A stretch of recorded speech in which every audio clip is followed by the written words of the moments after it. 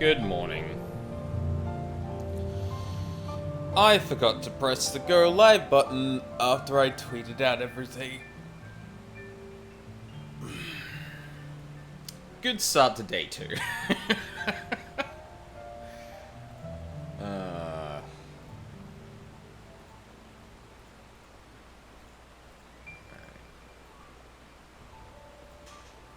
Now...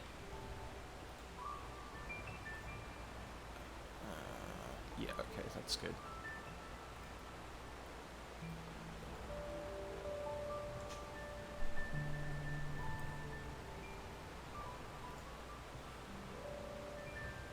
So I think I've got the audio back to a good spot.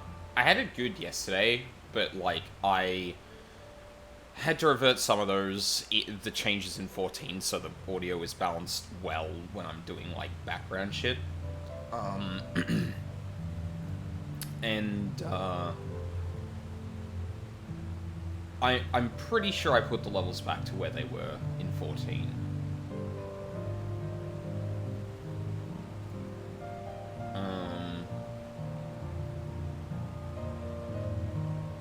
Oh, that's weird.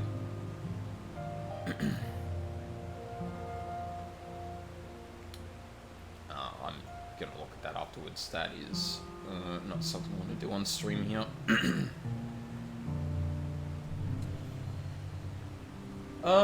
Yeah, so we're back for day 2. I did some fates to get the ground speed, or to get the riding maps for Kazama Uka and Uka Pacha. It ended up giving me an extra level in Picto, which is probably not a bad thing. Like, with Endwalker, I think I got to the very final area where it finally switched to... Did it switch to level 99 and I wasn't quite 89 in Endwalker? I feel like it was something like that. It wasn't getting to level 90, it was getting to a level before that I had to go and, like, clear a fate for. So, having a little bit of an XP buff is not a bad thing. I also leveled Scholar up to 93 in the background as well. I'm hoping that didn't eat through too much of my XP, but given the amount that the MSQ is providing me, and the fact that I'm probably going to be doing the fates anyway, to get the riding maps and stuff like that, it's probably going to be fine. Yeah. Not much was missed. And we're ready to continue. So,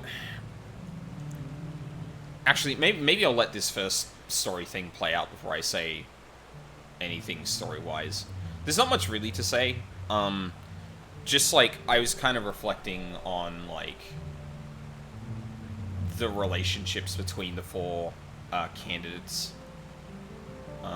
But maybe hearing kind of Wuklamut. Like, the last we left off, Wuklamut was clearly, like, frustrated at her own inability to get over something as simple as seasickness. And I mean, like, you know, in real life, something I would have said is, like, you know, people, it's not easy to just get over that. Even then, like, oh, actually, you know what? I don't know if this stacks with,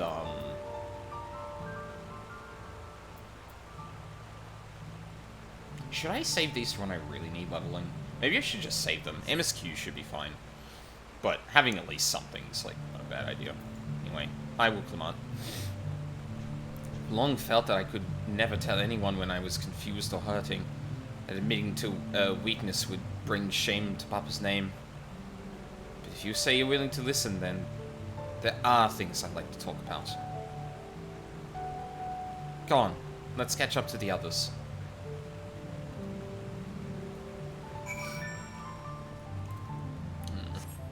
Also, I think there was a ether current somewhere around here. So I'm gonna go on a quick detour and go grab that.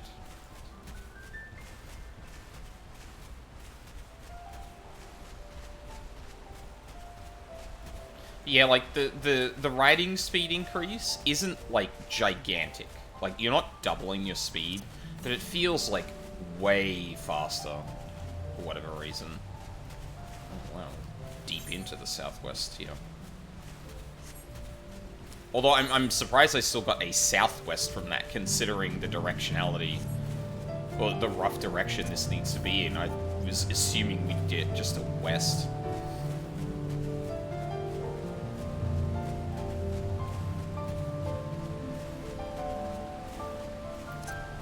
Ah, there it is.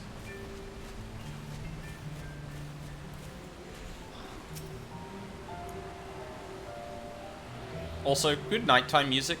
I'm wondering if anything's gonna top the nighttime music of Elpis for me. Because I think that is my literal favorite night theme in the game. Oh yeah, I also ran up to the Aetheryte because I wanted a way to get back here. There didn't seem to be an easy way back through the dungeon, or the way that's kind of expected there, so, yeah. Now that I've decided to share, I feel so nervous. We should stop here for the night. I understand the desire to rush ahead, but we need to recuperate from our punishing river adventure. Then let's settle in. We'll need to cook fire, and there's meal preparation to be done.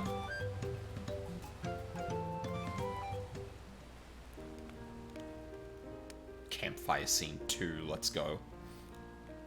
I've been meaning to ask, but how does one become the adopted child of the Dawn Servant? Okay, strap in, folks. I was but a ball of fuzz at the time, so I don't remember much. My earliest memories are of life in the palace.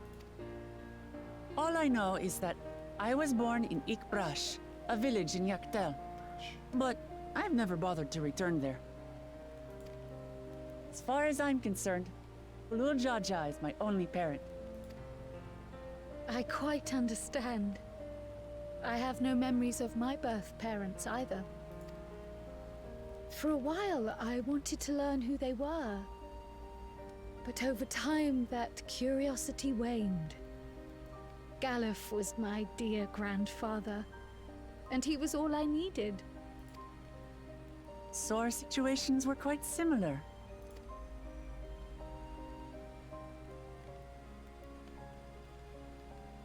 Even though Papa already had a trueborn son, he raised me and Kona with no less love. One time, I'd wandered off alone into the forest and gotten lost. Before I became a meal for some beast, Papa dropped everything and came to my rescue. I was scared and sobbing and ready for a scolding. But the head of resolve praised me for surviving the ordeal. I did get my lecture from the head of reason, though. He went on and on about the dangers of the jungle and all the horrible ways I could have died. Thanks, head of reason. Growing up, Papa was kind and patient, but a tyrant when it came to training.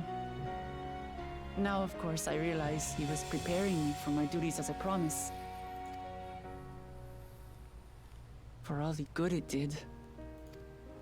There's so much I failed to learn about my own country. Whether it's alpacas or Ihihana, I hardly know anything. I've lived such a sheltered life, yet convinced myself I understood Tural and its people.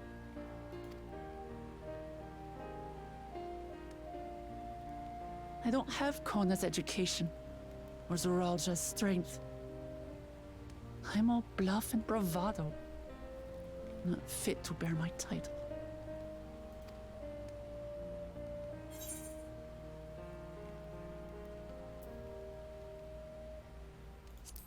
Why do you want the throne?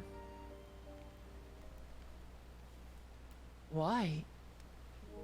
Because my father built a nation where everyone can live in peace, and I want to keep it that way.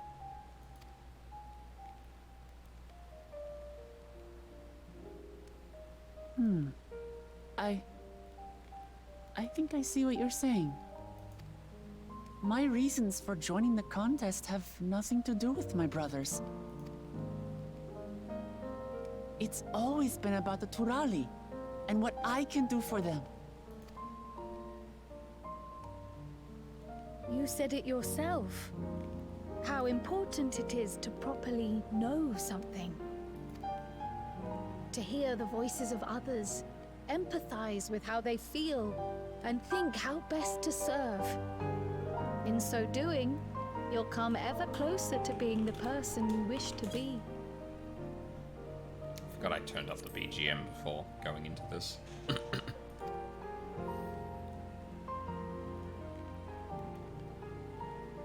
I'm sorry, everyone. I've been a fool. From this moment on, I'll stop trying to be the promise I'm not. I won't feign strength to hide my weaknesses. Step by step, I'll learn all there is to know and love about Tulihyolal and my fellow Turali. It might not be the smoothest path, but it'll be a path of my own making. I will find the City of Gold for all of us, along with the answers you seek about your grandfather, Kryl. I swear. I appreciate it, Wuklamart. But you needn't take on that burden as well. Galuf Baldessian dedicated his life to protecting people from all manner of threats. As his granddaughter, I wouldn't wish to endanger others for the sake of a personal investigation. So let's just concentrate on winning the contest. We have a shared goal, and, if at all possible, I'd rather we enjoy the journey.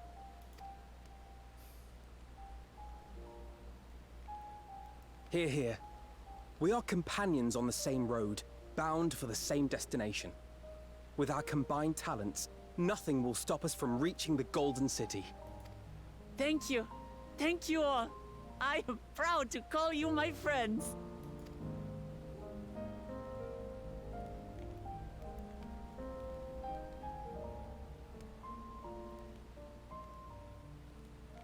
Aww.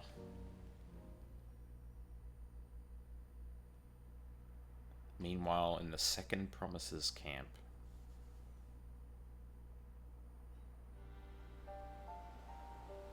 Thank you. Thank you all. I am proud to call you my friends. They seem to be enjoying themselves. Are you sure you don't want to go and say a word to your sister? They're just right over there. You can literally hear Wuklamart explaining everything.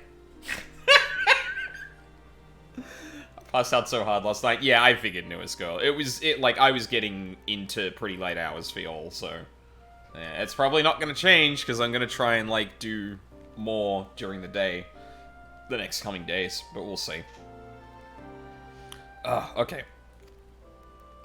Nay, there is no need for that. But what of you two? Wuklamat's allies are your comrades. It must feel strange to be rivals. Helping you has made us rivals, aye. But we're not about to break into fisticuffs over it. Unless, of course, it is a matter of winning or losing the contest. Then I'll have no qualms about putting Alizé on her rear. You want to say that to my face, Thancred? So I'm here too. You're gonna have to get past me. Did all the side quests and only got Reaper to 94. Ouch.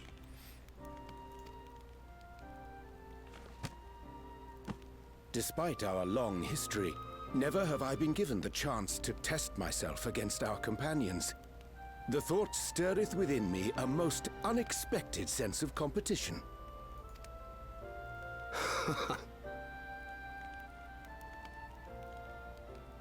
Lamachi has surrounded herself with distinguished figures indeed. One of the Studium's finest graduates, the head of the students of Baldessian. And then, there's Eorzea's vaunted champion. If he's half the hero you say, then the odds are stacked against us. Not that I've any intention of bowing out.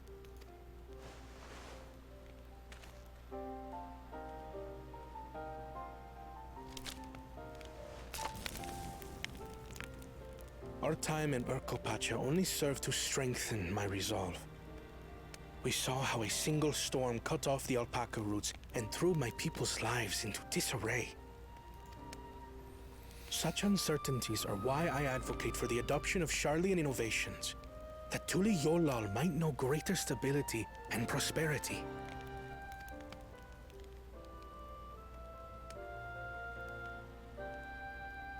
Our nation can change for the better, and I will be the man to change it. Well, it's a start. I imagine your experiences on this journey, all the things you'll hear and feel and think, will help you refine that approach. Oh my god, he said the thing.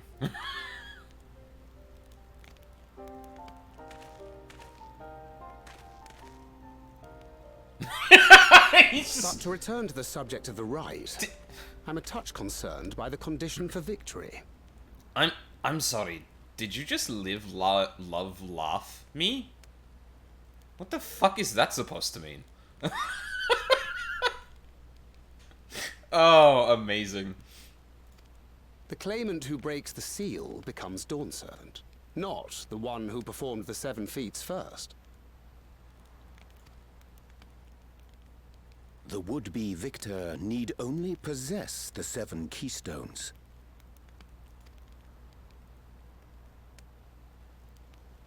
That is correct. As the contest wears on, we must brace ourselves for greater conflict.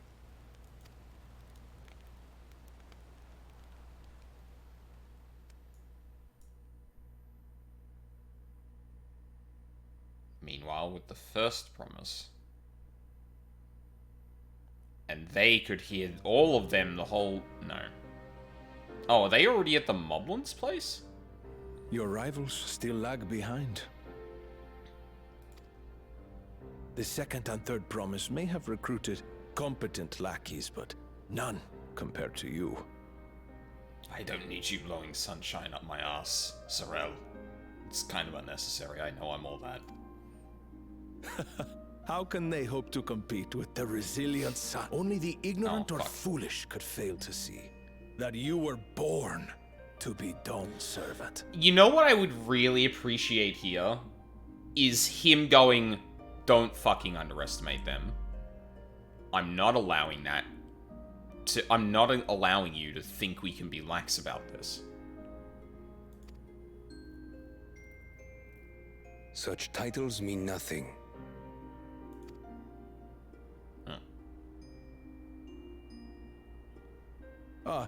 I neglected to mention, when I first heard the rumors that the contest involved the Golden City, I spoke in confidence with Gulul Jaja's inner circle. They all agreed on one thing. Whoever reaches the City of Gold will attain a power so great, it can dictate the course of history.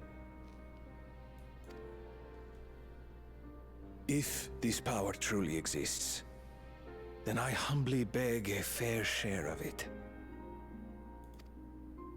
Time is passing, and I would put my plans in motion without delay. The useless tool is cast aside after all. And just so there is no misunderstanding, you consent to this course, no matter who is made to suffer.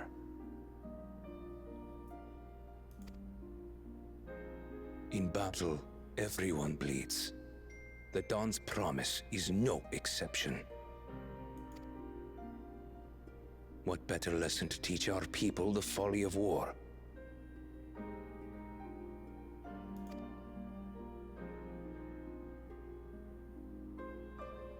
I don't like that smile. Also, man, it's a really frustrating sort of circular logic. Oh my god, we're really, like, reviewing everyone at this point. Damn.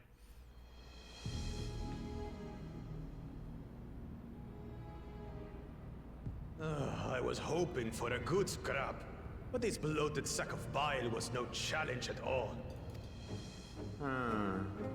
I wonder if the house cat is dead yet.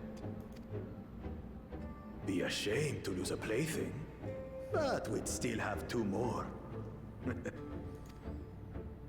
If I may ask, Chosen One, what are your plans for Tuliolal after you take the throne? Plans? What makes you think we care about all that?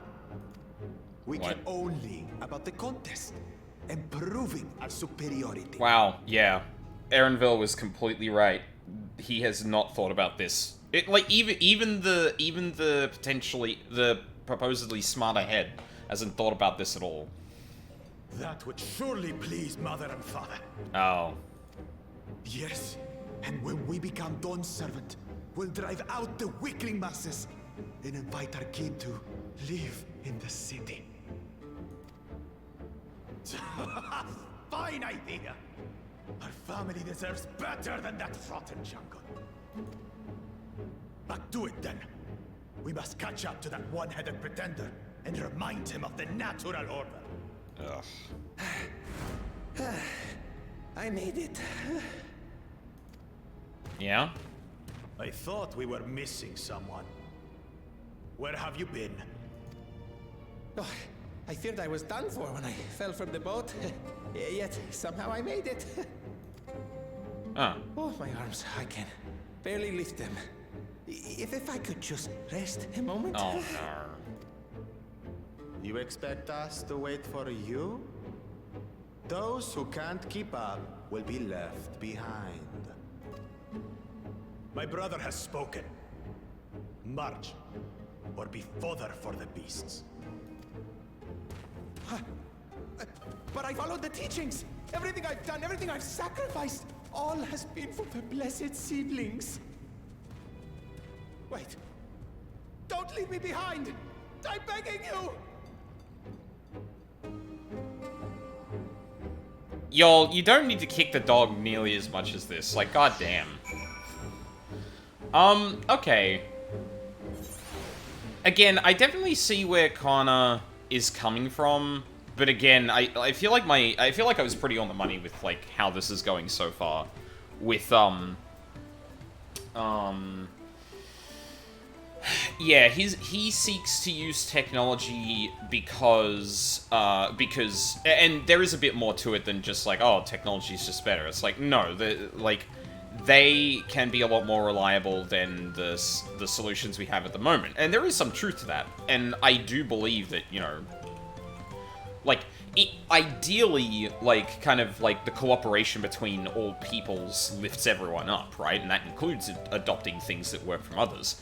But I imagine the thing that's going to be coming here, and the thing I pointed out earlier, is that he's kind of blindly associating, like, or blindly thinking, okay, what's the Sharlayan solution to this? And just not thinking about anything outside of the immediate problem. So for travel on that makes a lot of sense. For things like the harvest, it doesn't make as much sense, because if people are still really down, and thus they aren't doing the thing that's usually giving the crops a lot of energy, just giving the crops a lot of energy doesn't solve the earlier bit, necessarily. And also, there are other benefits to the thing they were doing to do that in the first place. And I imagine that is something that will probably be the key conflict between Wuklamut and him.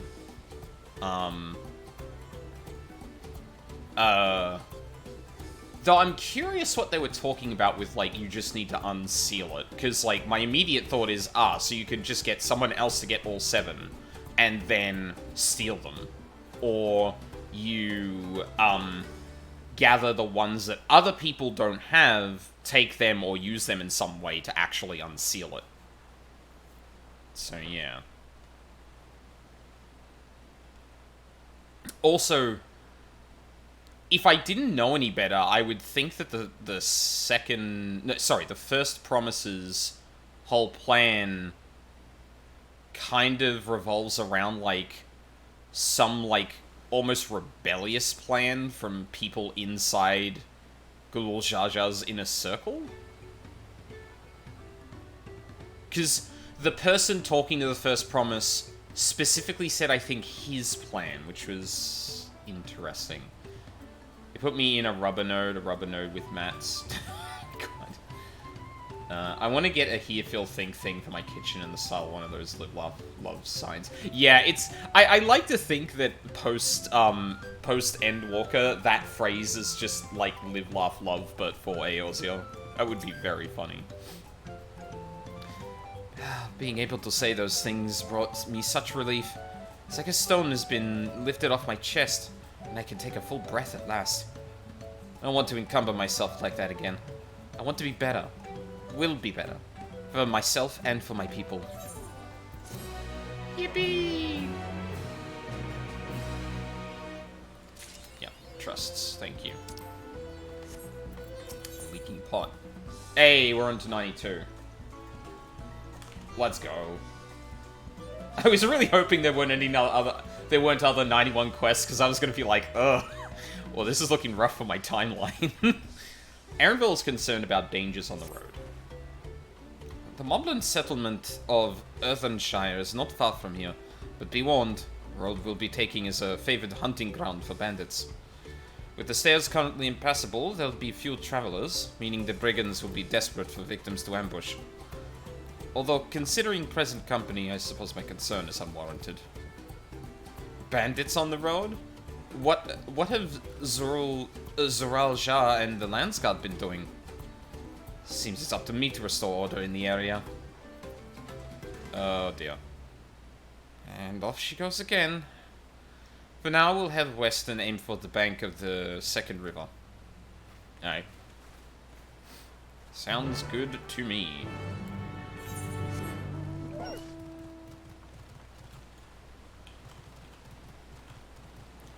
Also, just with the pacing of things so far, yeah, really does seem like we're kind of, around the halfway mark is gonna be, what do you call it, is gonna be the fucking opening the Golden City, or, like, resolving the Rite of Succession, which, like, what the fuck does the rest of the game have installed then? Oh dear. Oh. Oh, hey. Halt tax evaders? Damn. They got they got fucking kill squads for tax evasion.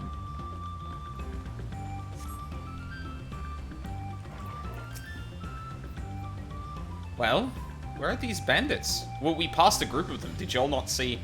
Apparently they're not foolish enough to attack a party of this size. Earthenshire is just a little further ahead, on the opposite bank of Miakabek Zoma.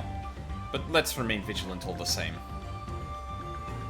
To be honest, pre-expansion I thought we were going to be done with the raid by 93. Yeah, that does seem like the obvious thing. But at least, like, the way the saga is laid out and the meta-knowledge I have of just when dungeons and trials come into things, Valagarmanda is probably the first trial, which means it's around 93, and it's not the final part in the saga. In fact, I think it might be the next. Well, yeah, it would obviously lead into the next bit, because it would have to at this point.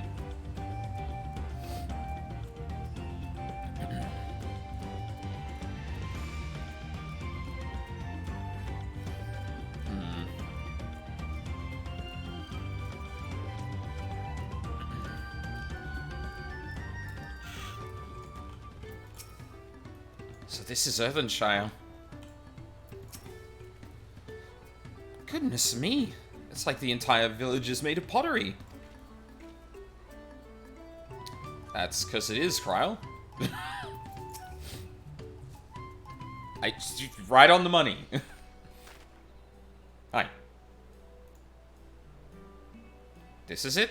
The village where the Lay of Pots from the Tuliol saga took place. Earthenshire. Idleshire. Might the similarity be a cultural inclination, I wonder? The settlements themselves couldn't be more different, though. This shire appears custom-built to resemble Potts, while the other is a repurposed town.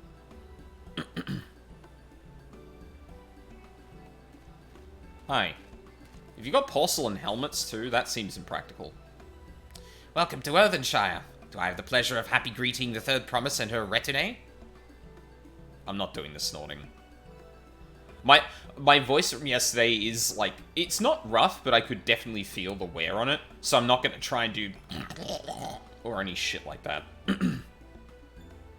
That's us. We're looking for the Dawn Servant Selector, if you happen to know who that is. You are exchanging tongue flaps with her right now. Redirock is the elector you seek. Oh, that's helpful. You can cut straight to performing the feat.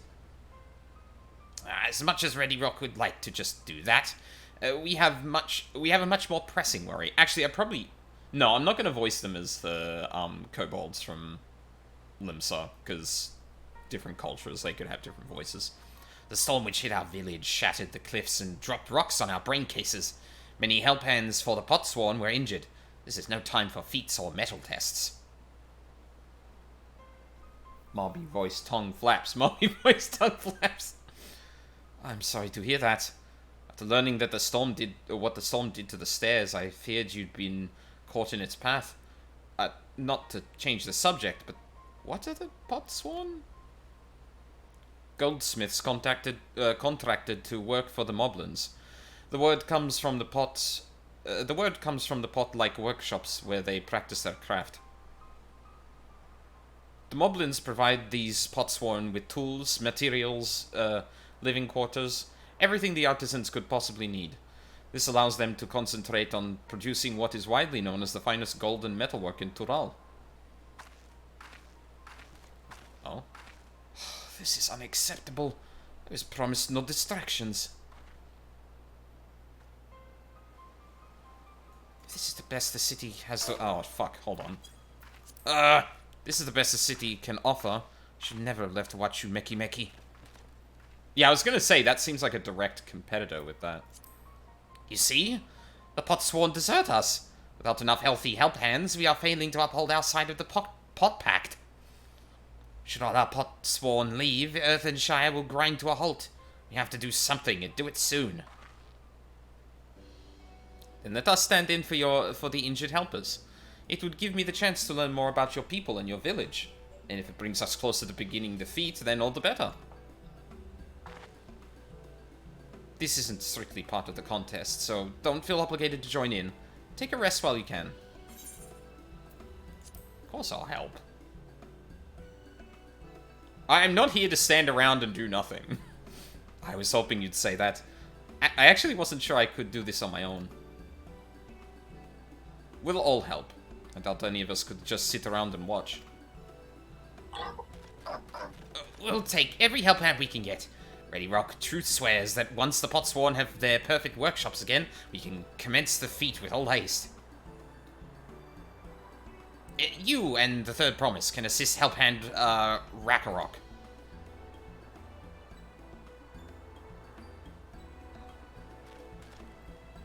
You other four follow Redirock. There are other help hands in need of hand lending.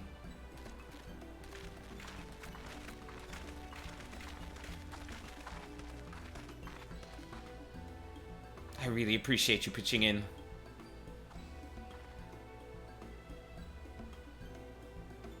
I meant what I said at many fires.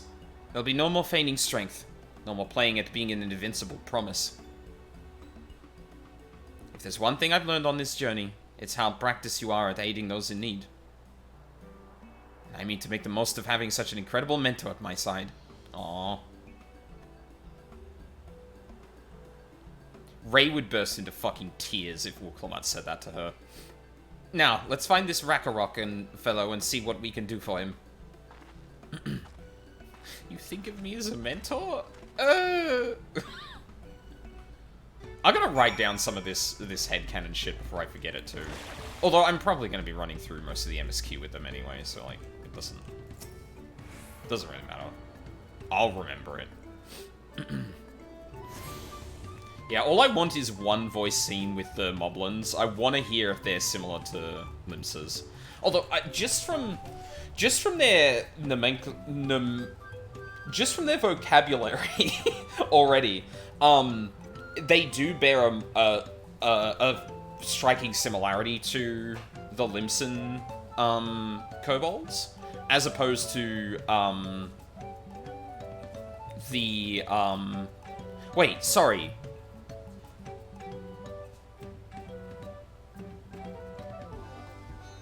No, I've got my things mixed up. The kobolds are in Limsa. The moblins are in Idleshire.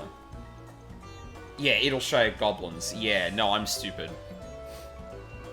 No, yeah, because the kobolds have the whole synonym thing, where they'll repeat, where the last word of their sentence gets repeated and changed for emphasis, whereas, yeah, tongue flaps and shit like that. I'm thinking of Gabu as opposed to Brayflox. Fuck me. I feel like, no, they don't use the same models, I'm pretty sure. The kobolds have, like, thinner arms. I was straight up... I was remembering the correct thing, but then I was like, oh yeah, Limsa instead of fucking Idleshire. Right. Because the kobolds are analogous to the first's, I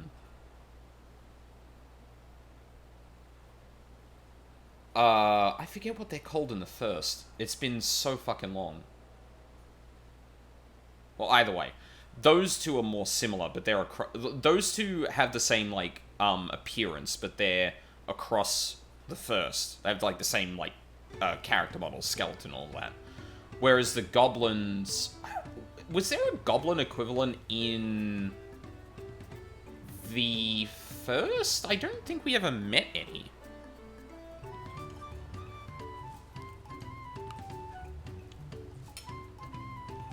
I'm trying to think if there was another variation of the goblins we haven't run into yet. No?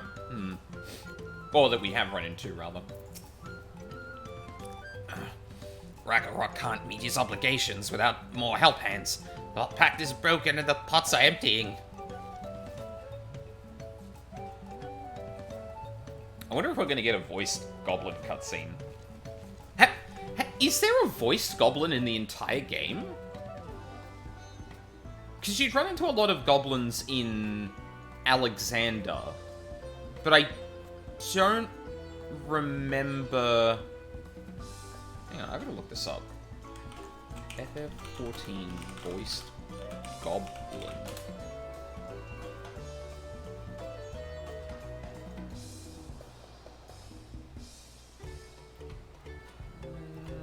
Cursory glance says no? You come to aid Ragnarok? Ragnarok accepts your hand-lending with joyous feel smiles. Feel smiles? God, It must have been so fun to come up with the fucking, I don't even know what you'd call them. Like,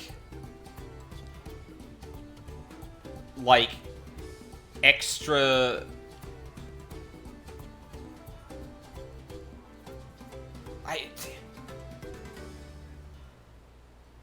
Smiles. Gives me joy. Feels smiles. Yeah, I feel like there'd be a literary term for joining those words together like that, but I honestly can't think of it off the top of my head. But yeah, they must have had fun coming up with a lot of them, and just, like, basically Control-F or Control-R replacing words with, like, the goblin and moblin terms. If we can offer the Potsworn their promised good living, we might save the day yet. Whatever you need. What do we need to do?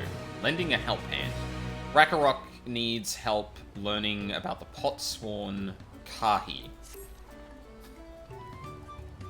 Kahi? What Ragnarok needs is for new help hands to create good living for Potsworn Kahi. Kahi. The help hand assigned to Kahi was hurt during the rock rain, so Ragnarok took over. but he knows nothing of Kahi. What does Kahi want? What does Kahi need? Help hands do not bother the Potsworn with straight tasks. Our job is to observe and anticipate, to prepare things with guess think. Please, guess think with Ragnarok. Find out what Kahi is lacking so we can provide it. You can count on us.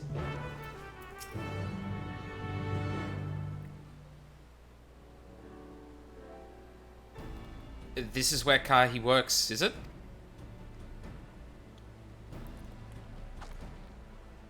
Let's take a peek inside then. Alright.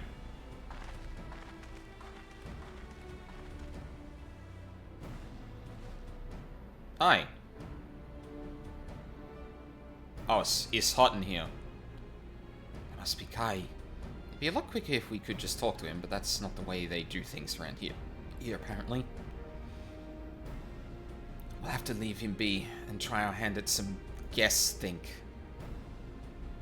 Inspect the workshop. You may move the camera. Okay.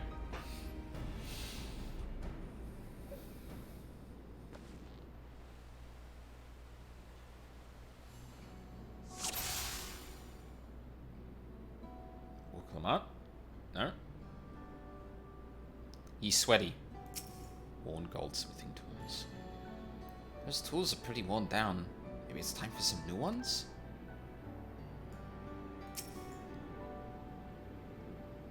Must be boiling sitting so close to the furnace, so there's no airflow to speak of. How could anyone work in that stifling heat? He's not eating? Damn, dude! He's barely touched his meal. That dish is meant to be eaten hot, or it loses its savor. So, overworked with bad tools in an overheated room and trying to ignore his base needs. Well, he has no shortage of crafting materials. Must be something else he's missing. Yeah, good working conditions. Well, I got bad news, Rakarok. I think we're gonna have to unionize your people. I guess they're technically like contractors, the equivalent of that. Right, after taking a good look, I think I have an idea of what things Kai might want to improve his working conditions. Let's head back outside and talk to Rakarok.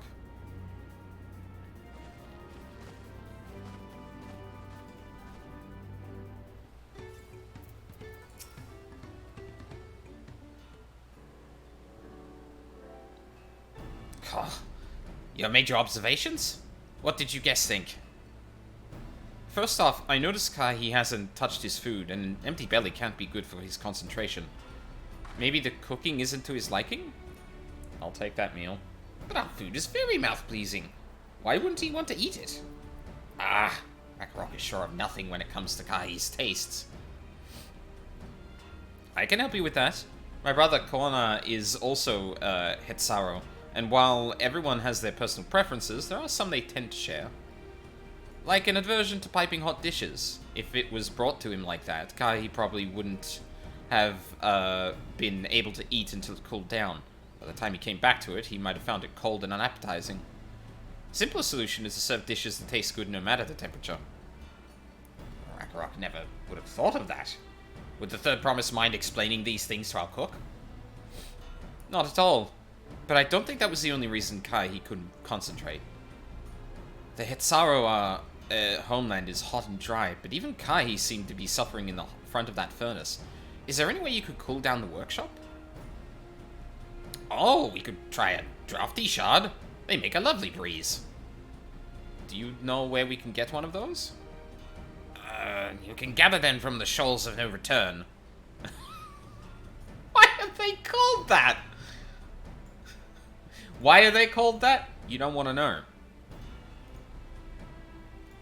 Don't do it. There are many old boats there, abandoned by those who gave up their search for the Golden City. Oh, so we salvage them from the wrecks.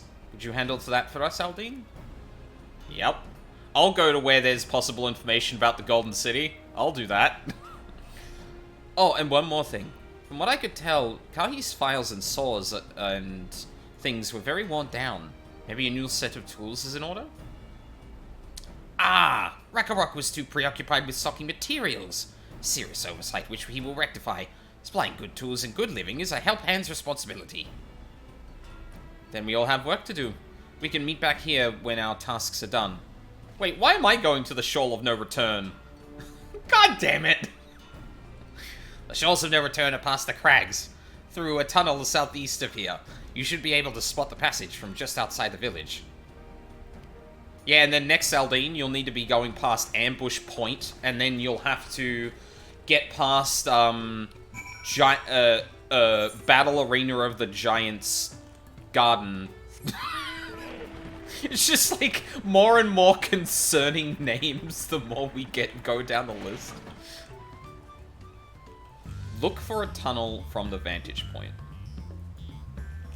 HT Remix.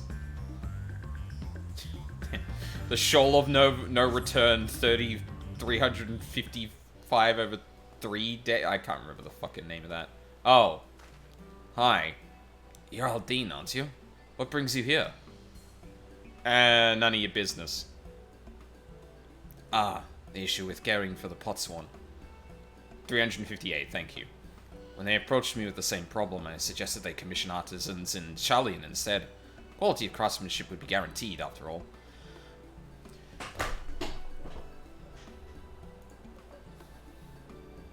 What? Bro! Okay. Fuck this dude? Fuck this dude. I just get the Charlians to do it. Bro. The Charlians have spent the last 100 years or so being absolute shits to everyone. I don't think they're the most reliable people for that. They may have the technology and all that, but they didn't start sharing it until recently. Like, oh man, that's such a shitty fucking offhanded thing. It's like, oh yeah, no, just get, you know, don't improve the working conditions here for your people. Just get people who will work under those conditions. Fucking scab leader over here. However, the Moblins did not care for the idea. Surely it would be more effective to engage in a uniformly trained collective. Cannot understand their fixation on individual contracts. Thancred, please have more sense than him, for fuck's sake. Perhaps the custom will make more sense once we begin the feat of pots. Until then, we've been deemed unfit to assist in the matter of help hands, and are instead tasked with tending the injured. We are on our way back from procuring herbs for Ryonge, in fact. Settlements in Kozamauka, too, have been isolated by the storm's destruction. What would have become of the wounded had we not found a way here? Should I become Dawn Servant, one of my first acts will be to establish reliable trade routes to the capital. When I imagine how much good we can achieve with Charlian technology. Okay, thank you, Thancred. Thank you for having a little bit of concern about this. I'm not crazy then. He is just he's being insanely naive right now. My apologies. I have much to consider. If you'll excuse us. We'll meet again soon, I'm sure. Take care, Aldine. Yeah. Take care, Thancred. I'm gonna remember you dropped that fucking cave on us. I'm gonna remember that. Like, you're just gonna walk up to me after, like, cutting off our path like that and say nothing? Like, yeah, okay. Alright. I see how it is. Yes, Wolfie will remember that. Oh, hey, look. I think the cave is there. You spot the tunnel opening. Head through the passage to the Shoals of No Return and recover the draft's head. With draft shard? Oh, drafty shard. Right. Again, really dig the mouth harp here.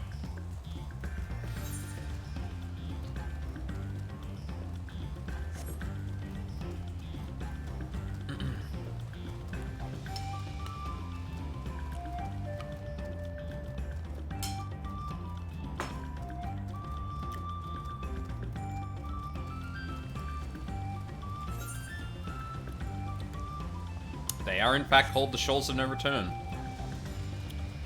Probably more because...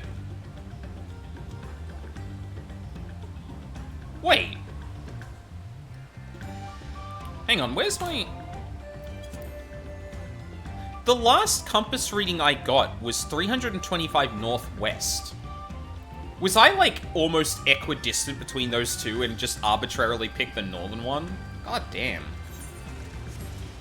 I do appreciate how just out here it is, though.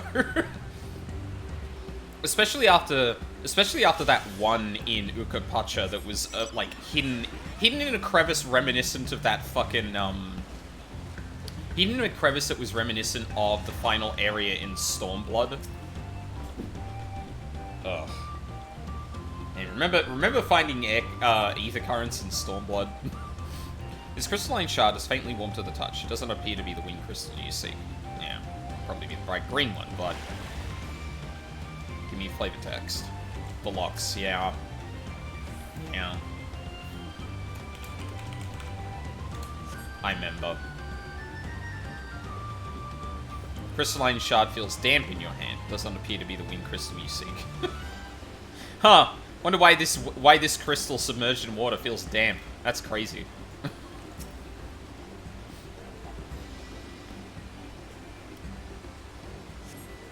Crystalline shard emanates a soothing whisper of wind. It seems you found the crystal Rakarok sent you to salvage. Yippee! Back I go.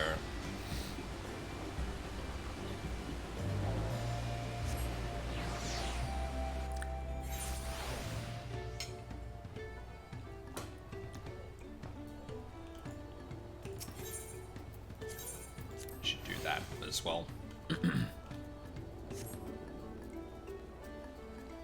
Hey, I got the thing. Oh, is that a cool breeze Rakarok feels? Sure is. The brisk breeze emanating from this wind crystal can be used to fill sails or cool stuffy workshops. Drafty shard. Excellent. I returned from the shoals of no return. Do I get a prize? But no, realistically, it's because of the shipwreck, not because physically going there is a thing. Yes! Thank you for seeking a drafty shard. Rakarok will add it to the new set of tools he bought. Yet I come bearing good food tidings. The cook has prepared a feast fit for the most discerning, Hetsaro. Is that how you pronounce that? H-H-E-T-S-A-R-R-O? Hetsaro?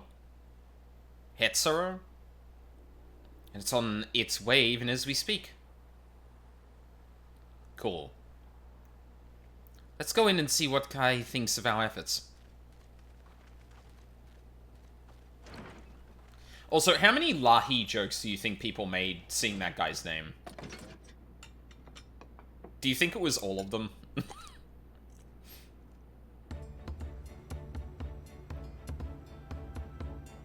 Damn, look at that. Smile restored. I was wondering what occasion called for me to receive so many visitors. Fine meal, new tools, and a welcome source of cool air. Now I remember why I signed up Pot Pact. I believe it pronounced that way. Okay.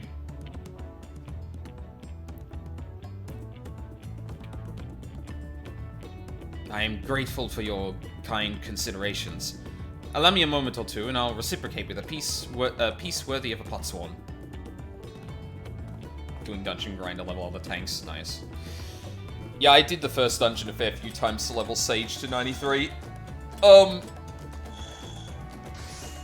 Man, I really wish the clicking on nameplates was more precise in this game. It always feels like I'm off. Oh, okay. I was about to say, a lamp? That doesn't look like, but no, it's the fucking, thing is to trail into the thing and heat it up. Lamp. An oil lamp to brighten the halls of Volok Shunsa. Craftsmanship satisfies Earthenshire's reputation for quality, I trust. Oh, such luster, such brilliance. Truly a gift fit for the Dawn Servant. I'm glad you like it. Considering the time I've wasted till now, I hope to continue crafting at this improved pace. I have a contract to fulfill after all. Yippee! Goblin happy dance.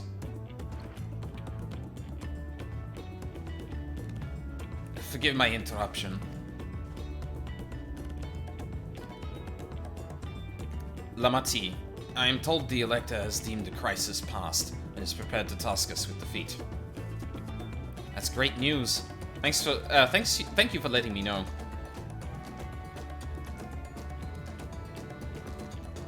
This is a craft of a pot swan.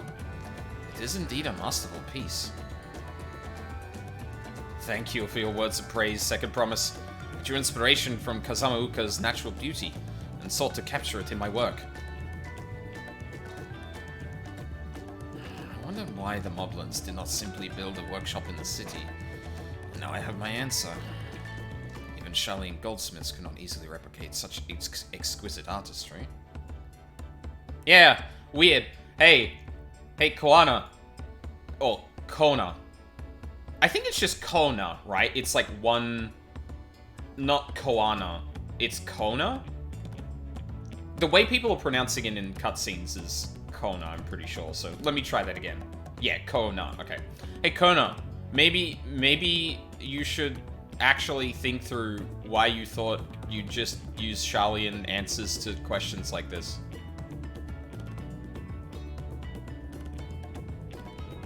Just saying. One cannot create great things if one lacks creative impetus. Tuliolo, fortunately, does not want for inspiration. Anyone wishing to learn the basics of a craft would do well to study it there. I was raised among Hetzro, more traditional than most, and the shared ingenuity of Toral's various peoples was eye-opening. You lived as a traditional Hetzro? I have a few fond memories of nomadic life. Oh, I have few fond memories of nomadic life. Echo? Oh, okay. That would have been... Well, actually, we weren't in a talking scene, so if we were going to get that, probably wouldn't have been... Yeah. Would that I could forget that time. I'm having trouble being as breathy as he is, for some reason. I tried serving at the dish we prepared for Kahi. It was so good. I had a second helping. Rakarok is very grateful to you. I thank you both for your hard work and clever guessing. When it comes to help handing, knowing the pot swan really is important. Well, that's true for pretty much everyone you meet. It's a lesson I've had drummed into me several times already on this journey. Yeah. Feet of pots. Kona has details to share concerning the forthcoming Feet of Pots. The Elector's bids the claimants assemble in the large building on the west side of the village. I will head over after finding Thancred and Urionche. I also ran into the Levier twins on the way here. I took the liberty of directing them to the venue. Oh, thank you. Arrivals. It's not his job to make sure I know the feat is starting. Even now, he's conscientious to a fault. Anyway, let's not keep Ready Rock waiting.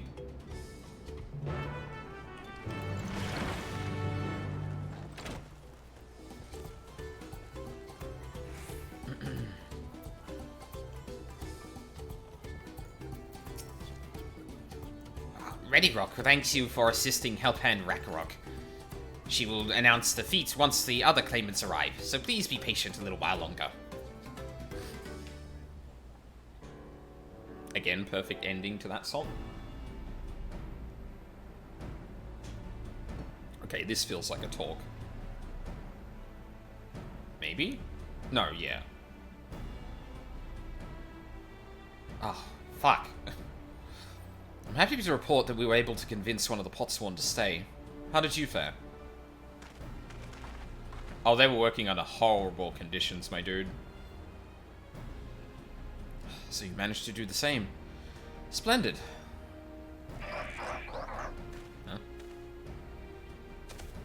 Huh? What? Oh.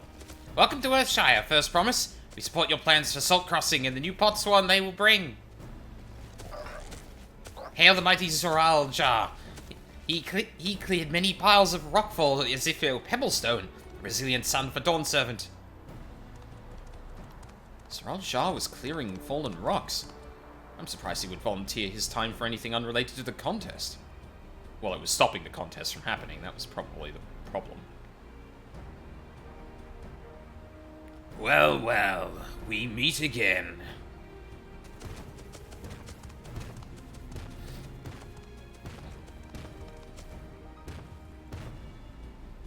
Just in time for the feat to begin. I'll bet he was already here, laying low while the rest of us did all the work.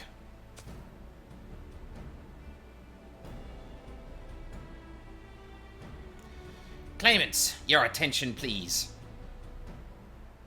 As Ready Rock has explained, many of our potsworn left us following the storm. The precious metal were corrupted by those artisans, bringing in much jingly shine from across the salt. Should our stream of trade goods dry up, Earthenshire will suffer. Tuliol merchants will suffer. So Ready Rock sets you this feat. Each of you are to find one clever hand goldsmith to bring back here to us. Well, I know who we're going for. So we're to recruit new potsworn. Makes sense for the feat of pots. Calling this a feat does not justify taking advantage of the claimants and their influence. How does finding workers for you demonstrate their worthiness for the throne? You are free to refuse Ready Rock's request. She will be happy to inform the Dawn Servant of Zoralja's disqualification. Right is means to an end. The steps we take to get there are not important. Oh, you stubborn fuck. Then Ready Rock declares the feat of pots begun. But remember, a pot pact must be agreed to willingly. No grab snatching or deceitful tongue flaps. Well, that's gonna be hard for two of the people in this fucking party. Or in this contest. The Elector said nothing of taking a willing artisan from a rival. Which is exactly what we should do.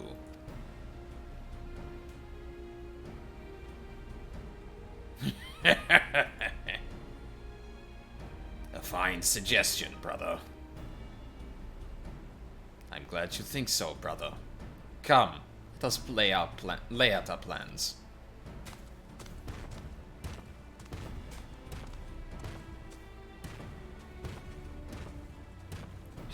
That nasty brute is up to something.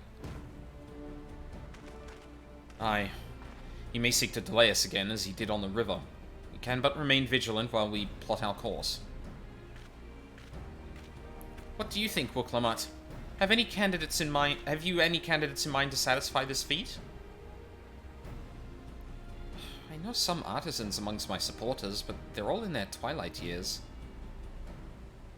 I couldn't ask them to give up the comforts of Tuliol to live in this remote village, no matter how beautiful the scenery. Hey, I know one. Wuklamut, I know one. Meanwhile, Kona probably has 100 young craftsmen to choose from, or craftspeople to choose from. Not that I'm comparing us, you understand. That's just a statement of fact. Hey, I know one. I know. Me. Pick me. Suppose we could try asking around Wachu Meki.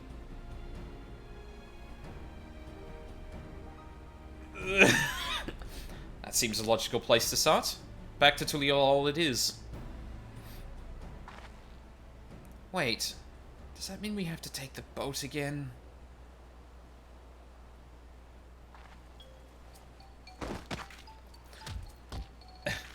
Wuklamut, you remembered to attune to the Aetheryte in Tuliol, right? You remembered to do that, right? You...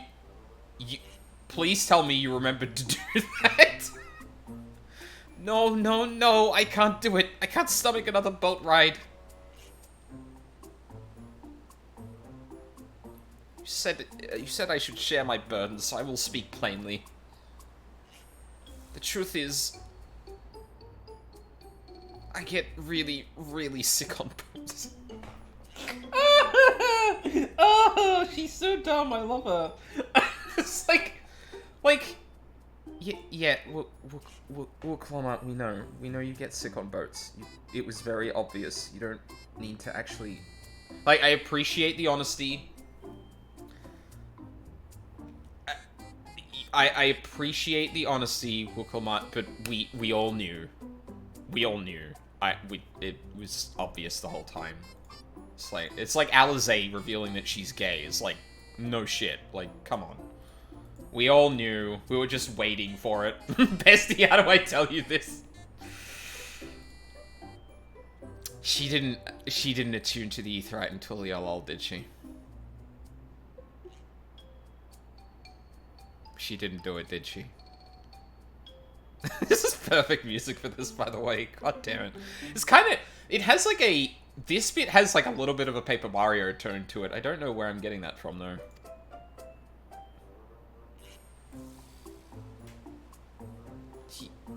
Yeah?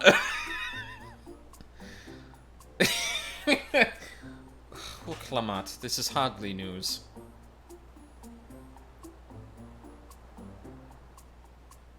But it was brave of you to admit it.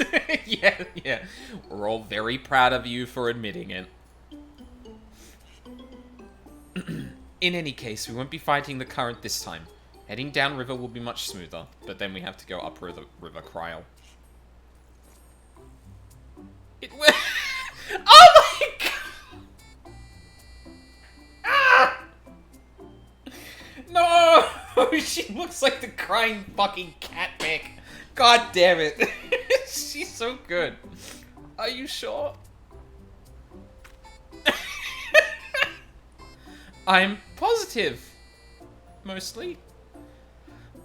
I can just go back, okay? It can just be me. Listen, wait, no, I can't do this. We can't have Wuklamat crying. I'll go back to fucking Wachumeki. She doesn't have to go on the boat or anything. We can just... Oh.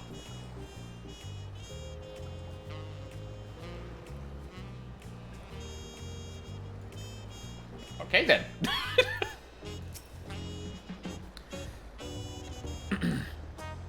Wuklamat suffers such terrible bouts of seasickness. I wish I had a spell or potion that could ease her nausea. What obstacle will Bakul Jaja throw at us next?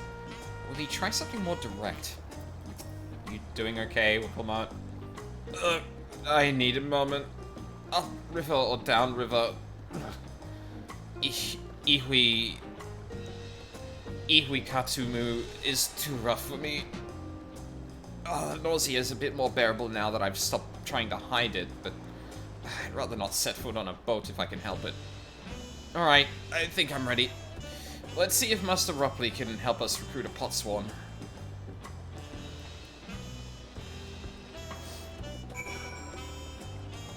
I like to think the Warrior of Light is just like, yeah, I know what the answer to this is gonna be, but she has to figure it out herself. I can't help her here.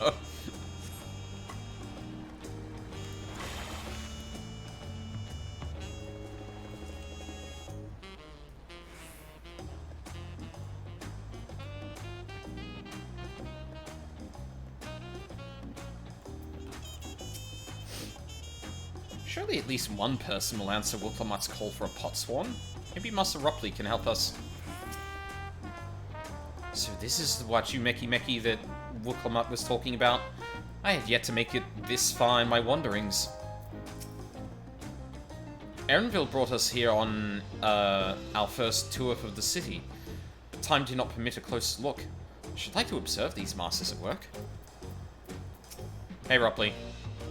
How's our friend Fonchontain going? Greetings, Third Promise. What brings you back to Wachumeki? You've not chipped your axe again, have you?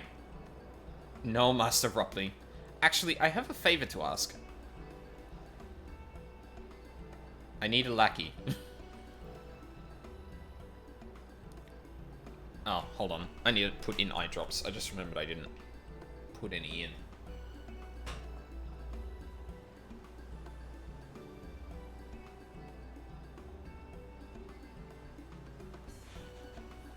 Ah, there we go. So, what do you think? Do you know any craftsmen who might be interested? Filching my artisans for the moblins, eh? Well, seeing as it's a third promise making the request, I'm willing to look the other way if one of them decides to take you up on the offer. Only, I can't think of a suitable candidate off the top of my head. Who do I know with a mastery of goldsmithing that would also have no qualms about relocating to Earthenshire? That Eorzean goldsmith? What about him? What are the Elzermen who just started working here?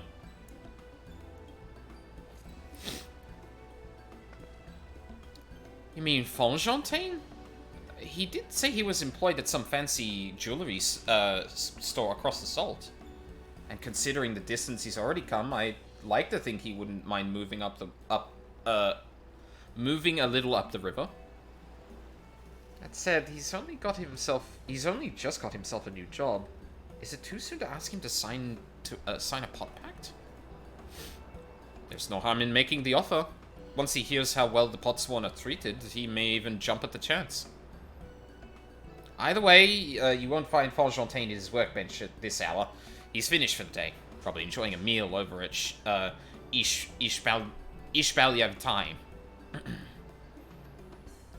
Then maybe we should go and talk to him. Just you and me, since he knows us. We wouldn't want him to feel intimidated by having to deal with a crowd of new faces. Yeah, true. The two of us can handle this. Take a rest at the cabins if you like.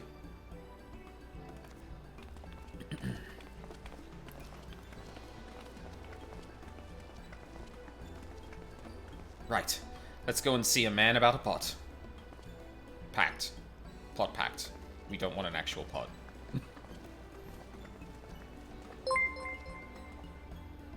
Chloe Steve 74, thank you for the follow. I appreciate that. Speak for yourself. Oh, I get it. Yeah.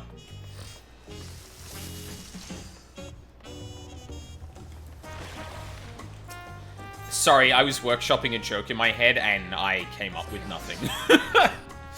Oh, no. The role quest start at 92. I was about to say, like, I haven't run into the role quests yet, and for some reason I was thinking we're at 93, but no, we're at 92. I just leveled a bit because fates. Oh, there he is. Hey, bud. Oh, Aldine, you're here too. The third promise said she wanted to chat. I've just finished eating, so shall we find a quiet spot outside? Yeah, let's hide out under the boardwalk again.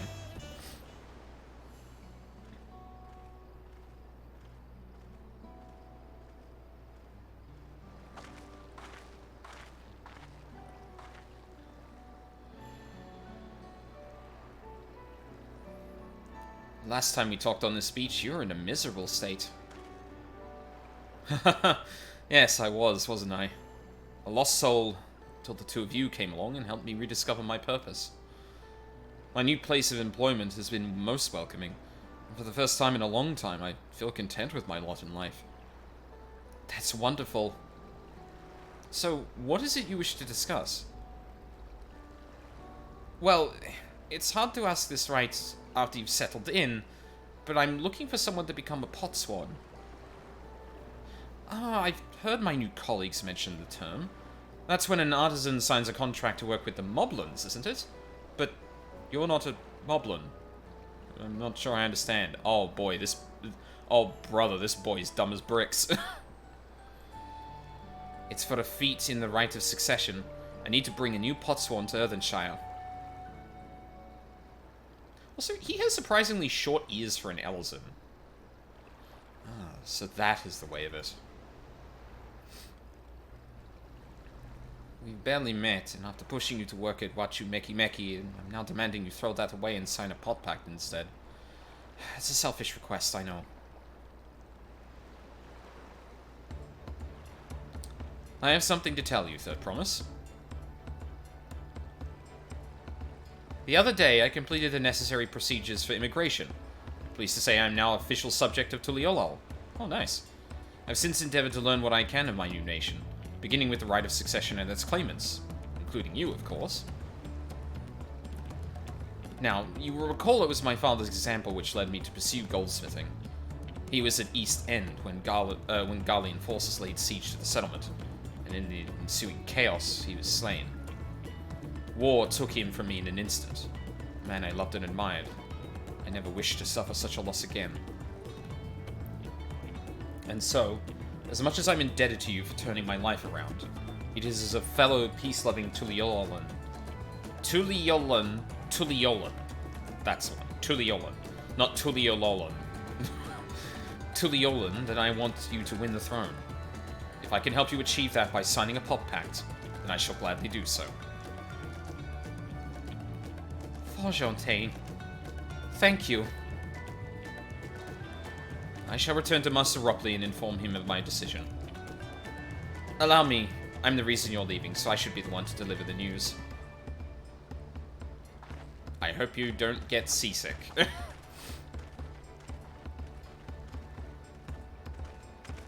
Huh? Oh, hi. Perhaps you remember me? Brukevu, owner of Ishbalyev Tai? I'd like a word if you don't mind. You're Wuklamat's ally from across the salt, right? And a hero of some renown, too, if the gossip's to be believed. Well, as it so happens, I could use some heroic help. It doesn't need to be right now, but could you come by when you have a spare moment? I asked where the role quests were. The role quests came to me. Much appreciated. I'll be waiting for you at my shop then.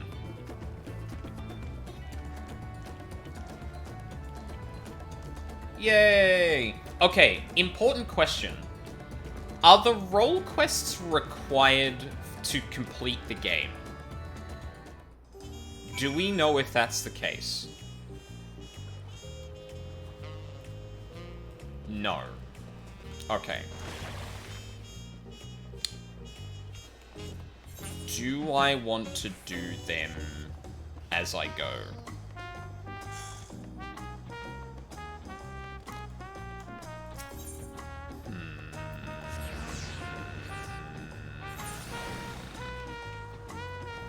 Because I feel like I'm already running tight on time. Just, like, for the few days that I've got left. Yeah, fuck. Like, it'd be nice to go through it once, like, as we're going through, rather than doing them all post-MSQ. Yeah, maybe I'll take up the first one and we'll see how we go. Because once we get this bit done, like, this little leg for the Waystone or the Keystone is going to be pretty quick. I think it's going to consume all 92, because the next area in Ukopacha is going to be with the Giants, and that's probably going to give us another one, which is going to be 93.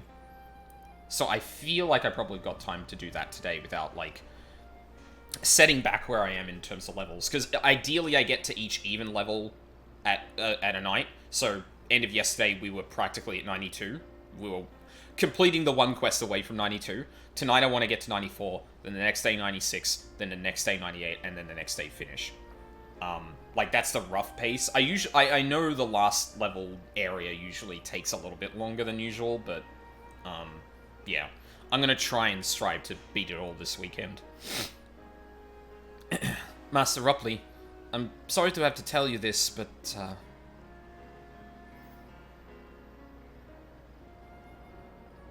Fontaine has agreed to sign the pot pact, yes? While it is a shame to lose a capable goldsmith, to have one of our own handpicked to serve the third promise is a great honor for Wachumeki. I appreciate your understanding. Of course, if you happen to know other talented artisans, regardless of their expertise, I hope you send them my way. It could even be yourself if you're so inclined, and this probably starts gathering and crafting stuff. I'll keep that in mind. Though my time here was brief, I will not forget your kindness, Master Ropley. I am blessed to have these workshops be my first home in Tuliolol. Come back to us if the moblins cut you loose. You'll always have a job at Wachumeki. I expect you'll want to leave for Earthenshire as soon as possible. I'll go and pack my things.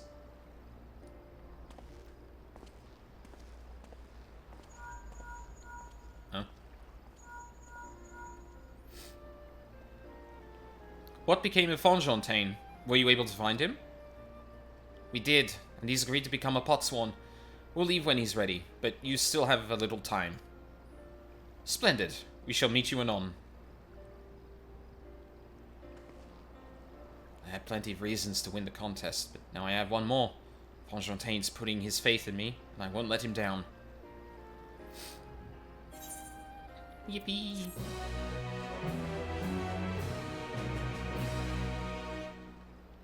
Ah, deliveries.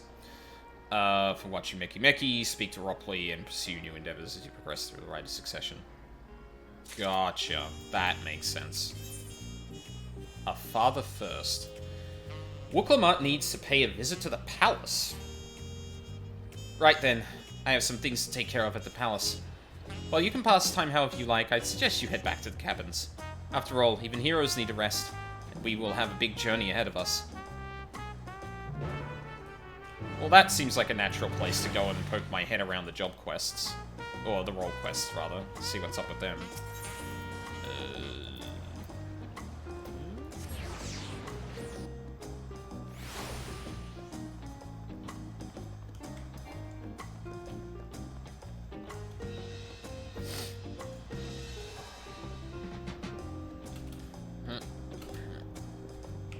No. Oh, God. I jumped on the railing.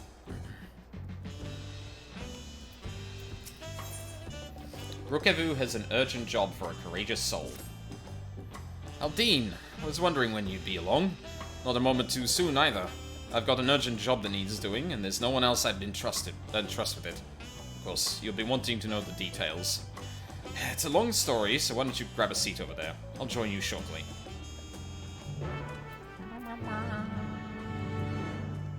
Oh, the quest marker stayed on his head for a little bit there.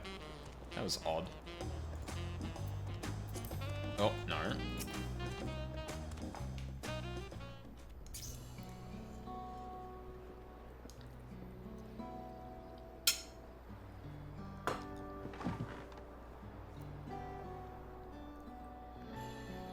Now that we're all settled, allow me to introduce myself properly. I'm Brooke Evu, proprietor of Ishbalia of Tai. As you know, my establishment is open to anyone. People hailing from across Tural, and sometimes further, come here to whet their appetite and slake their thirst. Given how we turn no one away, it's inevitable that a few bad apples might mix into my motley patrons, and therein lies the rub. A particularly rotten bunch was here not long ago. Okay. Sitting just over there, in fact, and having a conversation most foul.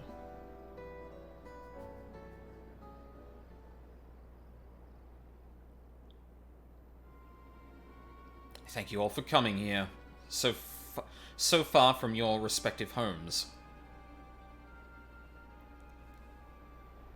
Huh. Is that 5 people? I can't tell because of the spinning.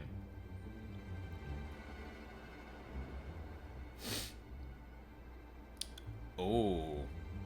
As this is the first time we have all gathered in one place, perhaps formal introductions are in order. I am... Okay. Stupid. Welcome, welcome. What will you be having? Could we have a moment, please? We are in the middle of something very important.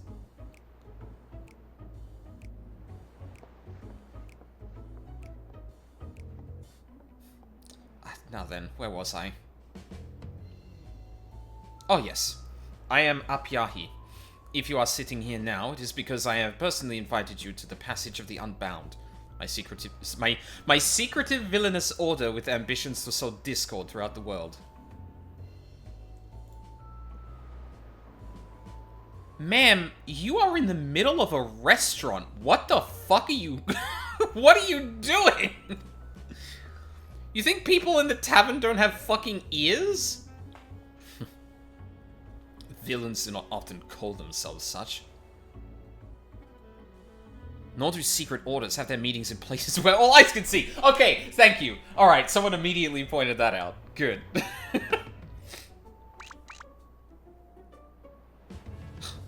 you know. Your snide remarks only ruin my carefully constructed atmosphere. If I had time to think of a suitable slogan, you would understand that words are everything. But I digress. I invited you all here for one reason. To throw the world into a mire of chaos and then watch its nations crumble. What else would we call ourselves if not villainous? My only interest is to punish all who dare to mock and belittle me. As long as I can achieve that, you can call me whatever you like. Oh, okay, sorry, a bit more posh, man. The rich, the powerful, the mighty, all shall be crushed under the weight of my ire.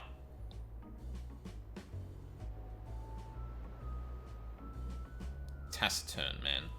Grand design for a group of 6. Even if we manage to muster others to our side, there's a limit to what we can accomplish. I regret to say you are right. At present we are bound and powerless. That is why, in order to raise our fists against our oppressors, we must find the strength to shatter our shackles.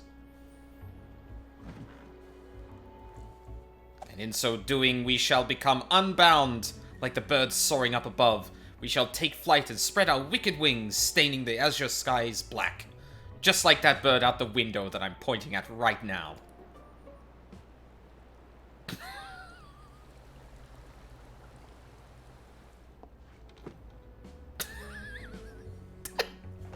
Okay, that's meant to be a bit where, like, Tuliolal is, like, sunny, like, all the time. But the fact that it was also a weather joke because it was actually pissing down rain instead. Oh, fuck, that's good. Oh, right, we've gone back in time and that was actually the point. But sometimes skies become treacherous with clouds and even birds must rest. You speak of finding strength. Is that why we are here? To look for it? If so, then I pledge my aid. With newfound might at my beck and call, I shall win adoration known only by a hero. Your eagerness is heartening, and you are correct. The tools to make our goal a reality lay in Tural. Across the continent can be found certain artifacts which possess untold power.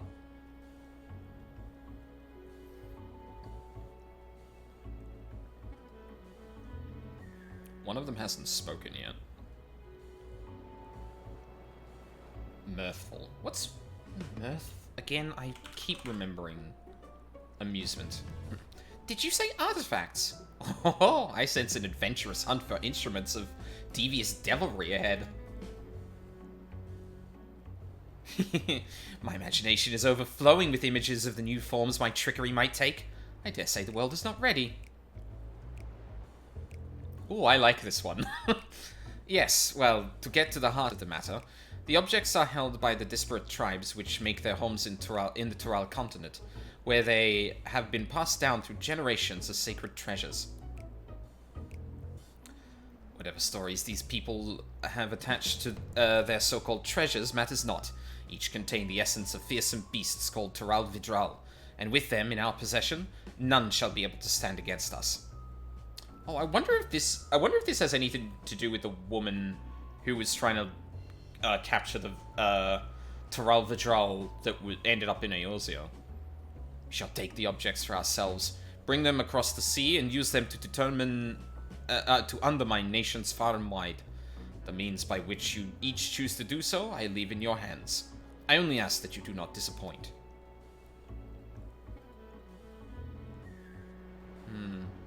I wonder which is going to be which. Why would a roll specifically be needed for these, I wonder? I take it there are no questions? Then let the passage of the unbound open unto the world. We begin at once.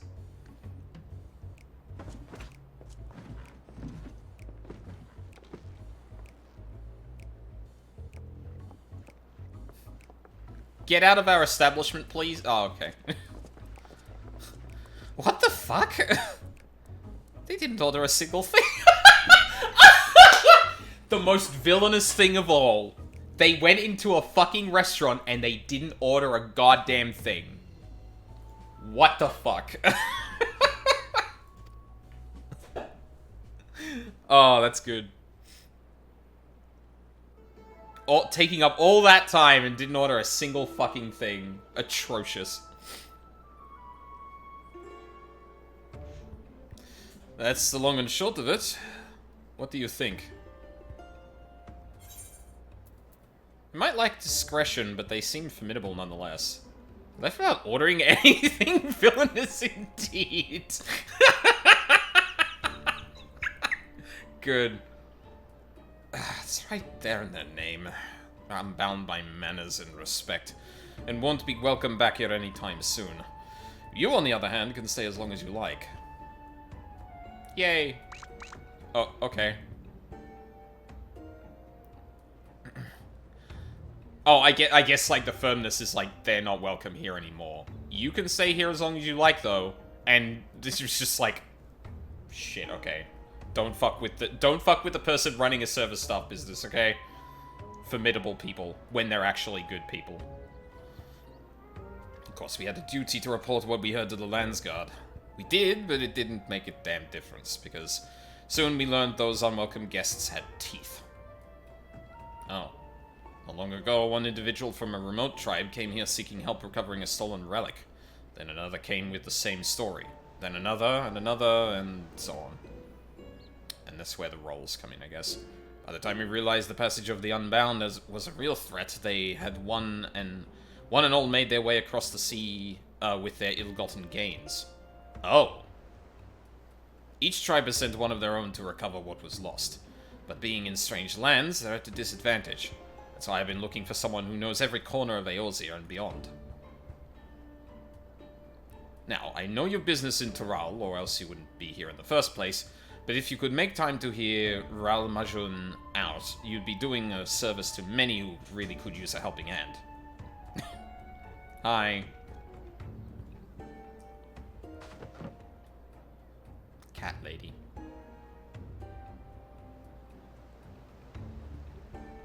Yeah, wow, okay, that's an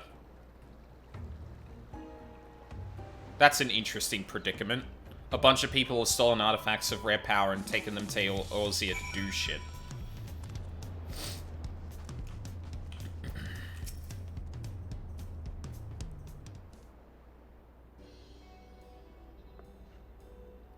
Greetings. Allow me to thank you personally for lending your assistance in this matter. We've been quite desperate for someone suitable. Greetings, Ral Majun. At the risk of becoming a daily nuisance, I must ask, have there been any developments you might share? A nuisance? Why, perish the thought. You've come just in time. In fact, none other but the vaunted Aldine has agreed to aid the search. Oh, finally, a fortunate turn. So long as our sacred treasures are in wicked hands, our homes shall know no peace. Say nothing of the danger they pose to other nations. If these thieves, really do intend to stir up chaos across the seas, then you had better depart on the next ship. Got it. But before you do, it might be proper to introduce you to those who have come to Tuliolal in search of aid.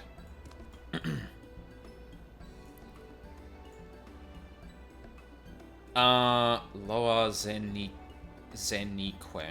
Oh, fucking goddamn it.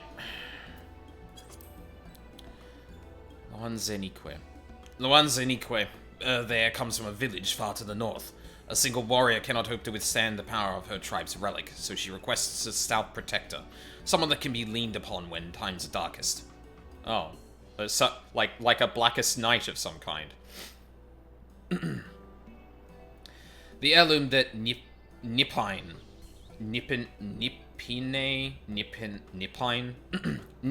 must recover affects terrible maladies upon its victims. He seeks someone who commands great healing magics to counteract this effect. The search for Shashepia's tribal treasure has been entrusted to a peerless hunter. She requires someone to act as a frontline fighter who can distract her target while her bow takes deadly aim. I thought you were one of them. And lastly, there is Tsuhi. Are there only 4? Huh. Wait. 1, 2, 3... Yeah. And lastly, there is Tsuhi, who knows little about her people's ancient artifact decide that it must not fall into the wrong hands. She seeks a mage of great power, but anything beyond that lies shrouded in mystery. Oh, good. Aren't you forgetting someone, Rahulja? Your crisis is just as pressing, even if you won't say so yourself. I was gonna say, there should be 5. Rahulja hails from further south than even Mamuk, and has traveled many days and nights in search of someone who can strike down their prey from afar. It's the only way to escape the effect of his village's treasure. Did I get that right? Indeed. I do get so forgetful in my old age. Thank you, Ralmajan. 5 tribes, 5 stolen treasures, all are waiting for the aid of a brave soul. Hopefully that can be you, Aldine.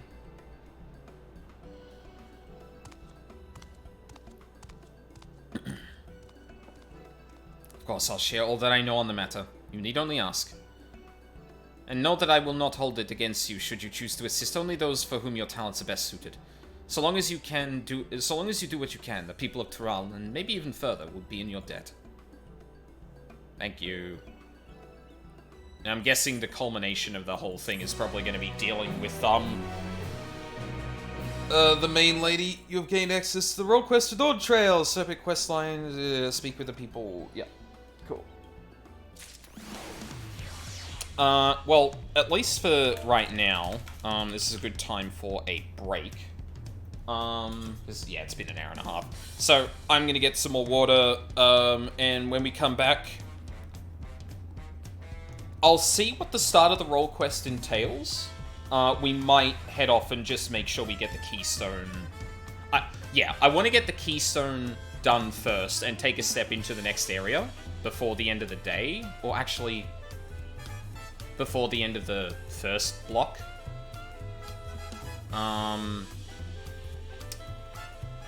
Yeah, maybe we won't do the role quest just yet. We'll see how we go. But yeah, I will be right back.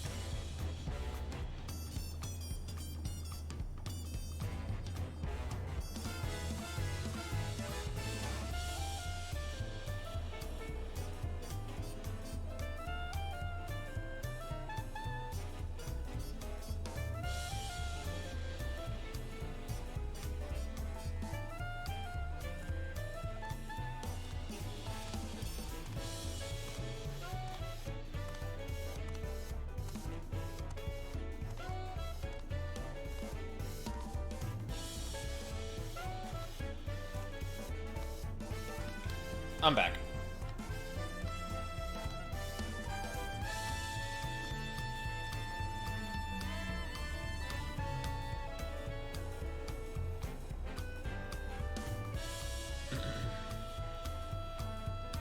Alright. Yeah, so I think what I'm gonna do is, do the role quest at the end of the stream. Because if I can comfortably get to where we need to for level 94, then I'll feel a bit more comfortable, like, doing a distraction like that. Because, like, yeah, it'd probably be cool to do it alongside the MSQ, just for, like, context, you know, to kind of experience it that way. But I think, like, making sure I'm kind of ahead of where I want to be is probably more important, initially, at least. Is there a... There is an Ethernet right next to there.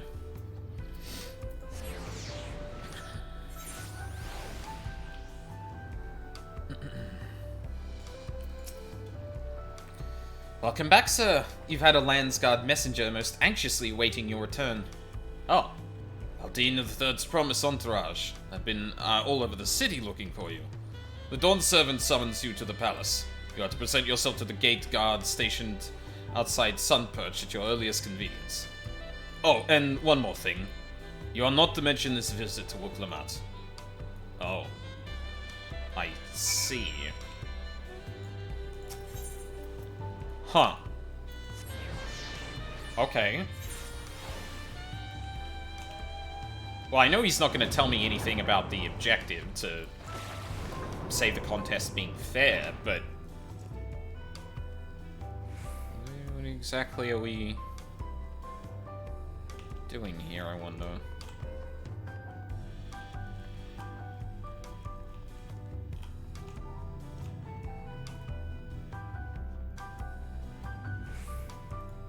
Hello? Oh! Oh, of course! No, I can't fight you right now. I've got to attend to my daughter. Oh, you're back in town? Hey, Warrior Light? Feel like a quick contest, my dude? The Dawn Servant awaits you within. While I was not informed of the reason for your audience, in terms of attire, I would suggest full battle regalia. Okay. Okay. Okay. Okay.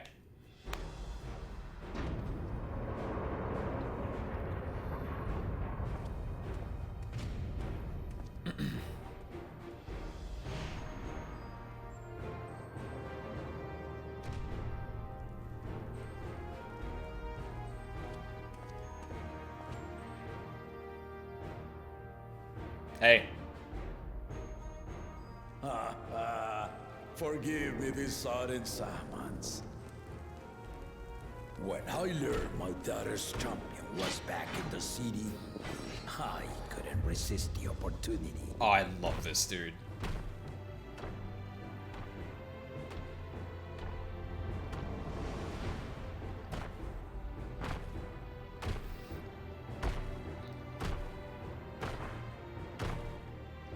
Also, good use of spacing. They're kind of just teleporting him through the room to make it a bit quicker, but doing it with the camera cuts.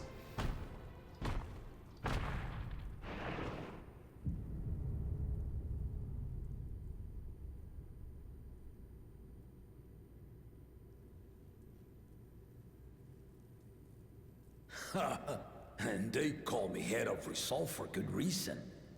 Old as I am, I have not lost a battle worthy of the name since the day I took the throne. And I've been craving a proper challenge. The Lance Wilter, Estinian, he fought well enough, but our bout was ended before a victor could be decided. Hey, where is Estinian? Judging by the sailors' gossip, you are a warrior of renown in your homeland. Yet I wonder, with all your deeds done and victories won,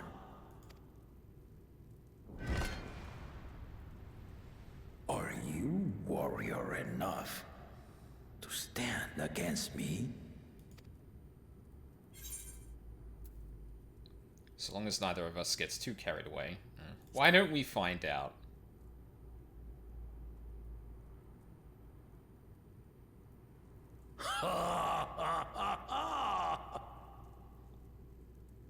A spirited answer. Why not, indeed?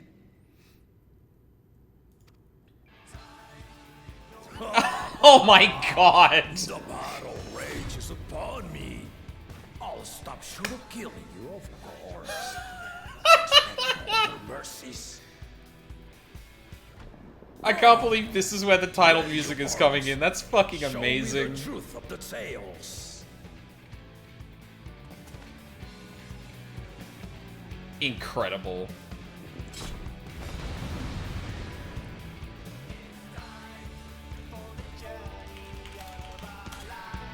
Cranking this shit up.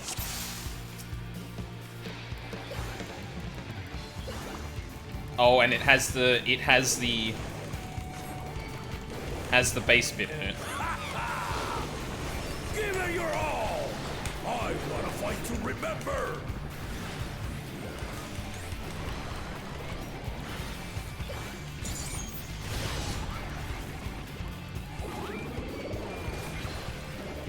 Let's test the waters.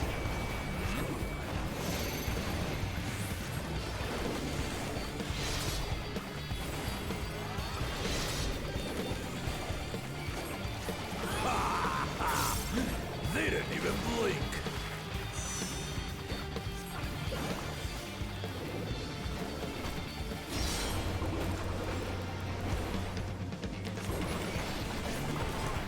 Have you ever fought a viper? Oh, he's a viper? That makes sense. Let's see how you handle this. Ooh. Okay. Yep, I understand.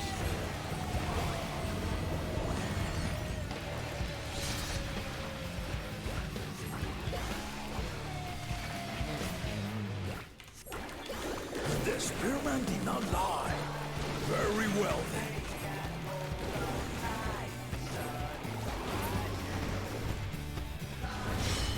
Oh. Yeah.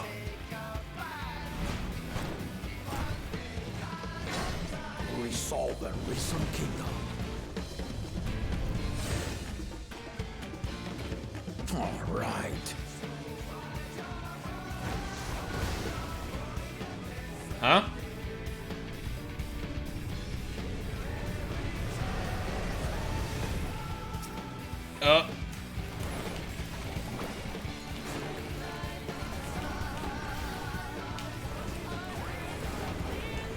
Bro knows I'm a fucking caster. Fuck you. Ha! Did you think you had my measure? Nope. Take this! Oh shit. I don't think I... Oh. Oh, yeah, okay. Now. Oh, wrong. Oh no, that... Ooh, ooh. Hold on. Oh god. Oh no, that's bad. Whoa, okay, that was not expecting that to happen. We're far from finished.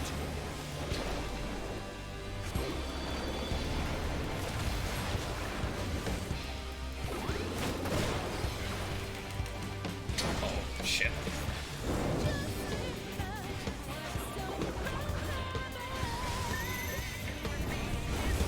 Okay, okay.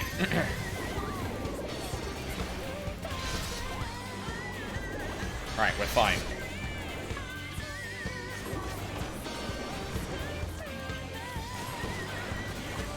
No more holding back.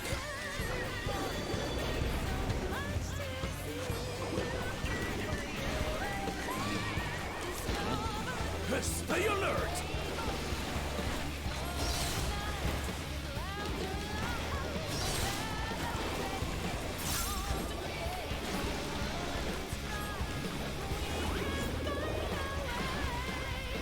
Oh, come on. There we go.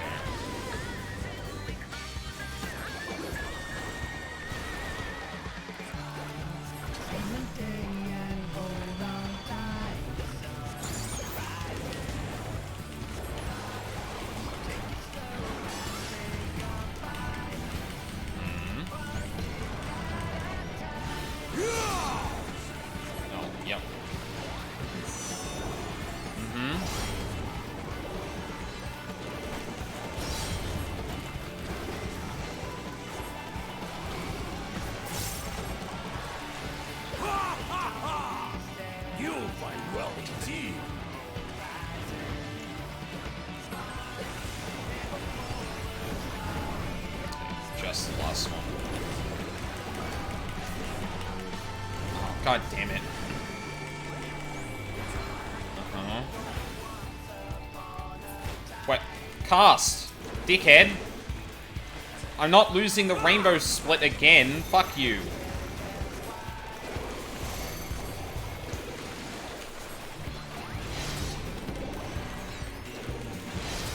Okay, I got it. Finally. You really are formidable. Mm-hmm.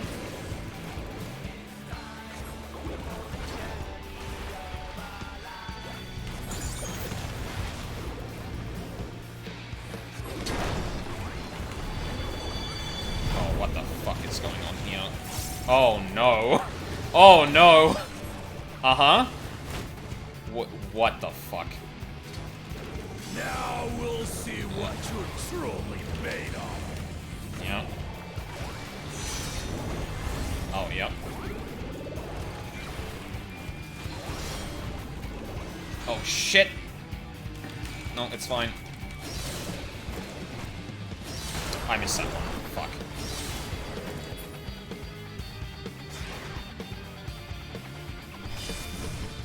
Uh-huh.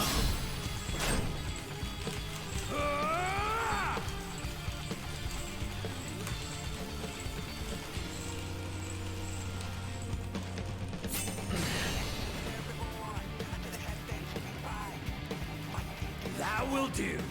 You've shown me more than enough.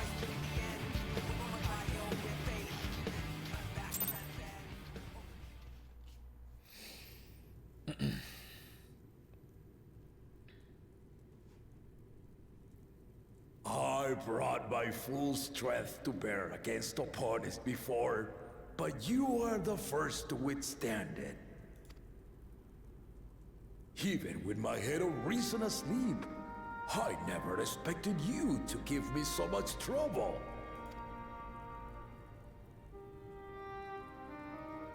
Estinian did not exaggerate.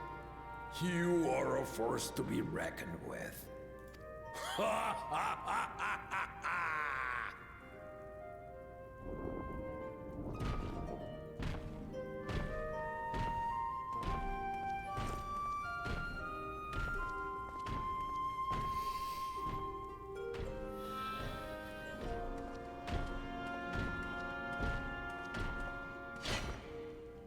Where we're going from here. Now, a confession. I said I crave a challenge, and that was no lie. But I had another reason for calling you here. I had to judge for myself if you were fit to attend my beloved daughter. In some respects, she is much like me. Hard-headed and prone to rush into danger. But one with your talents could readily dispatch the threats that bar Lamachi's way.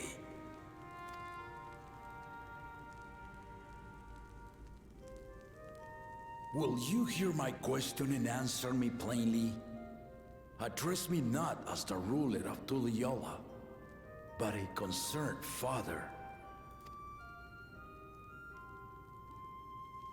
Thank you. Then tell me, given your journey together thus far, what is your impression of Lamati? Whether it be as their promise or just a companion on the road. Speak your mind.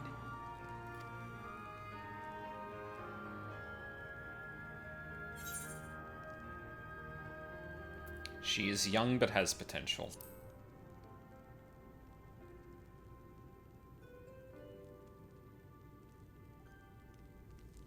Ha! A tactful response, but agreed. She is not ready for the throne. Not yet. Yeah. Lamati thinks she understands our many peoples, their histories, their cultures, their beliefs. But she knows only what she's seen in the capital. And it's not only her who concerns me. Even this early in the contest, you must have realized. As potential rulers, all 4 claimants are lacking. 100%. This is why I elected to hold the right of succession. Not to choose a fitting candidate, but to cultivate one. Yeah. And if no one has impressed me by the end of it, then to no one will I yield my throne. I see. So this isn't even one of them is definitely going to get it. One of them needs to prove to me that they can do this. And even if someone wins, if none of them meet his standard, it's not happening. Okay.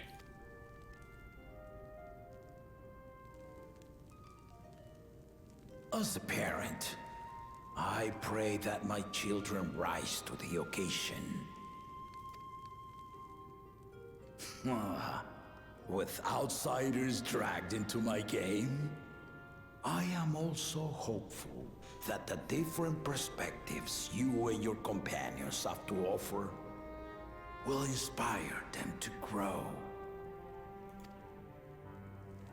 I imagine you in particular have traveled many lands, know many peoples and cultures, loved them and being loved in turn. Guide Lamati as you think best. Walk at her side and, when needed, push her to walk ahead. I'm afraid we're done with all the end walking, sorry. I knew it. Ow. Oops.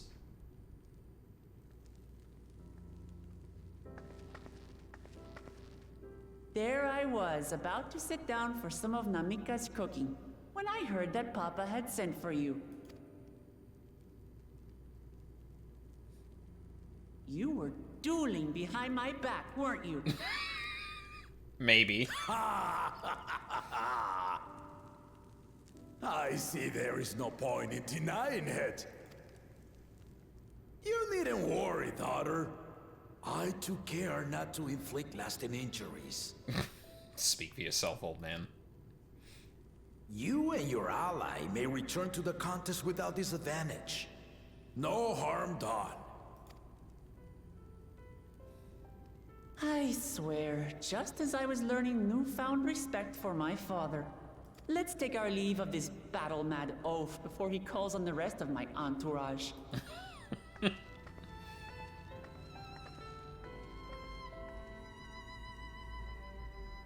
Not us. Oh. No, not there. Damn it. I'm gonna put it in then. Fuck you. Watch over her, champion.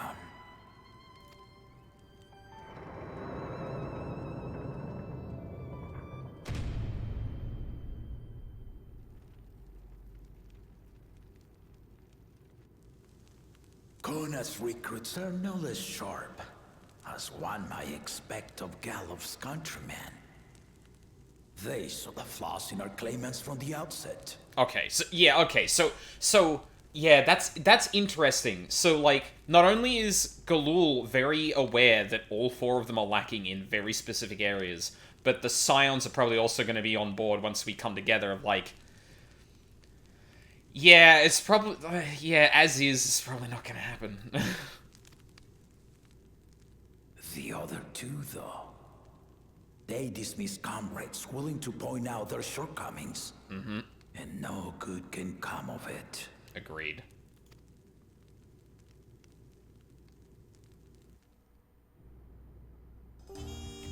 I mean, yeah, like, that was a very clear aspect of the motivation behind Wuklamut being able to recruit people, because Galul is very clearly trying to be like, yes, You shouldn't just be able to be this singular person capable of doing what you need to do. You need to be able to rely on others. You need to be able to leverage other people's skills. You need to be able to listen to their counsel. A lot of things that are required of being a leader. If he had his way, Papa would keep dueling until the day he dies. Even now, I know of only 3 people who didn't need to be carried away after their bouts. Zoralja, your lance-wielding friend Estinian, and yourself. You really do live up to your fearsome reputation. I'm curious, though. Did Papa want anything else of you? Just a sparring partner.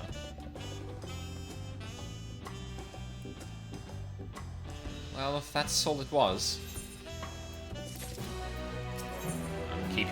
I'm keeping my fucking mouth shut about that. Wuklamut thinks it the shape of peace. Wuklamut thinks it time to gather her allies for the road ahead. I still haven't had one bite of Namika's food thanks to Papa's nonsense, so I'm going to finish my plate before I head out. I've otherwise asked everyone to meet at the Farad cabins. Come and join us after you've had a moment to recover, eh? Huh? Damn it, Papa.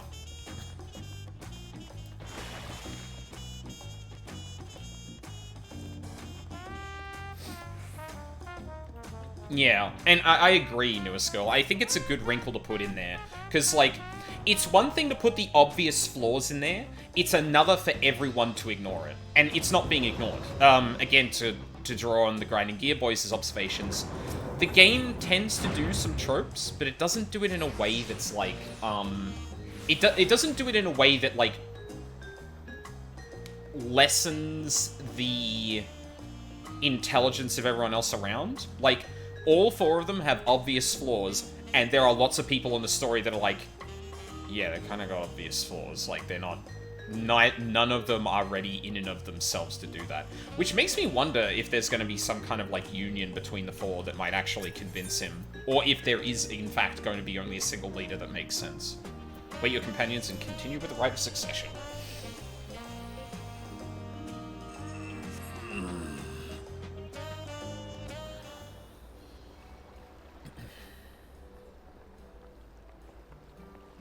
It's just like, yeah, it's like, we can play with the wrinkle that would otherwise lead to some character development while also making the characters around them smart enough to realize, yeah, unless things radically change, they're not really gonna do much. Sorry to keep everyone waiting. That's alright, I had a bout with the leader. Or the Dawn Servant. Is that it? You're all set to go? I left Eorzea prepared to travel in search of work, so I had few belongings to begin with. Bidding farewell to my fellow artisans took rather a lot of time, however. Again, I appreciate you making this commitment, Fontaine.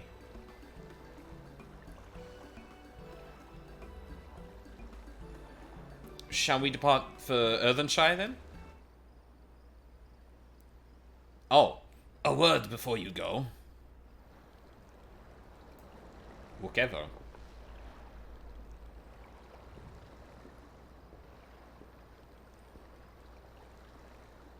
Whatever? What are you doing here? I spend my days correcting manners, and here I am perpetrating the grave offense of delaying the Third Promise's departure. Stop. Please take up your axe and rend my flesh onto taco meat. Must your demands be so gruesome? Besides, I told you that kind of thing doesn't bother me. Alright then, I won't let it bother me either. What was that all about? Oh, don't worry, Alice, it's a whole thing. I come to the city to purchase supplies when I spotted your entourage getting ready to leave. You seek the City of Gold, if I'm not mistaken. Yeah, that's right. It's the final step of the rite of succession. If you know anything about the subject, I'd love to hear it. Then allow me to be of service. As you know, legends of the Golden City have been passed down to Tural for 1,000 years. Yet when it comes to describing the place itself, the stories do not always agree. Some portray it as one might expect, the glittering metropolis of golden towers. Others suggest it is more unassuming and owes the name to a fabulous treasure hidden at its heart. Every telling, however, has a common thread. Those who go in search of the Golden City do not return. That's alright, I already went to a Shoals of No Return and came back. I think I should be good. The lesson to be learned from this, third promise, is that to seek the legend is to court death. I must implore you to proceed with caution. That is all I wish to say. I shall pray for your safe journey. Thank you, Wukevu.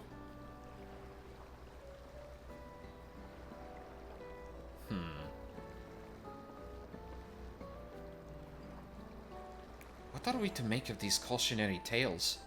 If every expedition has ended in tragedy, how then did the Dawn Servant find the city and return without incident? It seems the legend originated with the Yokwi. Speaking with them remains our strongest lead, I feel. A lead we shall follow in time. But first, let us see Fontaine safely into the Moblin's care.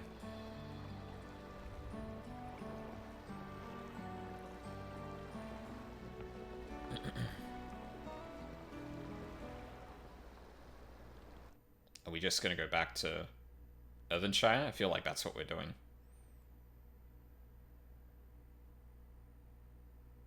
Imon Kozanouka.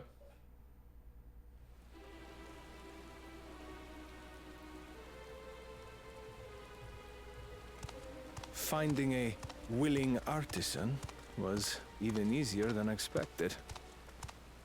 Many indeed are eager to curry favor with the Resilient Sun, especially if it means sharing the promise of new territories.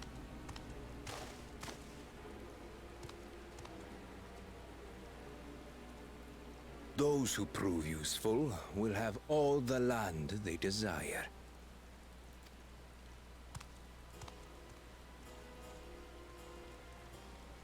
Such generous words, yet the manner in which he speaks them. If neither wealth nor territory are of value, wherefore does he seek to bring the world to heel?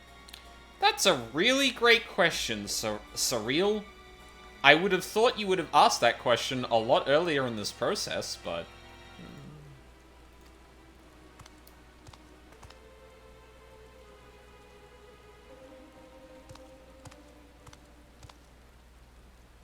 Oh. Step aside. Remind me. There was no rule against poaching craftsmen from other claimants. Was there? Political parties refuse to vet candidates these days, so shaking my head. Yeah. Shaking my head, sorry.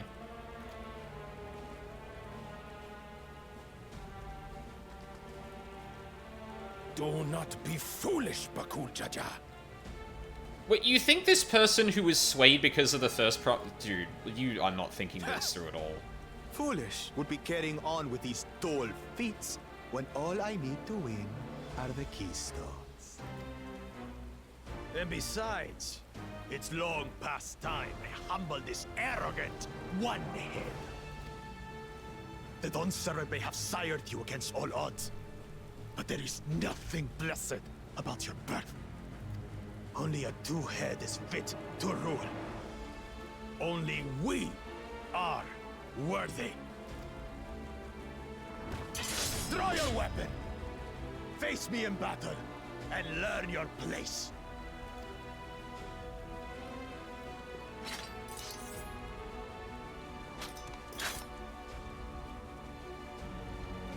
A moment, first promise. Leave him alive, if you would. I foresee a use for this nuisance.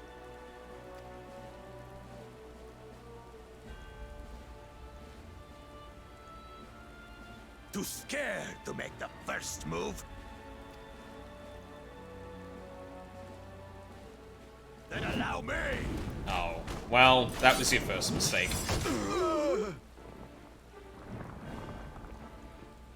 Yeah.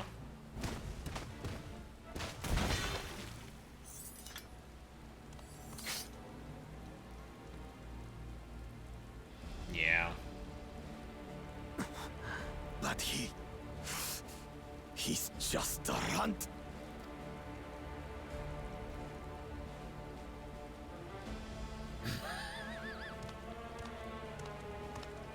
My thanks for your restraint.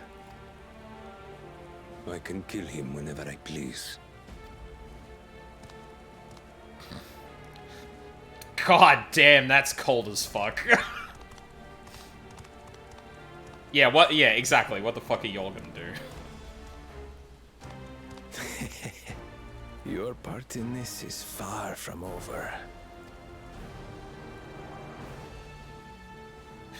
Bro doesn't want that smoke? No! No, no, no! He's like, I can get that smoke whenever I want. Oh, sorry, you're talking about the other dudes. I was thinking of Zarul. And I'm like, yeah, no, he's just like, I can kill him whenever I want. We can take this seriously another time. I don't give a shit. We're back, meanwhile. And we've brought with us a willing potsworn. This is Fonfontaine, a talented goldsmith who once worked at Eshtaim's Aesthetics in Uldar. Yeah, the jobbers. Wonderful, impressive. You are the first to return, Third Promise. And with an artisan from across the salt, no less. We welcome you and your unique skills to Earthenshire. Helphand will show you to the workpot.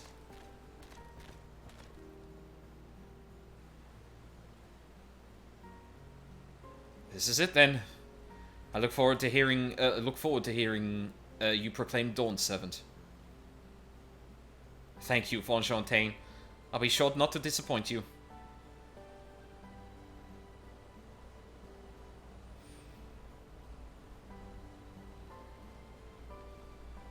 Not as still on screen. Good.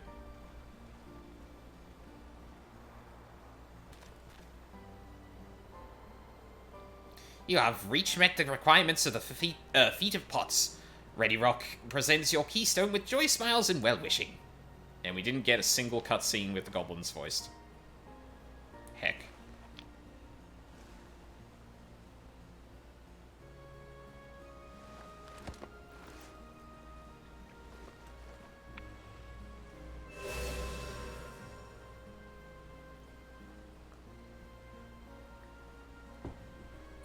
That makes 3.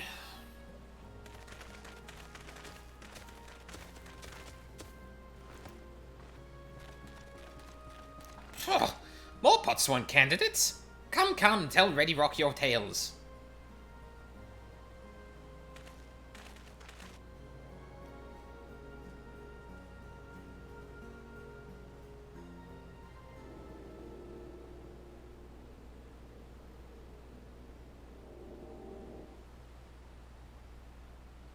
Another feat accomplished. Another keystone acquired.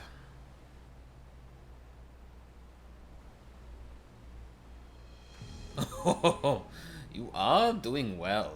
I expected nothing less of Zoralja's esteemed siblings. Your cleverness in particular is most admirable, Second Promise. We must have you apply that Shallian knowledge you so cherish, and arm Thrall with weapons of Magitech design. In your role as the new Dawn Servant's chief advisor, of course.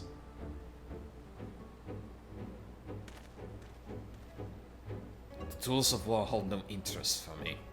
I wish only to improve our nation through practical innovations. Foreign powers will think twice about testing our strength once Tuliolal is known for its advanced technology. Just as the Gallian Empire was deterred from invading Shallian. That may well be true. But how long will it take Tuliolal to progress to this advanced state? How many years? With a collective commitment to education and hard work, it should not take so very...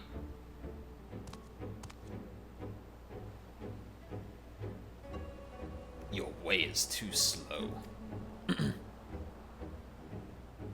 Easier to expand our territory and swallow Shallian whole.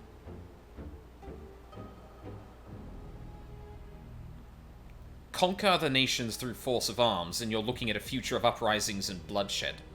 Yours wouldn't be the first failed empire.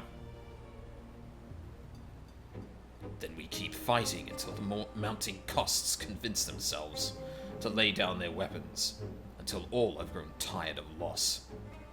Bro! Okay, no. Why are you simultaneously trying to remind people of the horrors of war and then plunging everyone into endless war? You're getting them to avoid... You're convincing them of the thing you want to avoid by getting them into it in the first place. Are you fucking... Ugh.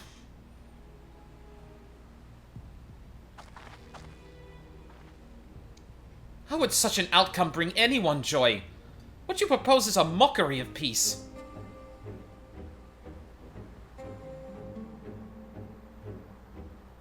Ready Rock is reminded of days long ago. In the time before Tuliolol, there were no potpacks for the potsworn. It was normal to grab snatch artisans and force them to work for mobbies. Until the day Gulul Shaja arrived, the families of the grab snatch pleaded with him, and so he came to Earthenshire. Mobbies are not a war-make people. We feared death had come for us, but Gulul Shaja just wanted to talk.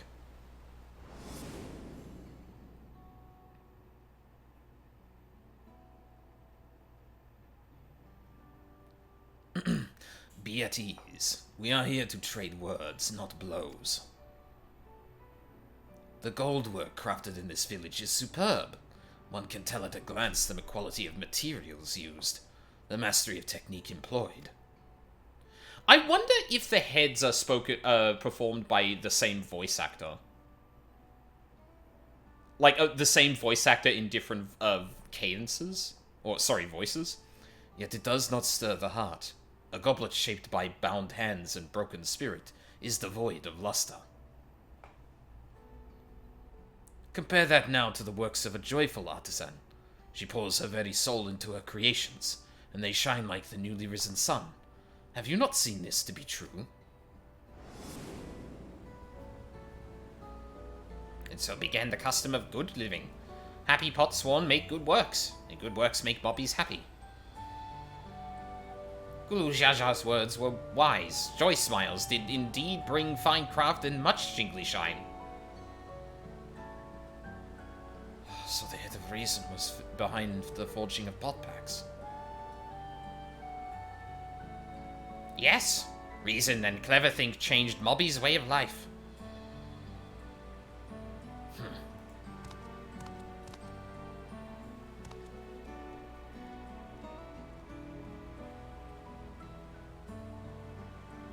The first promise tires of talk of olden days. He would rather look to the future, and then the next feat, and the next feat.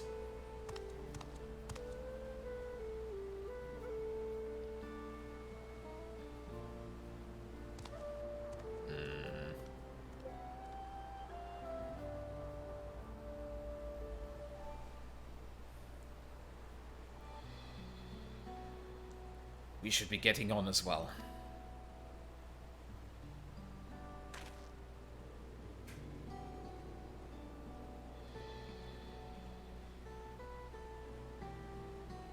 Baku Jaja never did come back, did he? Yeah. Oh. Do you have a moment first, Promise? Rakarok would repay you for hand helping with Kai. He brings a tale of the Golden City. What? Huh? Really? I'd love to hear it. The towers, the streets, all fashioned from gold. Everywhere you look, every splendor you can imagine. The young, the old, everyone in between, they live in golden happiness. A city of eternal bliss, forever perched above the clouds. Above the clouds? The only place we've seen that even reaches into the clouds so far is the mountain, where the Yokwi are. Everything fashioned from gold, eh? And just imagine everyone living in golden happiness. That's a city I'd like to visit. Excuse me, Rakrok. Where did you hear that particular tale? From our long-time Yokwi friends. They live up in the mountains in Urkopacha. The Giants again. Seems everything is pointing us their way. This feat and everything leading up to it has taught me much about the Moblin way of life. I'll be sad to leave Earthenshire and your joy smiles behind. Oh my god, she used the word!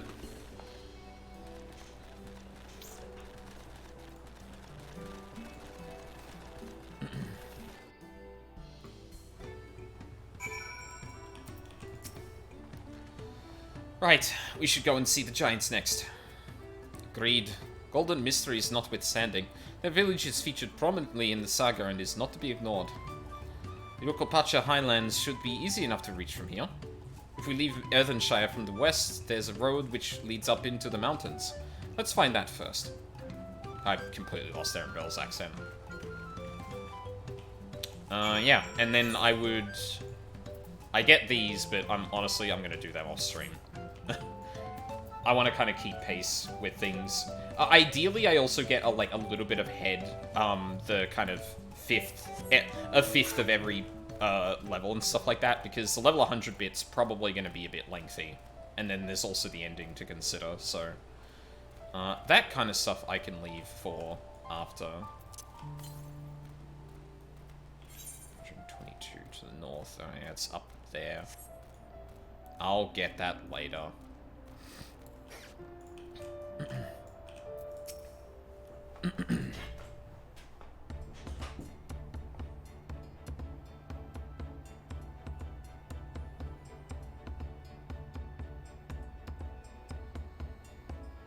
Looks like the trail is going to get steep from here on.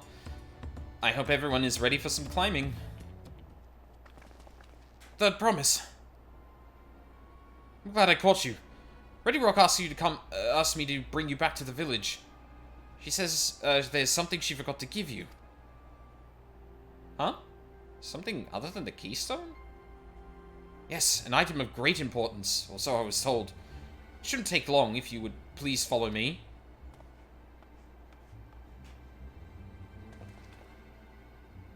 I wonder what this is all about.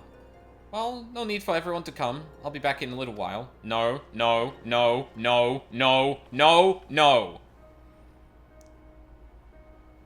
Come on, be smart. Follow her. You ass.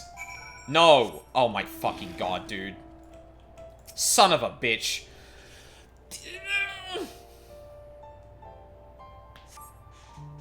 This is taking quite a while. Just keep waiting for now, I suppose. No. No. Oh my god.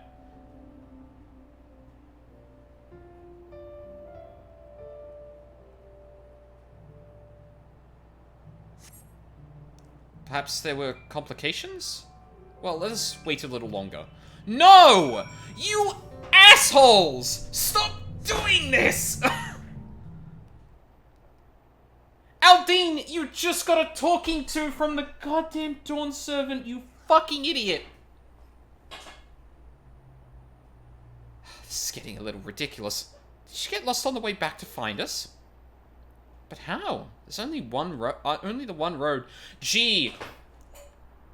I wonder if there was an unaccounted claimant to the throne that might have actually done something underhanded that we know does underhanded things all the fucking time, that might have actually had an interest to do something like this that we just let her walk away from. I wonder if that's a possibility. I wouldn't underestimate the Wuklamat's sense of direction, or lack thereof. Fortunately, she has a link pearl. Let's see what's keeping her, shall we?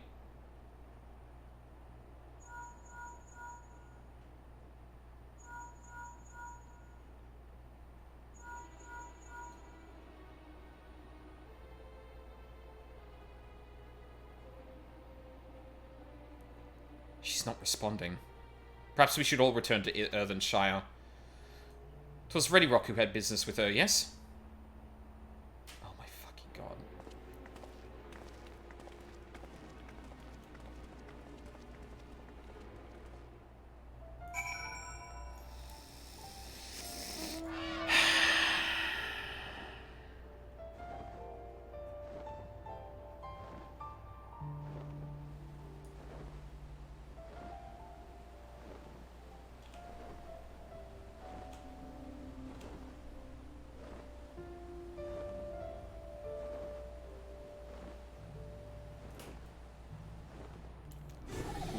I'm getting a little mad, I'm not gonna lie.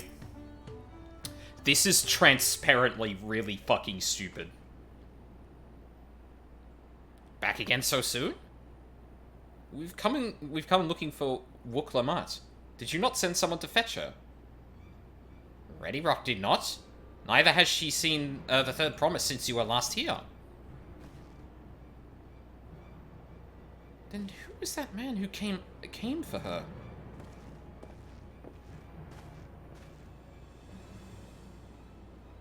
Oh, I thought she'd left already.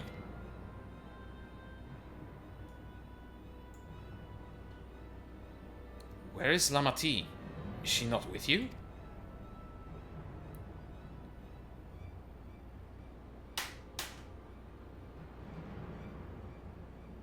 You don't know where she is? How could you let this happen? Yeah! How could you let this happen?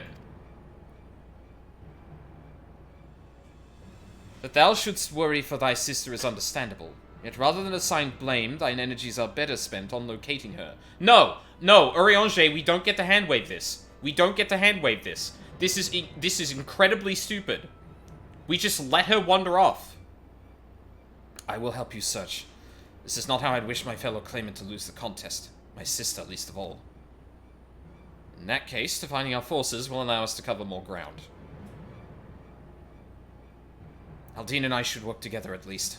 The better to facilitate communication between our groups. Then the rest of us will split up. Report in should you find anything.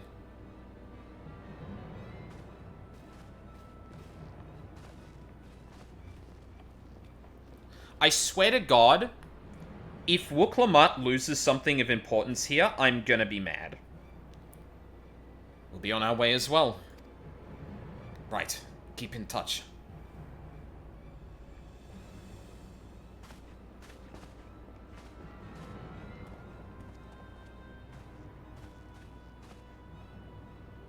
Come, we should begin our search.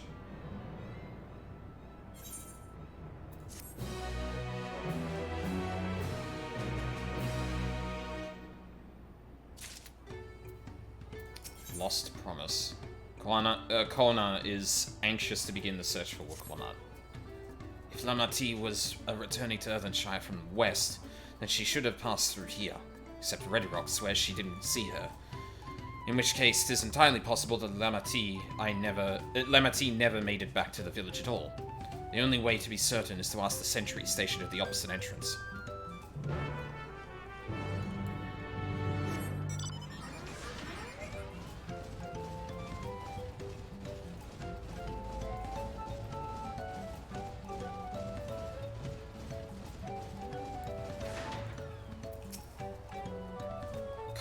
The third promise?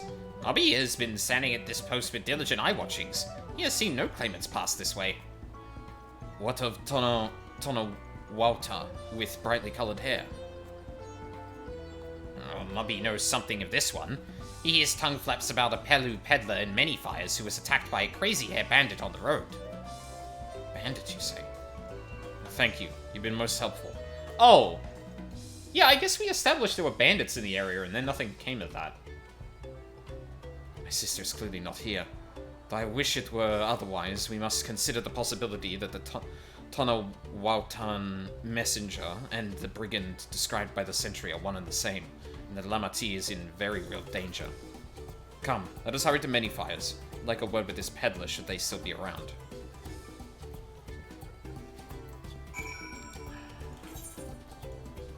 What? Okay, even if this is narrative related, you could have done anything to actually have this happen, other than just, oh yeah, let's let Wook Lamat wander around by herself. It's not like she's incredibly important or anything.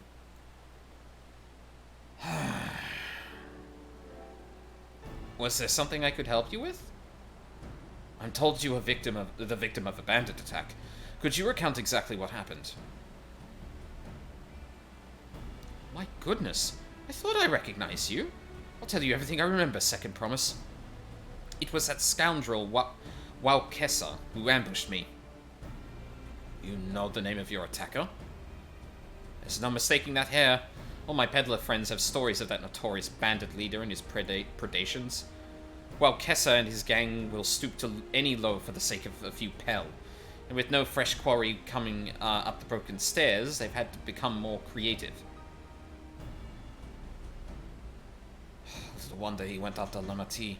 He likely thinks to ransom her for a royal sum. I expect he'll soon make his demands, but I don't intend to wait. We'll find this villain first and deliver his deserved payment in person. What say you to a small deception? I will assume the role of a well-to-do merchant to lure Kessa out of hiding. Then, when he comes sniffing about, we catch the rat by the tail. Okay. An excellent plan. And I have just the right garments for your disguise. At a specially discounted price, of course. Brush with bandits hasn't dampened your mercantile spirit, I see. Very well, I accept your generous deal.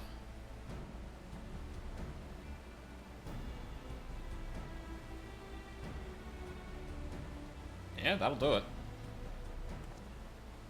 Now we lay the bait. I will precede you into many fires to make my presence known. You follow on behind, boasting to those along the way how you paid me a hefty purse in exchange for a rare gemstone or some such. If Wakessa is coin hungry as they say, then a recently enriched peddler should be an irresistible mark. We let him strike, and then we spring our trap.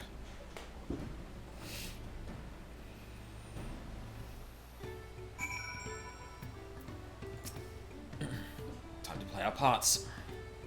I'll look on as lead and try not to fall behind. Alright.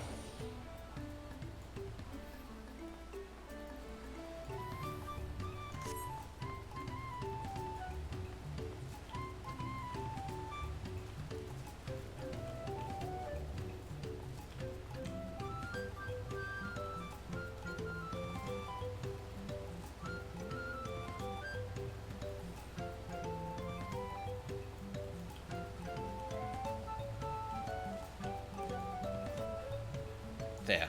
That Ishbral fellow. Share with him how happy your imaginary deal with me has made you. Once you've put on an appropriate display, we can continue to our next performance. Having a trouble doing like a breathy voice for him, it's really weird. Yippee!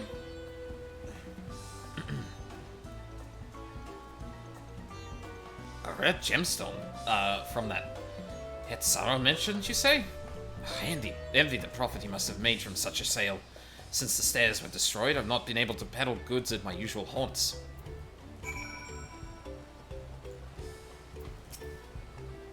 Good start, but I would make certain while Kessa is aware of me. Let's continue.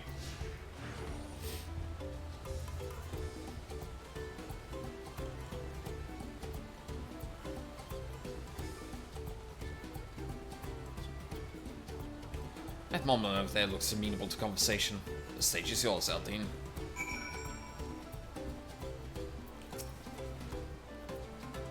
What can Mobby do for you? Alright. Happy.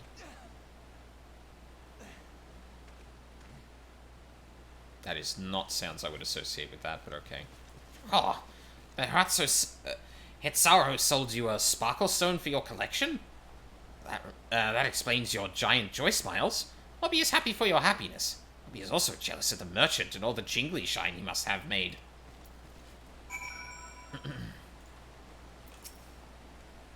That should be enough. But perhaps one last act to drive it home.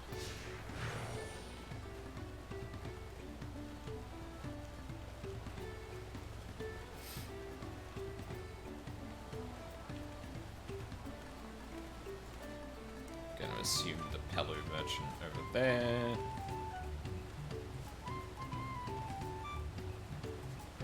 Do you see that cheerful Pelu? Tell him the tale of your precious gemstone, and then we'll be done with this part of our charade.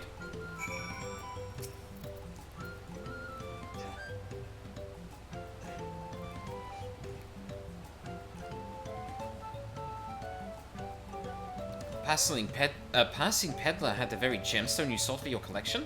Ah, that is a stroke of luck. I'll wager the merchant was just as pleased to fill his pockets with your grateful coin, eh?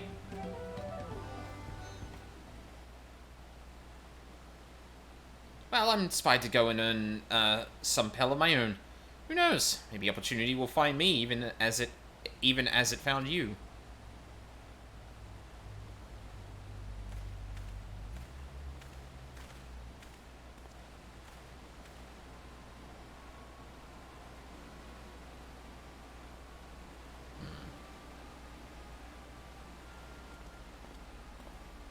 It's the secret to having a fringe. You can actually look through it and no one notices.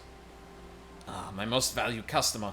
The profit from that single purchase of yours should see me through weeks of idle leisure. Traveling with such a fat purse and no sellswords is tempting fate, so I shall make Earthenshire my last stop, and then return forthwith to Liolal.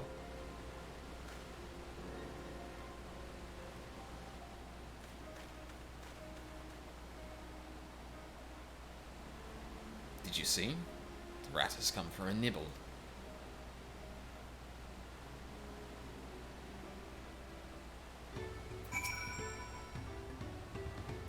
You played your part to perfection, Aldine. A man of many talents, just as Thancred and Oriange described. Now, let us lure Walkessa out and spring our trap. Brother's duty. Kona wishes to execute the final stage of his plan. Let us execute the final stage. Don't copy the literal... Okay. I'll set out towards Earthenshire, alone and unarmed. Better to sell the act of a defenseless merchant.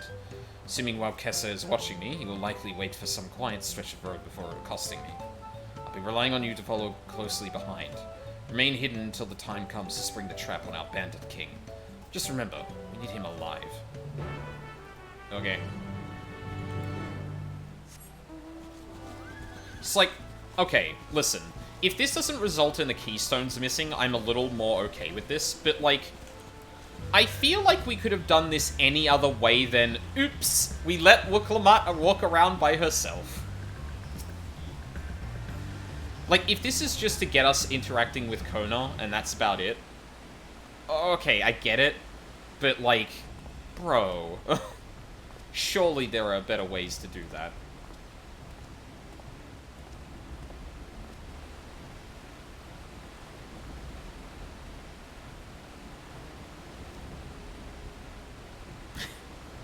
I was wondering if he was just going to kind of swap there, but...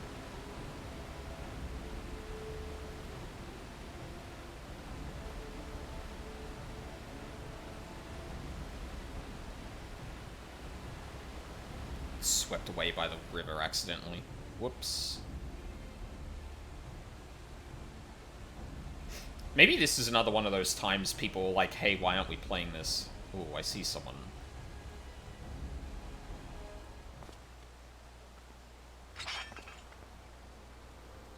Why am I getting motion blur here? Personally, I think nothing interesting is going to happen and we're all going to the beach. Uh-huh. I hear business has been good to you, Master Merchant. How about you share some of the profits? And by some, I mean every coin you have.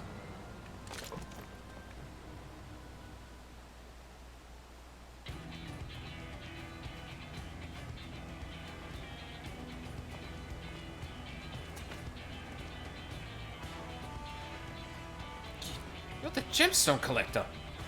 Oh, I see what this is. We've been tricked. Spit in your eye. Men, kill these Vidral. Gonna paint you nerds a new asshole. Yeah, real. I can do that. I can make paint real. Sorry, vermin. We'll have to interrogate his underlings instead. If you'll be so kind, Aldine, pray leave them capable of speech. Alright. Who's the first to get a comet? Oh, hold on. Sorry, let me just, I really appreciate y'all just standing there and letting me do that. Really appreciate it. Die. Oh, it's not even a contest, holy shit.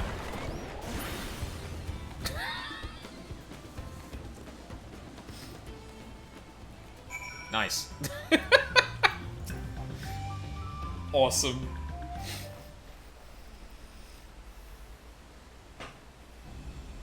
I was hoping to talk to you with your boss, but I suppose you three will have to do. Wait, that's the second promise. What do you want with us? Think I'm scared of a fancy title. I'll take your royal ears as a trophy as soon as I get free from these ropes. I know your gang is behind my sister's abduction. Tell me where she is. Eat pack of shit, salt lover. You'll get not answers from us. That's right. We don't serve you. Do not play games with me.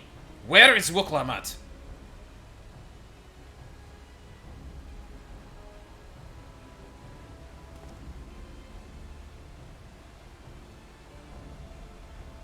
Oh.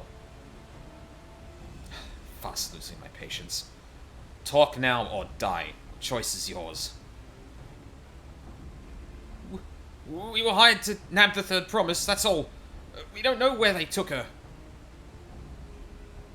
Hired? By whom? We weren't told that either. Only Kesser knows. He's the one who took the job. Fucking goddamn it! It's gonna be Bakul. It's gonna be Bakul, and he's gonna have a keystone on us. It seems we needed their leader after all. Once I've arranged for the Lance Guard to take custody of these criminals, I'll call on Thancred and his tracking skills. But perhaps you could pursue Kesser in the meantime. The bandit was running in an easterly direction. Should you locate him, I suggest you shadow him rather than force a confrontation. It might lead us to where Lamati is being held.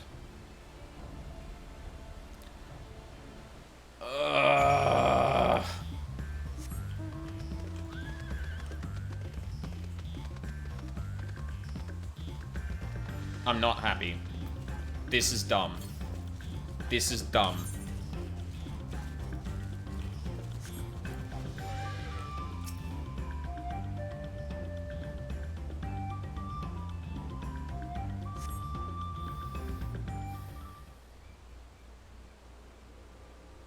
Nope.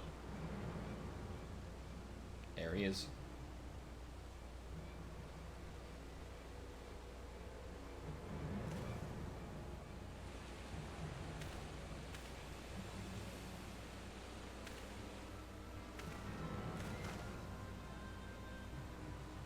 Sneaking mission.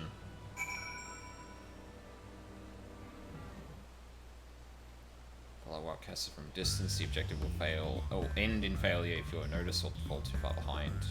Should you quarry? Yep. Should you fail to complete the objective, you may try again by returning to the designated location.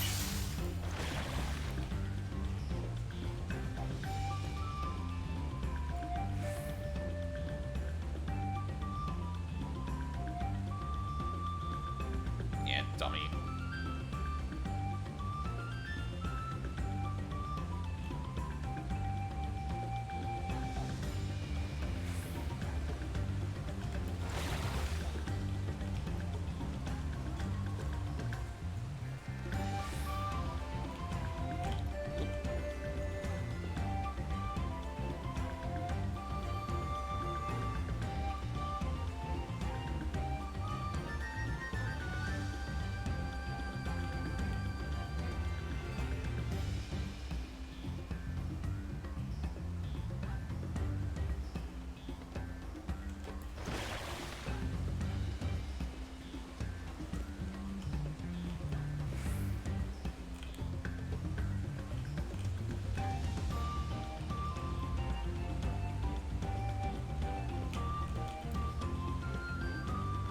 I appreciate they're putting in fake stops too. It's clever, because you don't know which ones he's gonna... Like, if he stops, there's a chance he could just turn around. Oh shit, this is gonna be a rough one.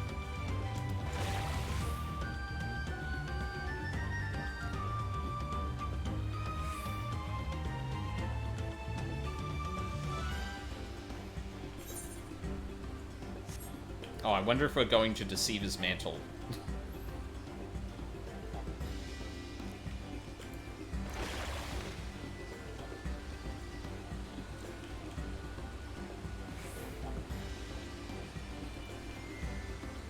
It's getting too far away, shit. Nope. No, you don't see shit. Fuck off.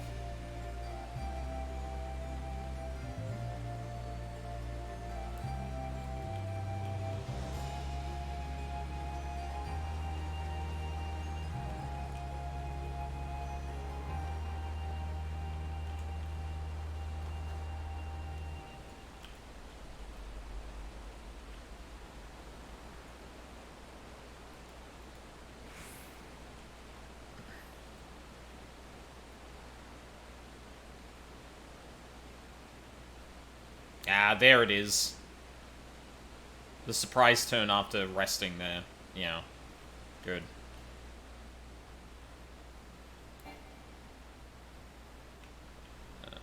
Let's check this tree over here. Ah.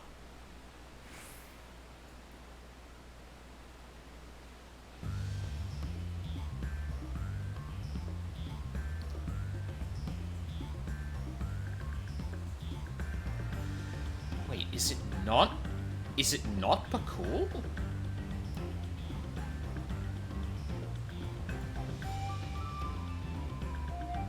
Oh no. Toe in the line. Hell yeah, baby.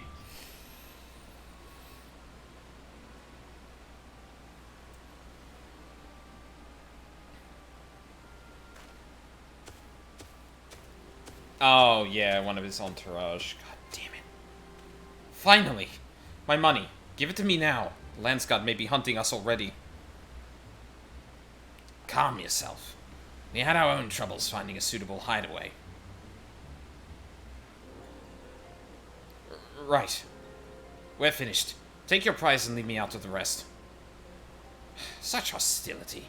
You were hunting for coin, and I offered you gainful employment out of the kindness of my heart. Kindness? You brought a blackened tempest upon us. One look, and I could tell that man was a killer, a butcher, a salted demon in the flesh. Oh, spare me your fearful bleating. Go on, scamper away now before the scary mercenary comes to claim your head.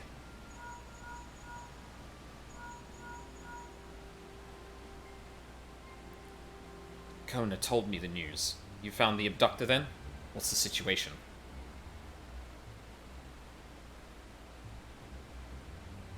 And you think the bandits were hired by this Hobigo? Alright, new strategy.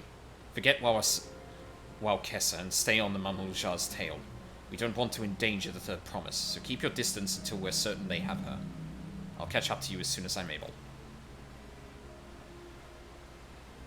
Because I don't mind the elaborate nature of this whole thing, but I just, if this leads to a problem in the narrative, this is the laziest thing I have seen in this expansion so far.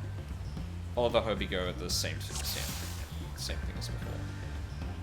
Okay, probably want to start off with the tree to the left. Yes, I understand. Thank you.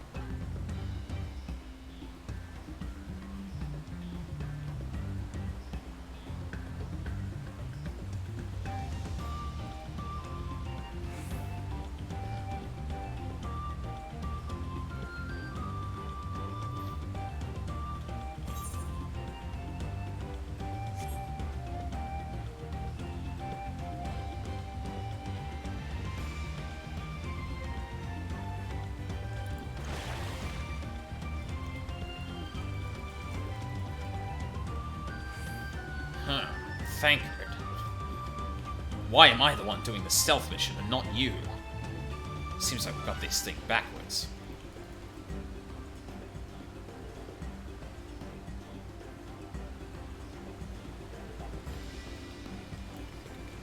Make it this. Ah. Thank you, helpful person who's now viewing a cutscene. Yeah, I wonder where I should be waiting to see where the things are going. Oh, look at that. Look at that. Who would have guessed?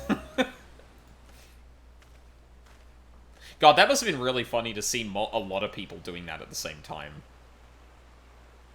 on launch day.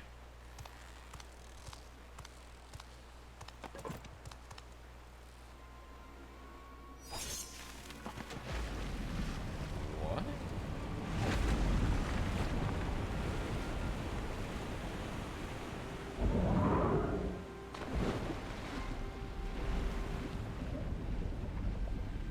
Huh.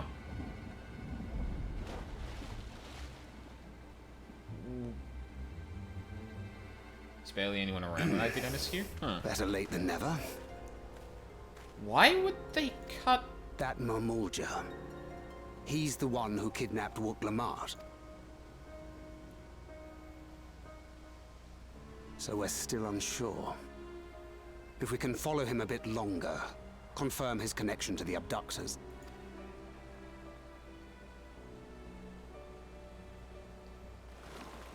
Oh, no. That will complicate matters. This is 100% Bakul's group.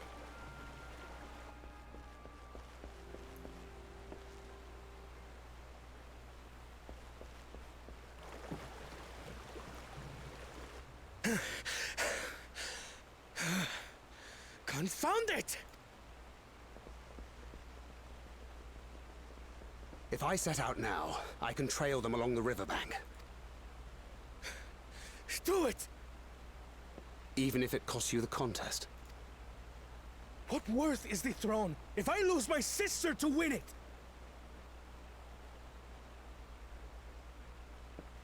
Good, Very well then. Good man. I'll send word when I locate her. Till then, I suggest you save your strength. A rescue attempt could turn ugly. Wow, we're really... Jesus Christ, this is turning into more of an event than I realized. That Hubigo just now. I swear I've seen him with Bakul Jaja. Knowing the way that monster works, he probably hired bandits to kidnap her so he could steal her keystones. Agreed. But even alone, my sister is more than a match for a gang of untrained ruffians. She must have been ambushed or deceived. Gah! I should have been there! If those bastards have hurt her! You know, this moment would have more resonance if, I don't know, anyone was with Wook when this happened. Like, we didn't just let her go off on her own.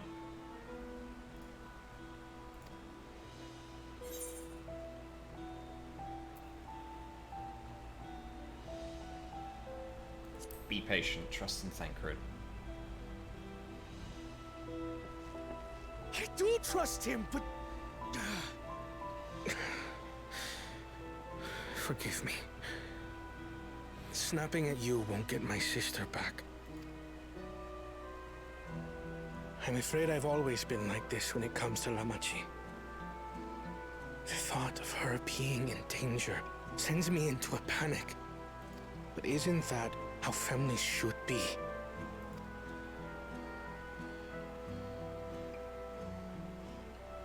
These days, Turali Mikote live however they please. But the clan into which I was born kept to the nomadic traditions of our ancestors. They herded their own neck across the plains, always moving with the seasons. During one such migration,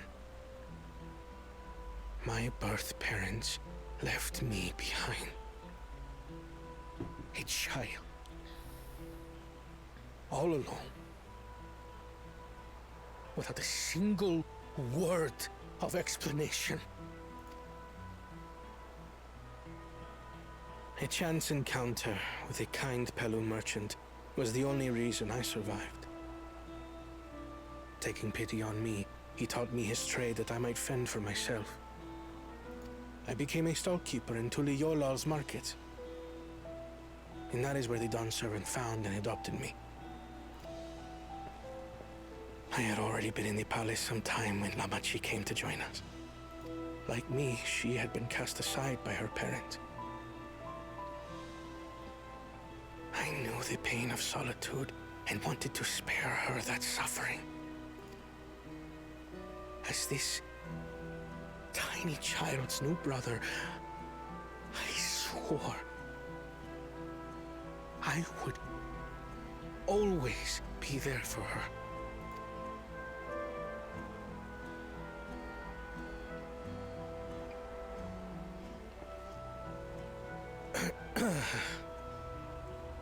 So, as you might now understand, I will stop at nothing to rescue her. While we await word from Thancred, I suggest we prepare ourselves to travel downriver. You have a boat, yes?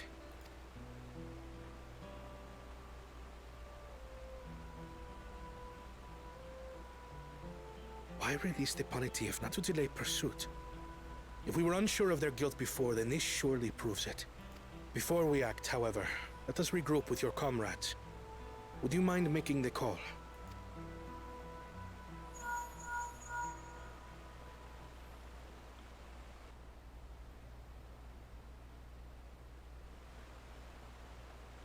Understood.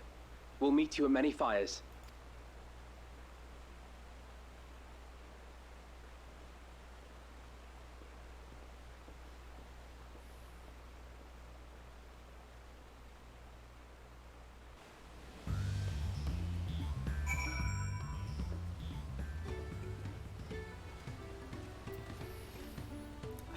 Okay, listen. I get it. I get it. I get why we're going down this road. The method we use to get here is unironically incredibly stupid. The idea that we're just like, oh yeah, Wuklamut can go off by herself. Like, there are so many other ways you could actually make this happen, where, like, someone, like, the bandits actually feigned that someone was in danger, and so everyone had to split up, and they managed to corner Wuklamut that way. And we all come back and, like, where's Wuklamut? Maybe she went further into town. Wait, she didn't do that. Okay, Link Pearl. What's going on? Can't hear her. Shit, I think she's actually in trouble. Just having her wander off with a random person is the dumbest way they possibly could have done that.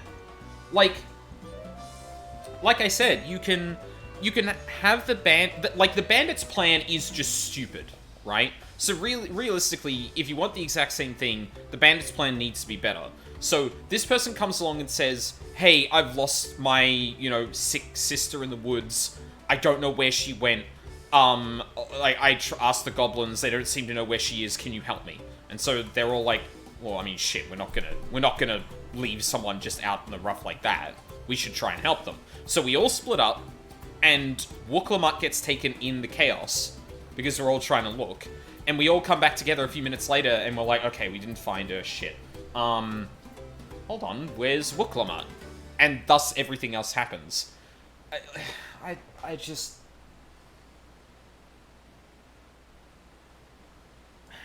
I don't understand why they did it this way. We literally stood there doing nothing.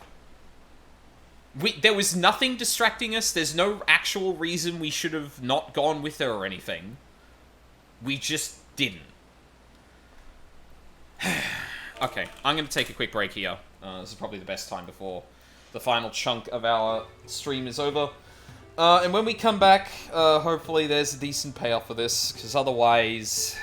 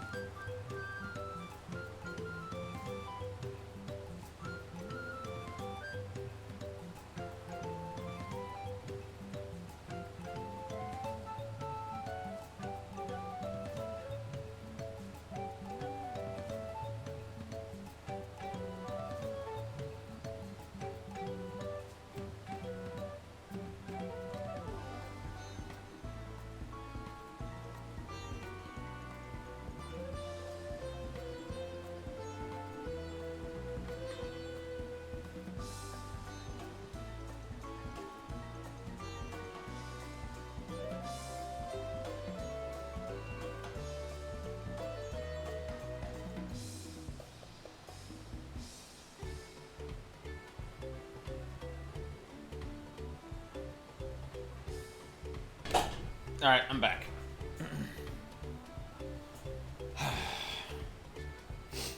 Like, here's the thing. I can appreciate that, like, the thing where... The thing that, like, kind of comes into this is, like, Wuklamut's naivete. And, like, I can understand that in service... Or you can leverage that to kidnap her. And it can be something about, you know, trusting people too much, blah, blah, blah. But, like, again, I think it's just, like, the least reasonable thing in it, especially given the situation they're in. Like, Gulul Jar Jar tells the Warrior of Light, like, hey, please look after my daughter, she needs guidance and all that. And then, before leaving Earthenshire, Alizé's like, huh, we don't see Bakul Jar Jar anywhere. Huh, I wonder what happened to him. And then we all walk out of town in this situation where we know that one of the contestants has been underhanded a lot, and then a random person approaches us in the street and says, can you help me? And, you know, Wuklamut being helpful makes sense. Everyone else being helpful makes sense. Them doing nothing but stand there and let her walk away without any assistance whatsoever is the thing that chaffs me. It's so just it's so transparent in the writer is needed to get Wuklamut into a vulnerable position. And rather than writing something that's like a little bit more complicated that might require a little bit of gameplay, well, it doesn't even need gameplay. You just need a Warrior of Light to go and stand in certain areas to look around, then return and realize Wuklamut's actually gone. But it's very transparent in that the plot needs this to happen. And it's not believable in the slightest, but it works, and I'm guessing... If the whole thing comes down to Wuklamut putting herself down for her naivete, I'm actually genuinely going to be upset. Because this is the stupidest way to do this possible. Anyway. Let's see if it's as bad as I'm expecting. I may have put up rescuing Lamati ahead of my own progress, but do not take that to mean I'm giving up on the contest. You understand how important she is to me. If regardless of how close we were, I would have made this same choice. After all, if I am incapable of saving my sister while also winning the throne, then I am not fit to inherit our father's heavy mantle. Eating the river. Koana wishes to gather your companions for the upcoming rescue mission. We need to gather our forces.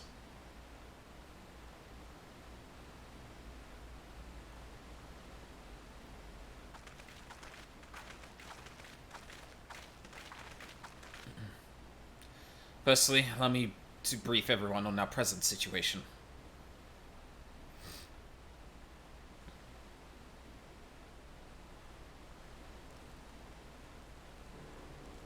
Thus, at the very least, we believe this Hobigo knows where Lamati has been taken. Thancred is shadowing their boat even as we speak, and I should like to join him with all haste. Unfortunately, our quarry had the foresight to release our Punuti from its harness, leaving us without a means to give pursuit.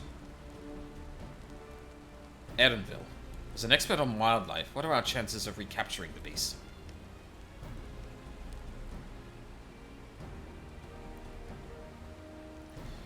With the right mix of feed, it can be done. I should like an extra hand to help scatter it about, however. Would you not accompany him, Aldine? Sure.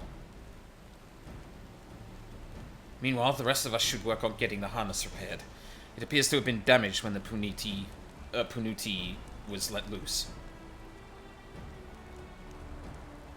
With all the peddlers here in camp, we should have little trouble purchasing replacement materials. As for any necessary metalwork, Earthenshire's artisans are but a short walk away. Then let us divide the tasks and have at it. So what's Orionshade doing? Oh, the rest of us were going to do that, right? Seeing it repaired. was an unusually aggressive herd of wild Punutis downriver, so our girl will have fled in the opposite direction. Come, we'll try the waters upriver.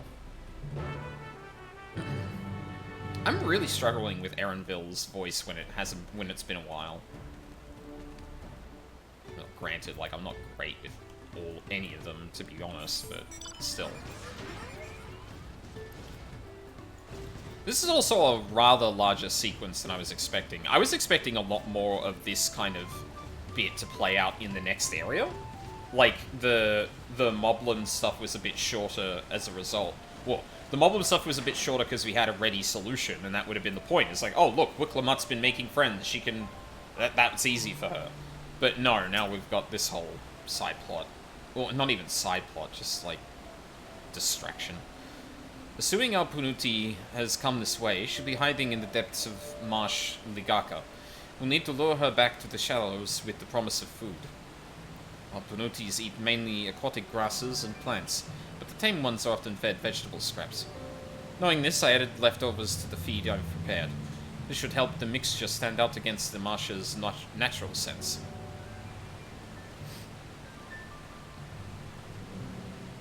Ligaka is crawling with predators, however, so I'll leave it to you to scatter feed deeper in. I'll be waiting for you near the shallows with the rest of our Punuti's enticing feast. Alright.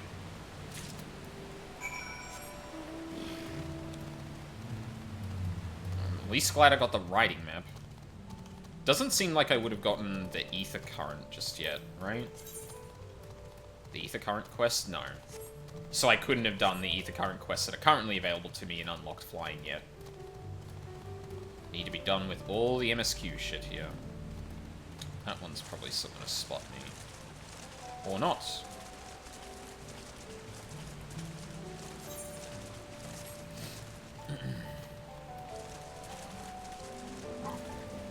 Yeah, it's just, I don't really have a great tolerance for this kind of shit. Oh. Oh, I wonder if we can dive in that water. Whoa. Why is there a fucking void scent here? What? Wait, hold on. Countless men have fallen vengeful spirit who lures her quarry deep into the forest before brutally maiming them. Okay, maybe not void scent, but angry spirit. This pungent Punuti feed contains a mix of aquatic plants and vegetable scraps. Scatter Erenville's Punuti feed along the water's edge. And a bit more upriver.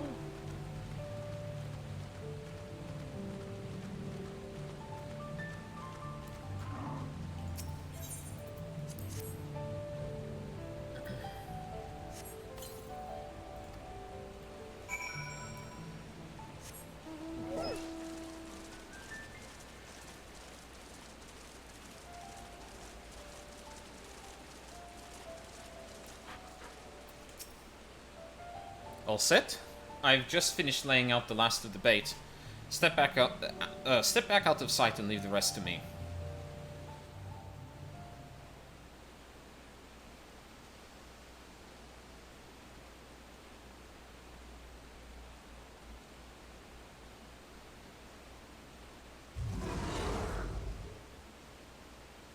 Here she is. Whoa. Shh, there's nothing to be afraid of. We just need your help one last time. You're hungry, I'll wager. Come on, come with me. Big. Yes, there's a good girl.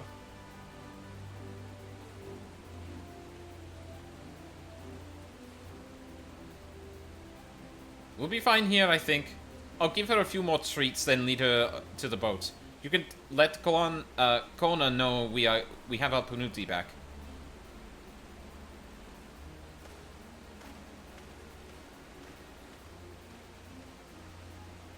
He said the transfem trigger word, huh? Treat? No treat!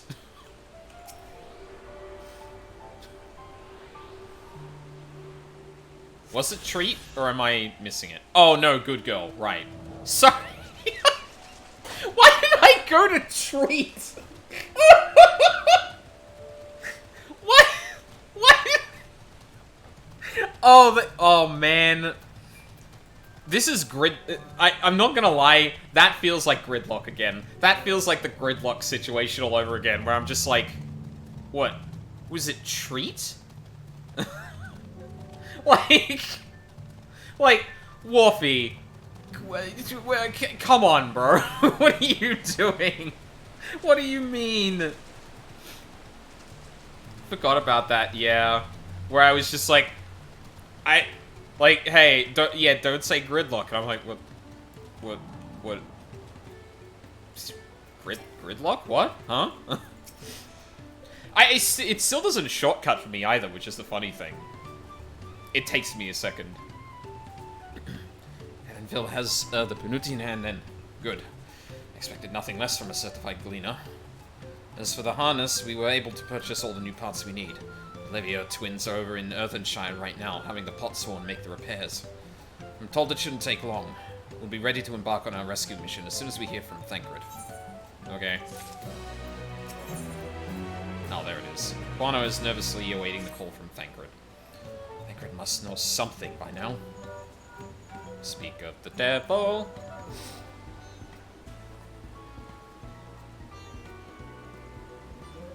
You found her. Understood. Thank you. I had but to invoke his name. Thancred followed the Hobigo's boat to its destination, and confirmed that they are indeed holding my sister captive. They, of course, being Baku, Jaja, and his minions. I swear I will make them regret this. Namati is in rich leaf tunnels. The moment the harness is repaired, we strap in the Panuti and make our way back down Ihui Katumu.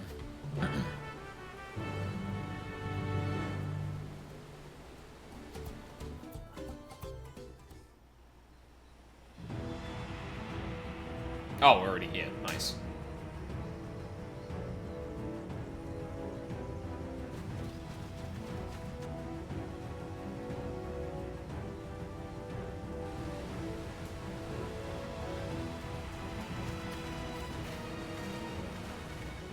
Thancred. The third promise is up ahead. She's unharmed, but we best not dally.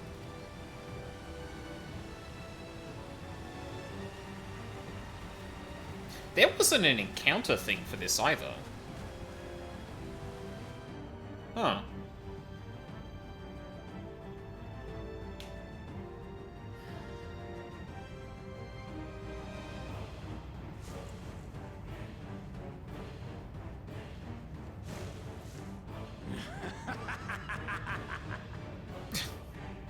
I spit on these pathetic feats. Far more satisfying to claim the baubles by force. Give it back!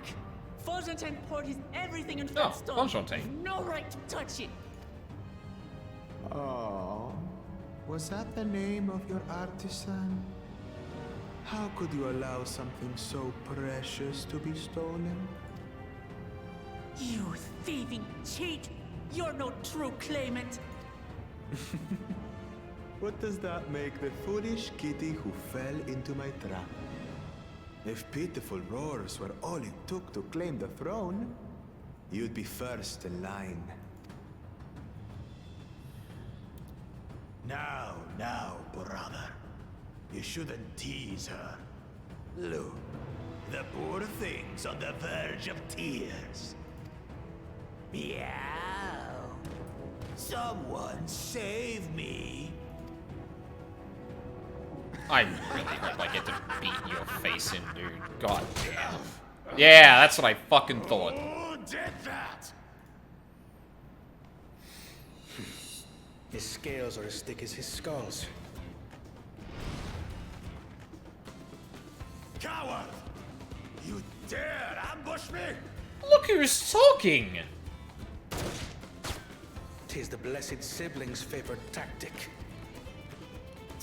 That useless Buddha was sycophant. He was supposed to keep the lackeys running in circles. Oh, you must tell me all about that.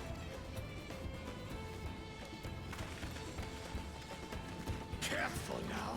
You wouldn't want to hit her hostage.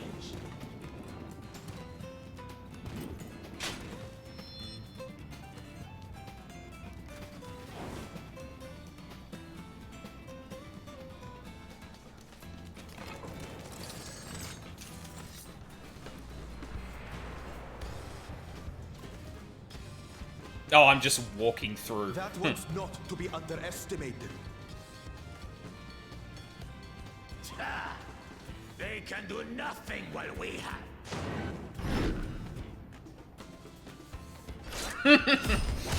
Alright, that's a good bit. Dumbass.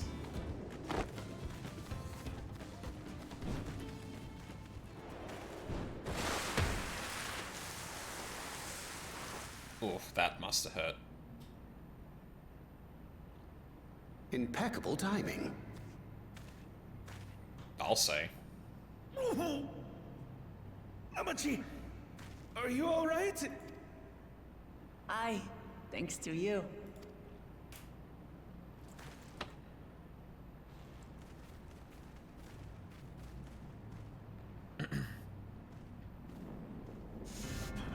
These weaklings think they can defy us. We'll slaughter the lot of them. Bring it. Patience, brother. The keystone is ours. There is no need to fight this day. And Zoralja has left us hurting. No! I won't stop until I gut these maggots and feed them their entrails. Come at me. If we fall here, we feign our siblings for nothing. Is that what you want?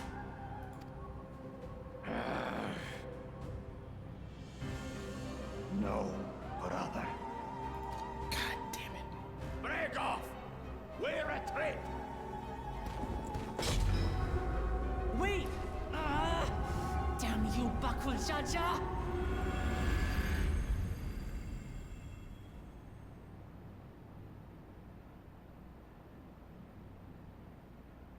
Do we give chase? We head back. Hamachi is safe. And that is what matters.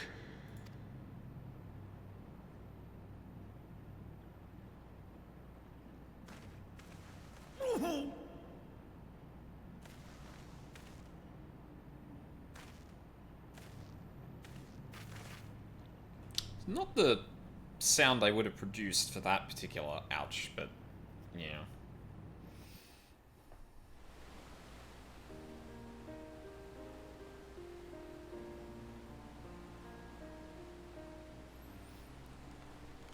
Glad to see you unharmed, Lamati. Great effort from his VA, wrong animation to go with it. Yeah, it's I could believe it's one of those situations where they just get them to do like a certain number of sounds and then they just mix and match them. It could be. Thanks again for coming to my rescue, Connor. And all of you, too.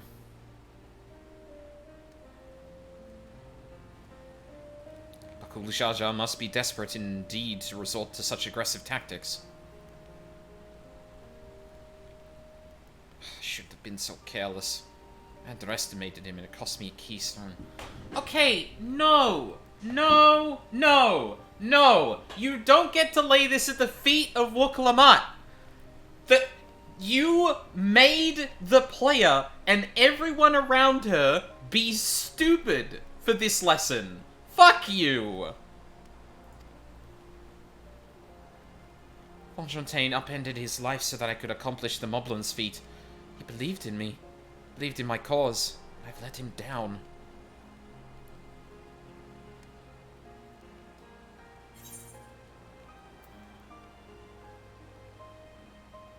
So we take back what was stolen. Yeah, 100% newest girl. Yes, we'll do exactly that. Next time I meet that brute, I'll knock him straight on his scaly behind and take back my keystone. Speaking of vengeance, didn't Bakul Jaja curse some useless, Bunewa sycophant when he caught sight of us? A reference to Saril Jar, I would assume. He is devoted to our brother, and is the only Bunewa I know of participating in the rite of succession.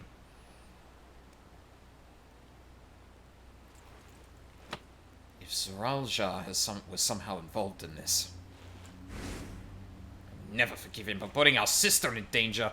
He will have forfeited his right to be called brother.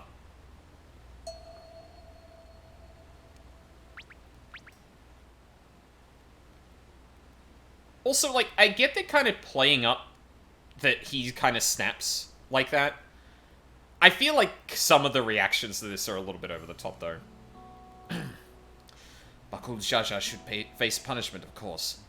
So must the bandits who had the temerity to abduct Lamati. I shall request that Father send a contingent of Landsguard to enforce the law in this region. I agree that measures need to be taken to keep travelers safe. But I wonder what pushed these people towards a life of banditry in the first place. If we dig deeper, we might find a way to improve things for everyone.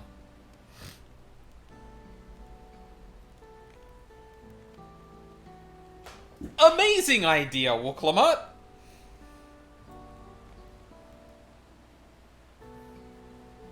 It's something to think about. But now, however, the ride continues. I thank you all for your help.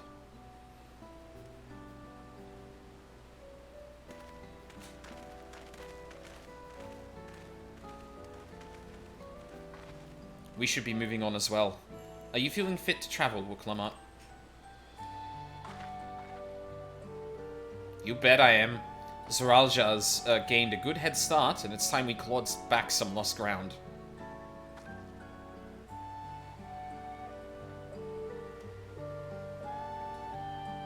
Fierce kitty.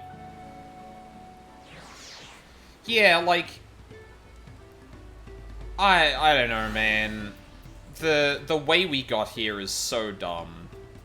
I really am sorry this happened.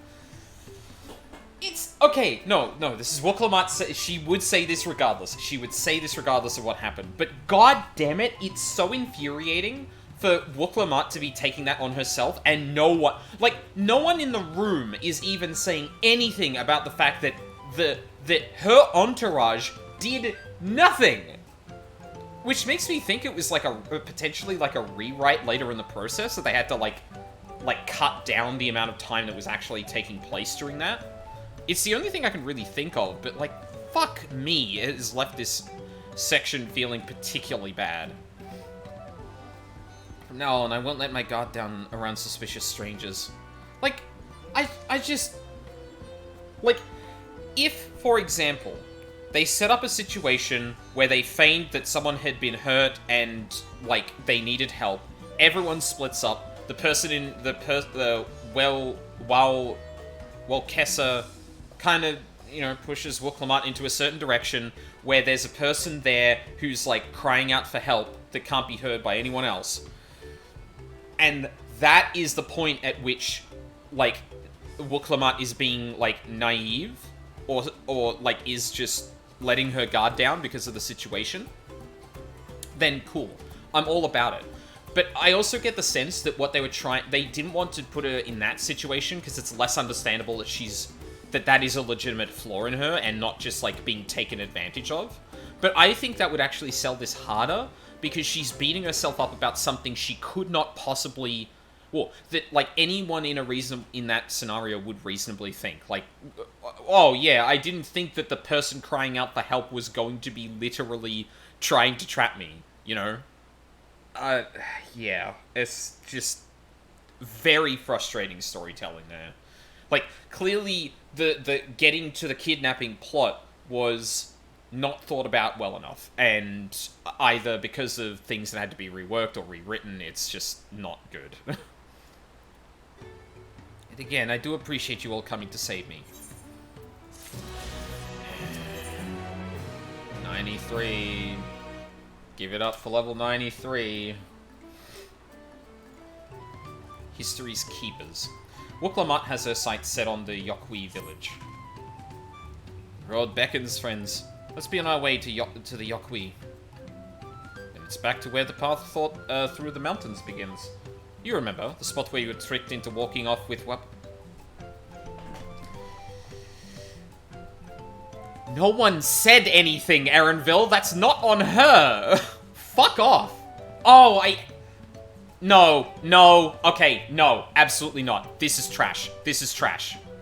That was... I mean, maybe they wrote it to... Oh, fuck, I hate this. Just going to rub my face in it like that, eh? Yeah, like, this makes Erenville look like a fucking asshole. Cause he stood there and did nothing! He stood there and saw that Wuklamat was being talked to by someone who was suspicious, and then he's gonna turn around and be like, oh yeah, real bad of you to, like, talk to that suspicious person. Bitch, what the fuck were you doing?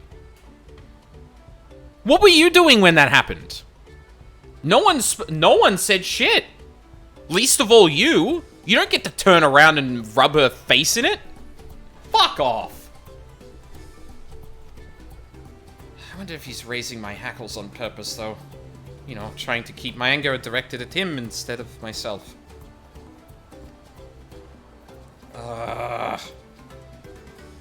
Either way, we can't keep standing around here all day. We have lost a lot of time. We have a lot of lost time to make up for. Ooh.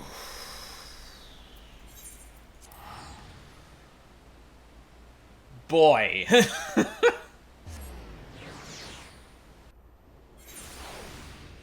Fucking terrible.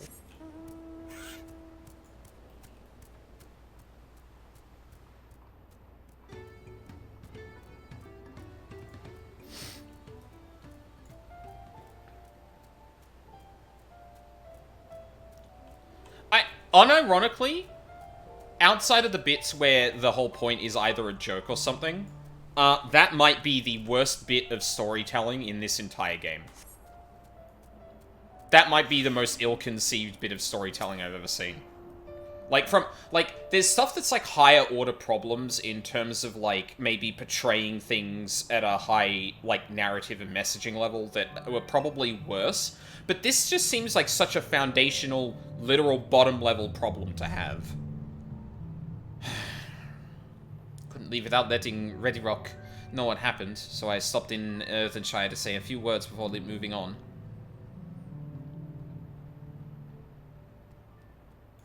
And now Erenville's nowhere to be seen. Couldn't he wait a few more moments? So much for giving him the benefit of the doubt. Come on, let's catch up. I want to give that smug gleaner a piece of my mind. Yeah, if Erenville's gonna hold this against Wuklamat, I'm sorry, that's, like, this is even worse. I worried Wuklamat would agonize over the loss of her keystone, but it seems I had nothing to be concerned about. Onwards and upwards, then. All I'll say is that you can tell Ishikawa was superior and not in the weeds. Yeah. Because, like, the idea of, like, the high-level thing? Fine. Even the medium-level thing. You should probably be able to spot something from the gameplay implication of, like, yeah, you stand around here... Oh, shit. Let's go to Kapacha. Number 8. But yeah, like, it's that one point in the story that collapses this entire thing. Because if the point is that Wuklamat's naivete starts to get on Erenville's nerves and they start to have a little bit of friction and start discussing that, that's one thing. But you need to set that up in a way that doesn't make Erenville look incompetent and an asshole. Like, it's one of those things where I will readily dismiss that as a part of Erenville's characterization, and more just like, yeah, he can be frustrated by Wuklamat being a bit naive. That's understandable. And just completely forget that this happens in terms of his characterization, because this does not make sense. This is beyond the pale. Like, Erenville's gonna stand there while Wuklamat is talking to a suspicious stranger, gets led off, we all stand there, and then we're like, oh shit, maybe something's wrong. Like, you don't get to turn around and say the things Erenville has been implying unless you called it out. Like, even then, why not have Erenville say something before Wooklamat leaves? Like, this is, who is this person? We don't know what they want. That seems suspicious. Stop doing that. But instead, he does it all post...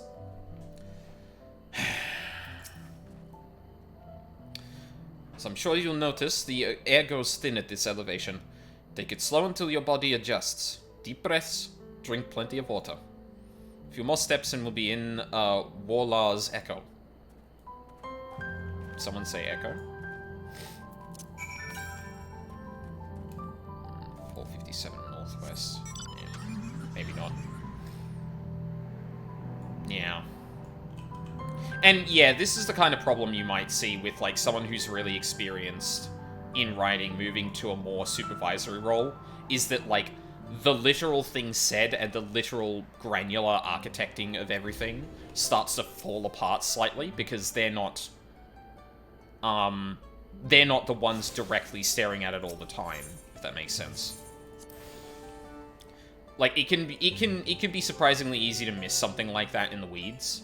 Or when you're not in the weeds like that, but yeah.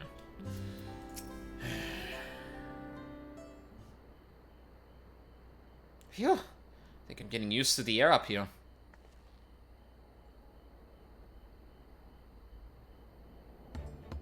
So this place is from the Lay of Proof, where Papa met with the Yakui.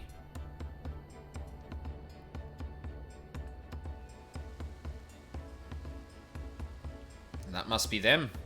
I don't think I've ever actually seen one outside of a picture. Also, she's probably writing a single-player FF game at the same time she's supervising this. Who knows. So it is for most Turali. Giants rarely visit the lowlands. Here in the mountain fastness, they tend to the solemn duty they pledge to undertake in their pact with the Dawn Servant. Watch over the Tual Vidral Valgarmanda and maintain its prison within their temple. Ah yes, Muklamat told us about the Tural Vidral. Creatures that live for far longer than normal and awaken to strange powers. Indeed. Yet even among those anomalies, Valgarmanda is unrivaled in strength. It has endured for centuries, bringing catastrophe each time it emerges from its lair. As you learned in the Lay of Ice, it was Galul Jaja who last managed to imprison the beast, and it has lain dormant in the temple ever since. It's said the building still bears a gaping hole in the ceiling from when Valgarmanda was lured inside by Galul Jaja's final ploy.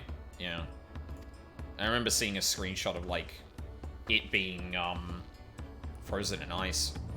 I'd like to see this strongest of all Tural Vidral. I wonder what it was like to fight it. She doesn't know, chat. Warlar's Echo was here both the Lay of Proof and the Lay of Ice took place. Does this not suggest we'll be facing 2 feats this time? Now, that's a question we can ask the Elector once we find him. Or maybe we should flush out Bakul Jaja first so I can beat my keystone out of him.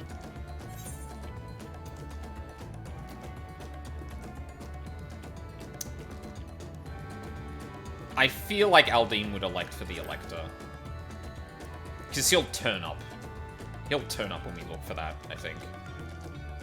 I suppose we do still have our 4 keystones to earn. No matter what we do, the contest will pit us against him sooner or later. Alright, let's seek out the Elector.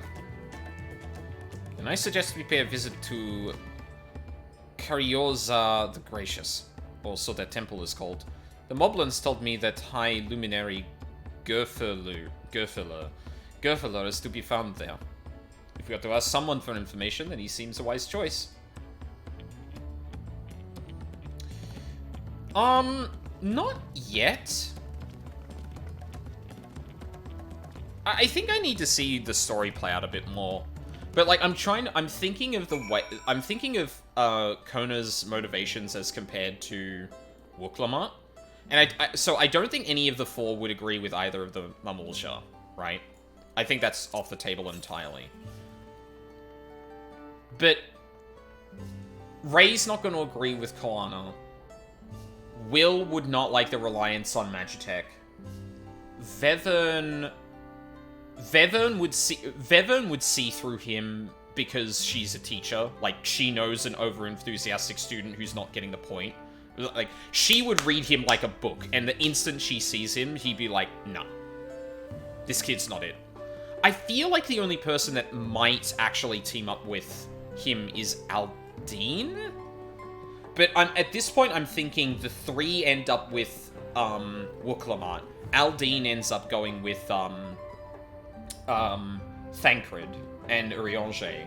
But then, like, during these sections, is saying, like, okay, I'll level with you guys. I'm not confident in this choice right now, and I need to seriously think about whether I'm switching sides or not, because I don't like how Kono is handling all of this. But that's like initial thoughts too, and later plot points might make it a bit better for me to have him there as opposed to on the other side. I don't know.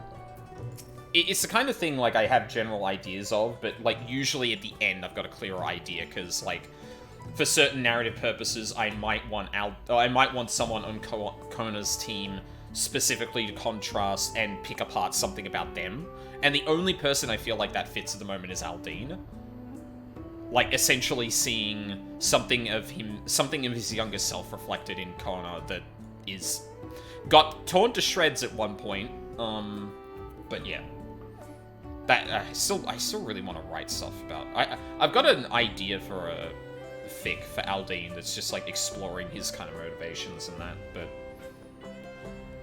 Yeah. Anyway. Let's see if I can convince the gods to let us through. I am Wooklamat, third promise of Tuliolal, and I seek your elector for the right of succession. May I speak with Gerfeller? The High Luminary has granted admittance to the claimants. You may enter. Ah, that was easier than expected. In we go then. My wall was way down for the girls' trip. Yeah, which makes sense. And, like, Ray would absolutely be down for the girls' trip. Vevern would probably also be down for it. And I think, cutscene. We'll talk about my headcanons later on. Oh, this is where we see it, huh? God, is that... Aye. Valor Garmanda. Yeah.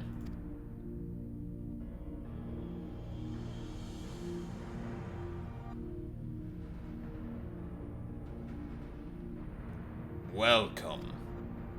Chimkin. Frozen Chimkin. High Luminary Gerfeller?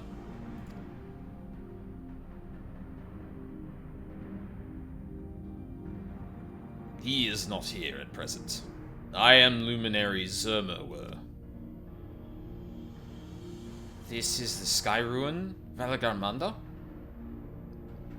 It is. The Tural Vidral whose name has evoked terror since time immemorial. Even my people, once conquerors of all beneath the sun, were as brittle leaves before Valagarmanda's tempestuous power. When the Sky Ruin descended upon Ukopacha 8 decades ago, the casualties were staggering. Had Galul Jaja and his companions not intervened, we would have been slaughtered to the last.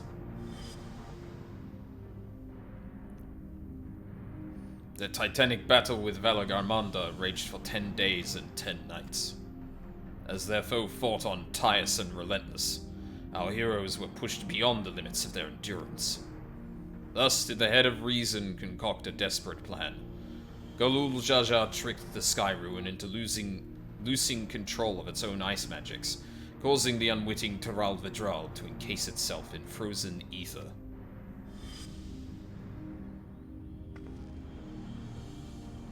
And it's been like this ever since. Nice work, Papa. But what happens if the ice ever melts? That same question looms large in our minds, while the magic sustaining this prison grow weaker with each passing year. Valagarmanda commands powers of fire and lightning and ice. Some believe that the violence of the recent storm was the result of these energies slipping free. Yeah, that would have been my guess. Well, not Valagarmanda specifically, but that the storm was invoked by some elemental thing. Because there seems to be a bit of fuckery going on around Ether around here.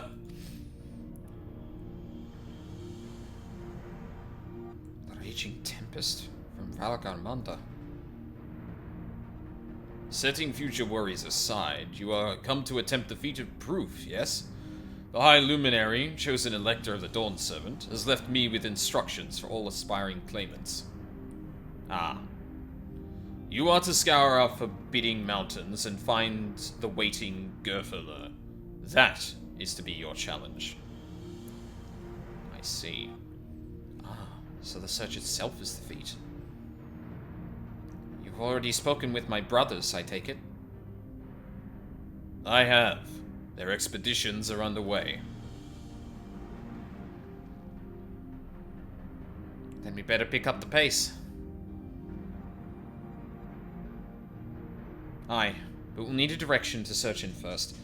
Let's see what hints we can gather from the villagers.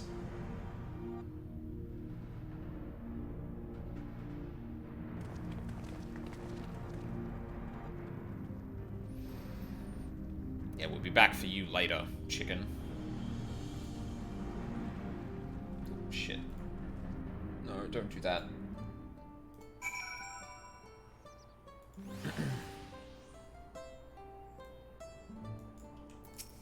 Hi, Cryle. I sense the recent expulsion of a great deal of ether from Valagarmanda's prison. The ice will hold for but a few years more, I fear.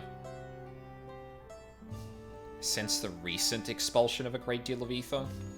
Oh. Why didn't we talk about that when it happened? Tural Vitral sounds an awful lot like the auspices of the Far East. Are they the same thing under a different name, do you think? Oh, that's a good observation, actually. As large as the Yokwi are, seeking blindly for one... Oh, OBS, hello? Hey, is the stream okay? OBS just hitched for me for a significant amount of time.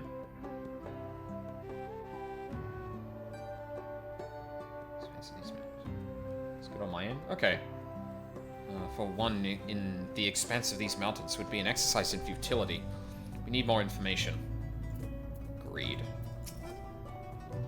I've encountered many extraordinary creatures in Eorzea and elsewhere, but long has it been since I've felt such an overwhelming presence, like 1,000 dagger points prickling my skin. God, Svalagarmander is enormous. I know Papa and his friend had friends with him, but it's incredible he could hold his own against that thing. Should its prison ever fail, though, we can't expect the old guard to come running. It'll be up to us to save the day. Yep. I'm sure that won't happen anytime soon. The feat of proof. Alphino would share his strategy for information gathering. As we've just been informed, the feat of proof requires us to seek the High Luminary, Gerfurler, somewhere upon these mountains. However, if earlier feats are any indication, we must assume the challenge precludes the Yokwi from answering our questions in a straightforward manner. Thus, I would ask you that you pay close attention while attempting to divine Gerfurler's whereabouts. Though the giants may not give us a precise location, there may be clues hidden within their words. Such is my theory, anyway. Let us see what we can discover. Okay.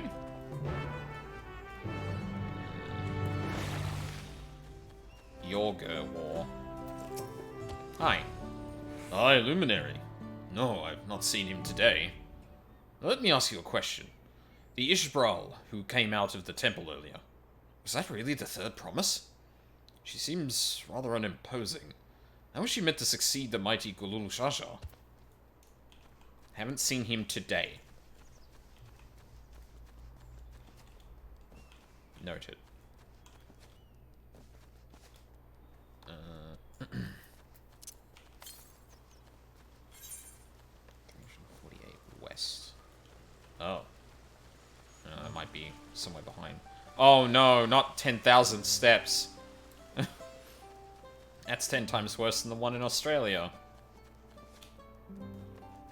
This is a joke for me in like Veggie if he's around, I guess.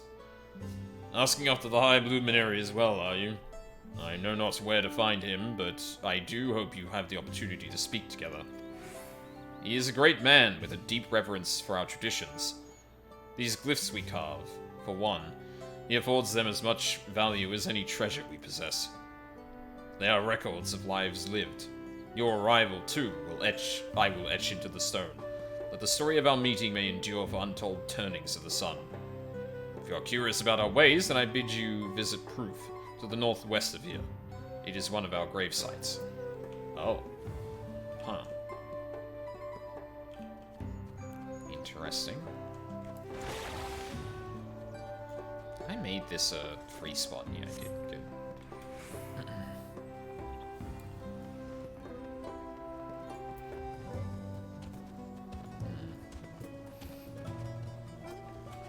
Zerbolo.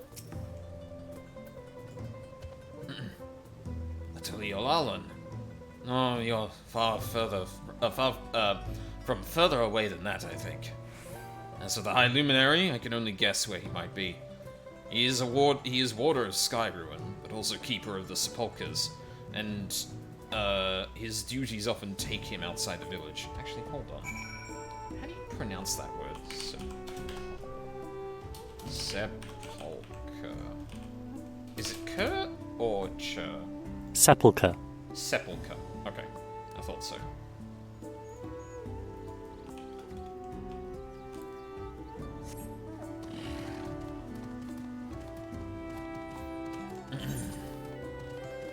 I don't have the writing map here.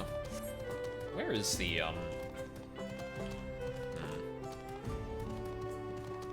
Did I not get enough?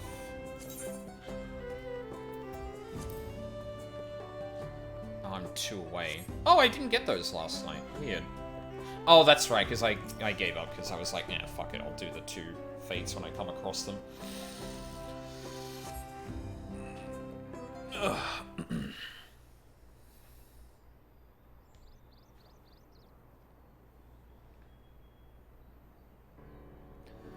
First things first, was anyone able to coax forth a definite location for the High Luminary?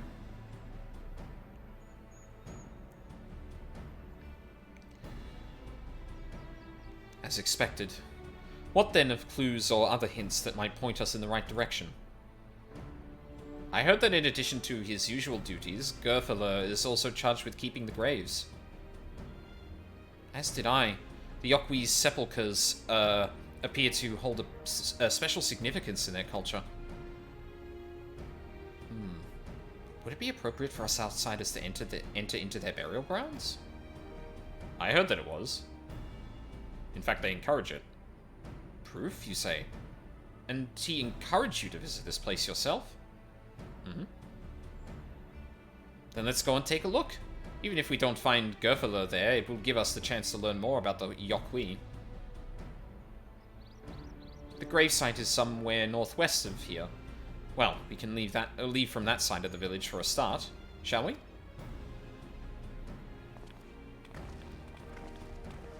Wait, why are you walking back down?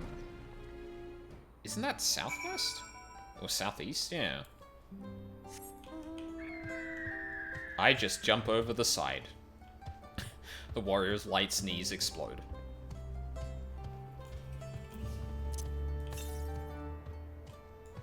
Damn. I wish the weather was a bit clearer, but it's still pretty good. What did you say? 255 north. Okay. Probably get that on the way. The others have gone on ahead to Proof, following the trail west. There are sharp drops everywhere, so we're all moving at our own pace. Some of us are not built for craggy terrain. I thought to get my bearings from up here first so I don't stumble off a cliff. Why don't you try catch up to Erenville? He should be able to point you in the right direction. Joke's on you, I can survive this shit. Whee! Oh. I was trying to jump, but it didn't work. No. 48 north.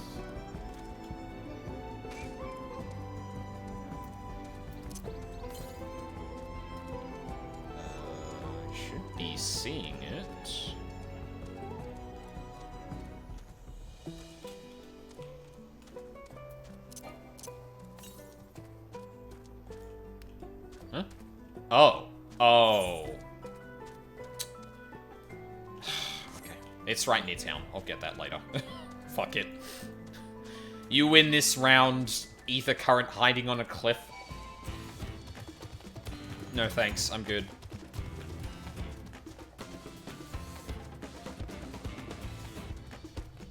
There's a lot of, like, fiery stone around here. It's like that in the lower part of, Ukapacha as well.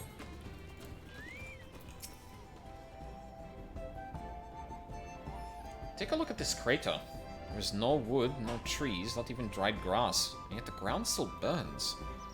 This must be one of the scars left by Valgarmanda's rampage, as told by the saga. Skyrune's fires are described as eternal, flames that can be quenched by neither storm nor time. Indeed, I thought it were a literary embellishment. But now I've lost sight of Wuklamat. Proof is northwest along the main road, so hopefully she's still heading the right way. Oh god.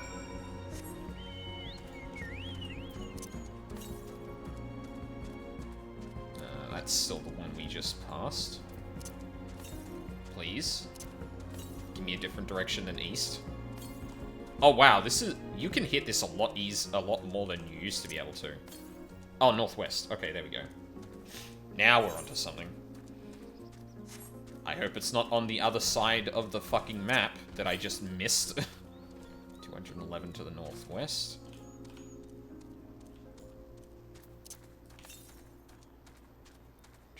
Uh-huh. Please give me more west. 100... Oh, no, there it is. Wow, that's barely north and west. Holy shit. That should have been west.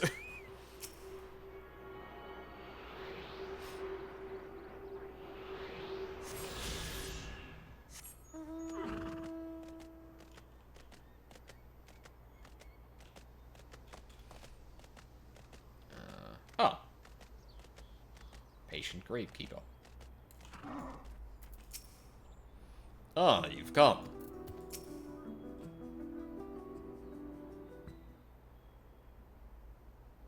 Hehe. Well, Klamat wins again.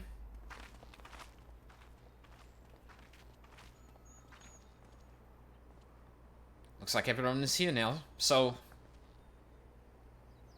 Greetings, friend. Are you Gerfala?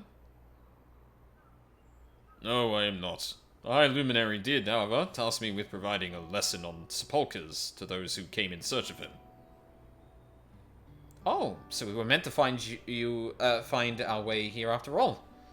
Are you to tell us who is buried here? No one is buried here in the sense you mean. When a body has served its purpose, we consign it to the flames, then scatter its ashes across the peaks. Huh. Moreover, we do not conceive of death as others do. For us, a person does not die when their heart ceases to beat, but only when they are no longer born in the hearts of all who know them. This is why we build our sepulchres around, before age or mishap claims us, that we might etch ourselves into the living chronicle of all eternity.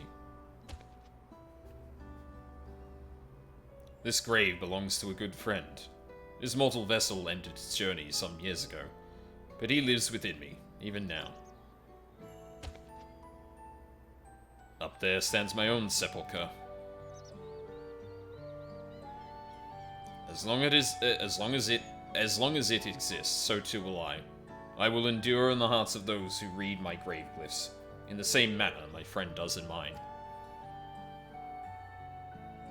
Has it always been thus for your people? This conception of existence and death?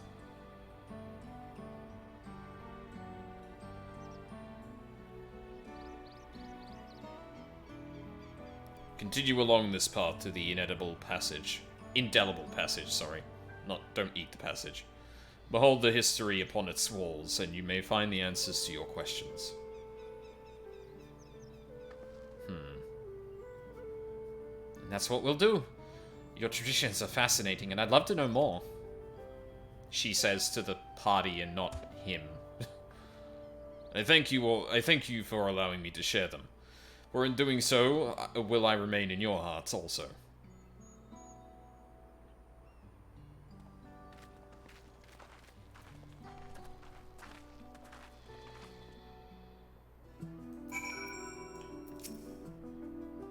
Go now to the indelible passage. In its murals is the history of my people laid bare.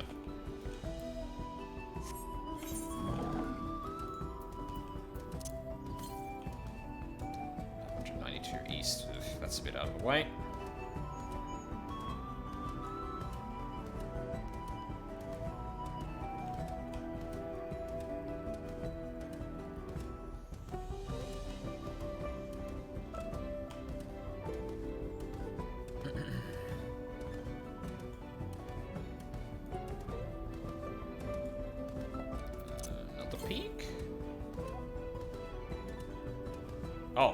Oh shit, we might be heading... Whoa. Yo. What? Huh. Lush green fields. I've been waiting for you.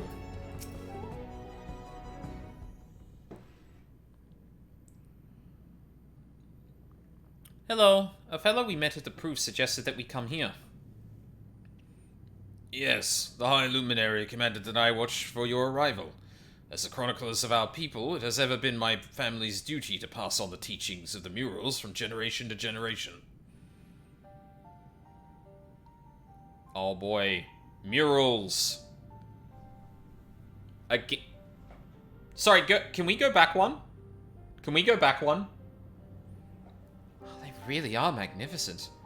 And together they tell the tale of your people's history? They are the events which shaped us. I would share them with you ere you continue on your way. Please, we would love to hear all about it. Then I will begin. The first mural depicts a time more than 1100 years ago, an age of prosperity for the Yokwi. Blessed with size and strength unmatched by other peoples, our ancestors marched forth and brought much of Yoktorol under their dominion. Then, when all before them had been conquered, they turned their gaze northwards, seeking to expand their territory and power. Here we see the expedition to Shoktorol. Unable to cross the strait by ship, our forefathers set to building a bridge to the northern lands, a grand labor which consumed the greater part of a century. Sorgor the Boundless. We still make use of that bridge in Tuliolal for travel. I can't imagine the patience and dedication it took to complete a work of that scale. But I've never heard of any Yokwi living in Shoktorol. What happened to the ones who went north? Look upon this next mural and behold the answer.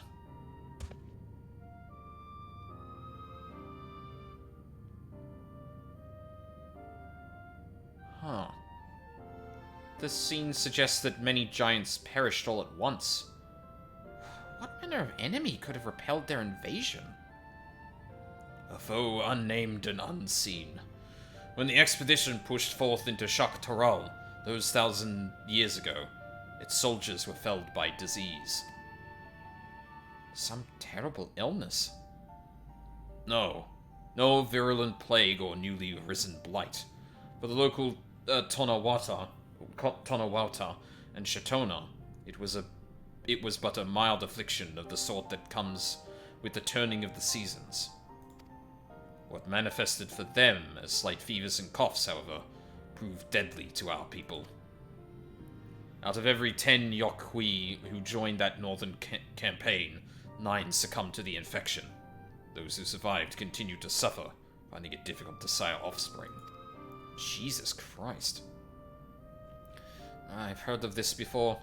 Lacking an inherited resistance, visitors to distant lands can fall deathly ill to diseases or local might shrug off. These events might also have given rise to the practice of cremation rather than burial of mortal remains. This final mural depicts the return of our grieving brethren to Ukropacha. The reason they first left, why they had fought so long and pushed so far, was to ensure peace for our homeland. This undertaking began in ancient times, when our forebears learned they shared the continent with peoples unalike to us in appearance or custom. They feared invasion was inevitable. Rather than meekly await their fate, they decided to strike the first blow. Yet as they fought on and on, the old idea of peace drifted further and further away. Only after the disaster in Shock Taral and their withdrawal to the mountains did they come to understand. The peace we envisioned had been ours for the taking all along. It was here, in the place which birthed us. Here in the stones upon which we recorded our days. Here in this tranquil life we had traded for conquest and conflict. When you do nothing but fight, it can blind you to what's right before your eyes. And so we return to the present. I trust you found this brief history of our people enlightening? I'm always glad to learn more about my fellow Turali. How you've lived until now, and how you wish to live from now on. And I believe you are ready to proceed. The High Luminary bids you meet him upon the summit of Warkor Zormor. I had a feeling we'd end up scaling that big old mountain. Well, it's a feat worthy of the name. Follow the trail south of here to begin your ascent. But be wary. Beyond the entryway, the mountainside is home to ferocious beasts, both mundane and otherwise. We'll keep that in mind. Thank you for the warning, and the lesson. Finally, we know where we're going. To the top of Warkor Zormor. Oh. Oh, okay. Sorry, don't answer this. Bakul Jaja is a dungeon boss. Just shot calling. I'm reminded of something I saw in the benchmark. So I have a feeling that, yeah, that might be related. We weren't going in there? Sentinel. Huh.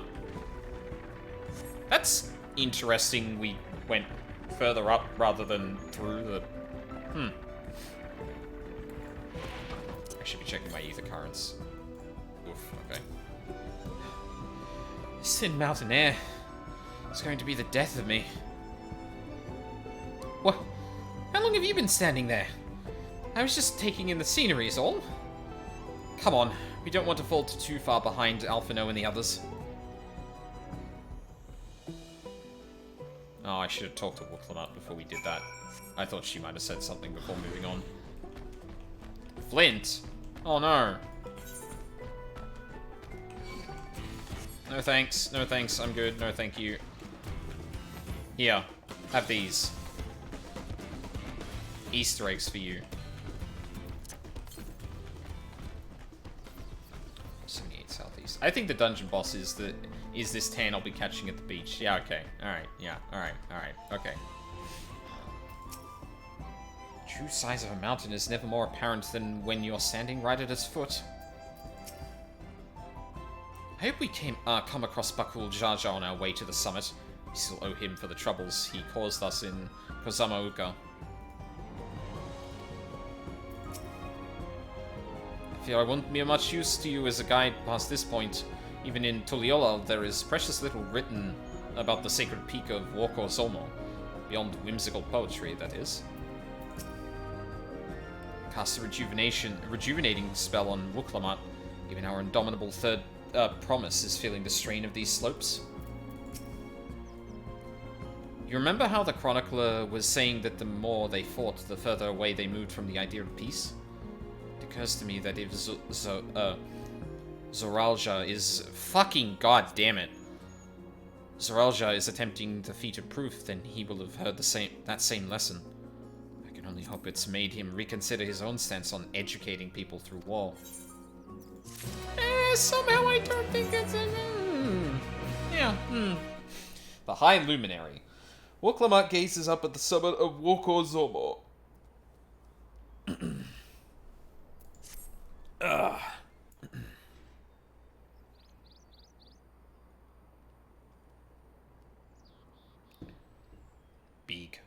gods, that is one tall mountain. And we're supposed to climb it? This is a dungeon I'm grinding on warrior at the moment. Hi? Farther.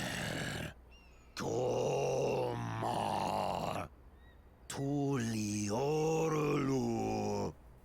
Korogar. Oh boy. Do not expect to walk here unchallenged. Tell me, stunted ones, did those short legs bring you all the way from Tuliolal? He's speaking the old Yokhui tongue. The words are difficult to catch. Though your words are crude and cumbersome, I use them for your benefit. You are a claimant in this right of succession. That's right. Then, if you die, Tuliola loses a potential ruler. That's a dark thing to say, friend. I get the feeling you don't share the opinions of the other Yokhui we've met. We do not grovel before Gulul, Jar Jar, like those shameless lapdogs. My brethren and I are conquerors, and we will restore our people to their rightful place as Tural's overlords. The Giants have their own factions too, it seems. You think your kin weak for showing deference to my father, but they do not follow the man. It is his peace they respect, a peace they always wanted, which they realized could be had right here. Justifications of the craven. They turn their gaze from our ancestors, from the dream we kept alive for 1,000 years and more. They are unworthy of bearing our legacy. I will reclaim the glory of our people. And our ascension begins with the death of the third promise. Stop! I don't want to fight you! Then die on your knees.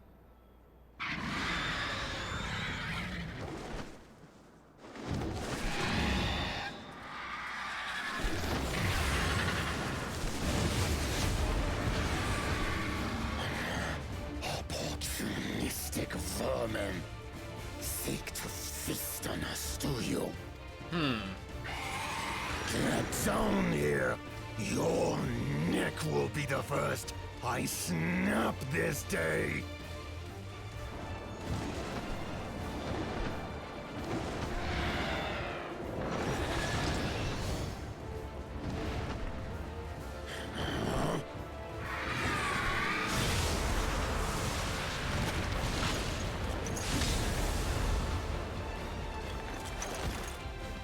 That's right. Nice.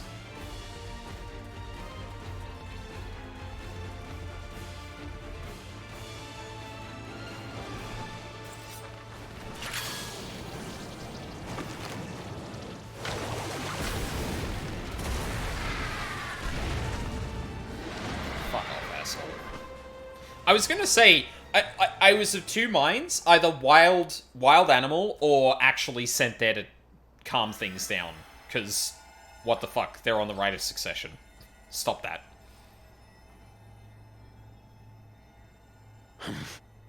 Why do you help us? I didn't put much thought into it. My legs were moving before I knew what was happening. I suppose I feared you'd die before we had the chance to get to know each other. Before I could learn more about you. To what end? Oh, that's simple. If we're to share the land, it's the best way for us to become friends.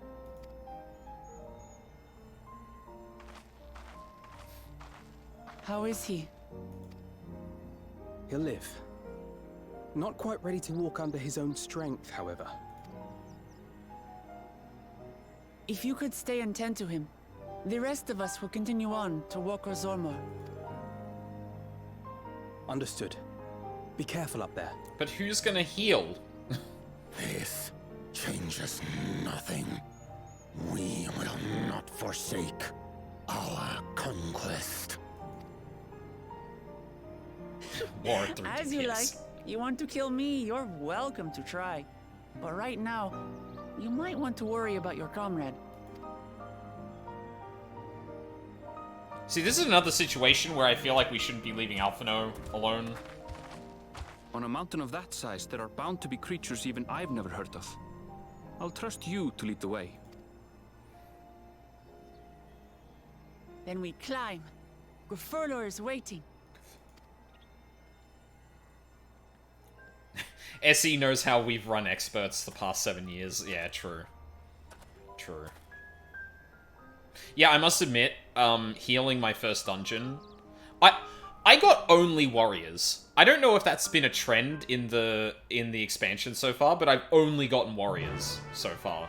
And yeah, turns out that adding a hot to Vengeance was makes him pretty sturdy. Who would have known? But I think this is where I'm gonna take the big break for the day. It's a good place to wrap it up, honestly. Yeah, and when we get back to this, we'll be doing a dungeon. Yippee! Gunbreak got Thrill on its 40. It's nuts. Yeah, I'm super curious to see if that's actually going to be a thing. Well, see, like, how healers are affected from that. Because, like, the heal... I don't agree with the healer strike thing in so much as, like, very specific details and, like, the actual actions being taken. But the one thing I did feel from, like, doing those dungeons is just, yeah, it feels less necessary than ever to do anything other than just deal damage as a sage. But I don't know how that's going to look in, you know, content that's not normal dungeons, so, you know, incomplete picture, but yeah. Definitely an interesting thing to have seen there so far. But yeah, so, the plan is, I'll be gone for about an hour. I'm gonna go for a walk myself, and then gonna cook myself some lunch. And then when we come back, I'll be doing another 4.5 hour-ish section of a stream. And we'll see where we get to. I think with another 4 hours, I could probably get past the trial. We might get into level 94 stuff solidly, which would be nice. If I do get that, I'll probably start doing the role quest too. Like, if I'm ahead of where I'm planning, then that kind of makes a bit more sense. Because it sounds like the role quests are going to be a bit out of the way, and I imagine it's probably a bit wordy because there's going to be a lot of stuff to establish there. So yeah, I want to make sure I've got time to go through the MSQ before I go and do that. But, yeah. Also, tentative plan for tomorrow, we're not going to be doing Ace Attorney. I'm just going to be doing War 14. I think the way things have been progressing so far, I need that extra 4 hours to kind of ensure I get to the end. So yeah, that's probably going to be the plan. But, yeah. So, we're going to be closing the stream off here. I don't think anyone's streaming today, are they? No. All offline. Oh, and then... Yeah, and then the other problem is that raiding out like this also caused an issue last time, where OBS just did not want to show me the right Twitch chat, so I don't want to invoke that again. But yeah, that's where we're going to end it up for now. I'll be back in about an hour or so. I'll announce everything on Twitter and Discord and all that, so y'all can keep up. But yeah, until then, thank you very much for watching live or on the VODs. I really appreciate it. Hope you all have a lovely day, and I shall see you soon.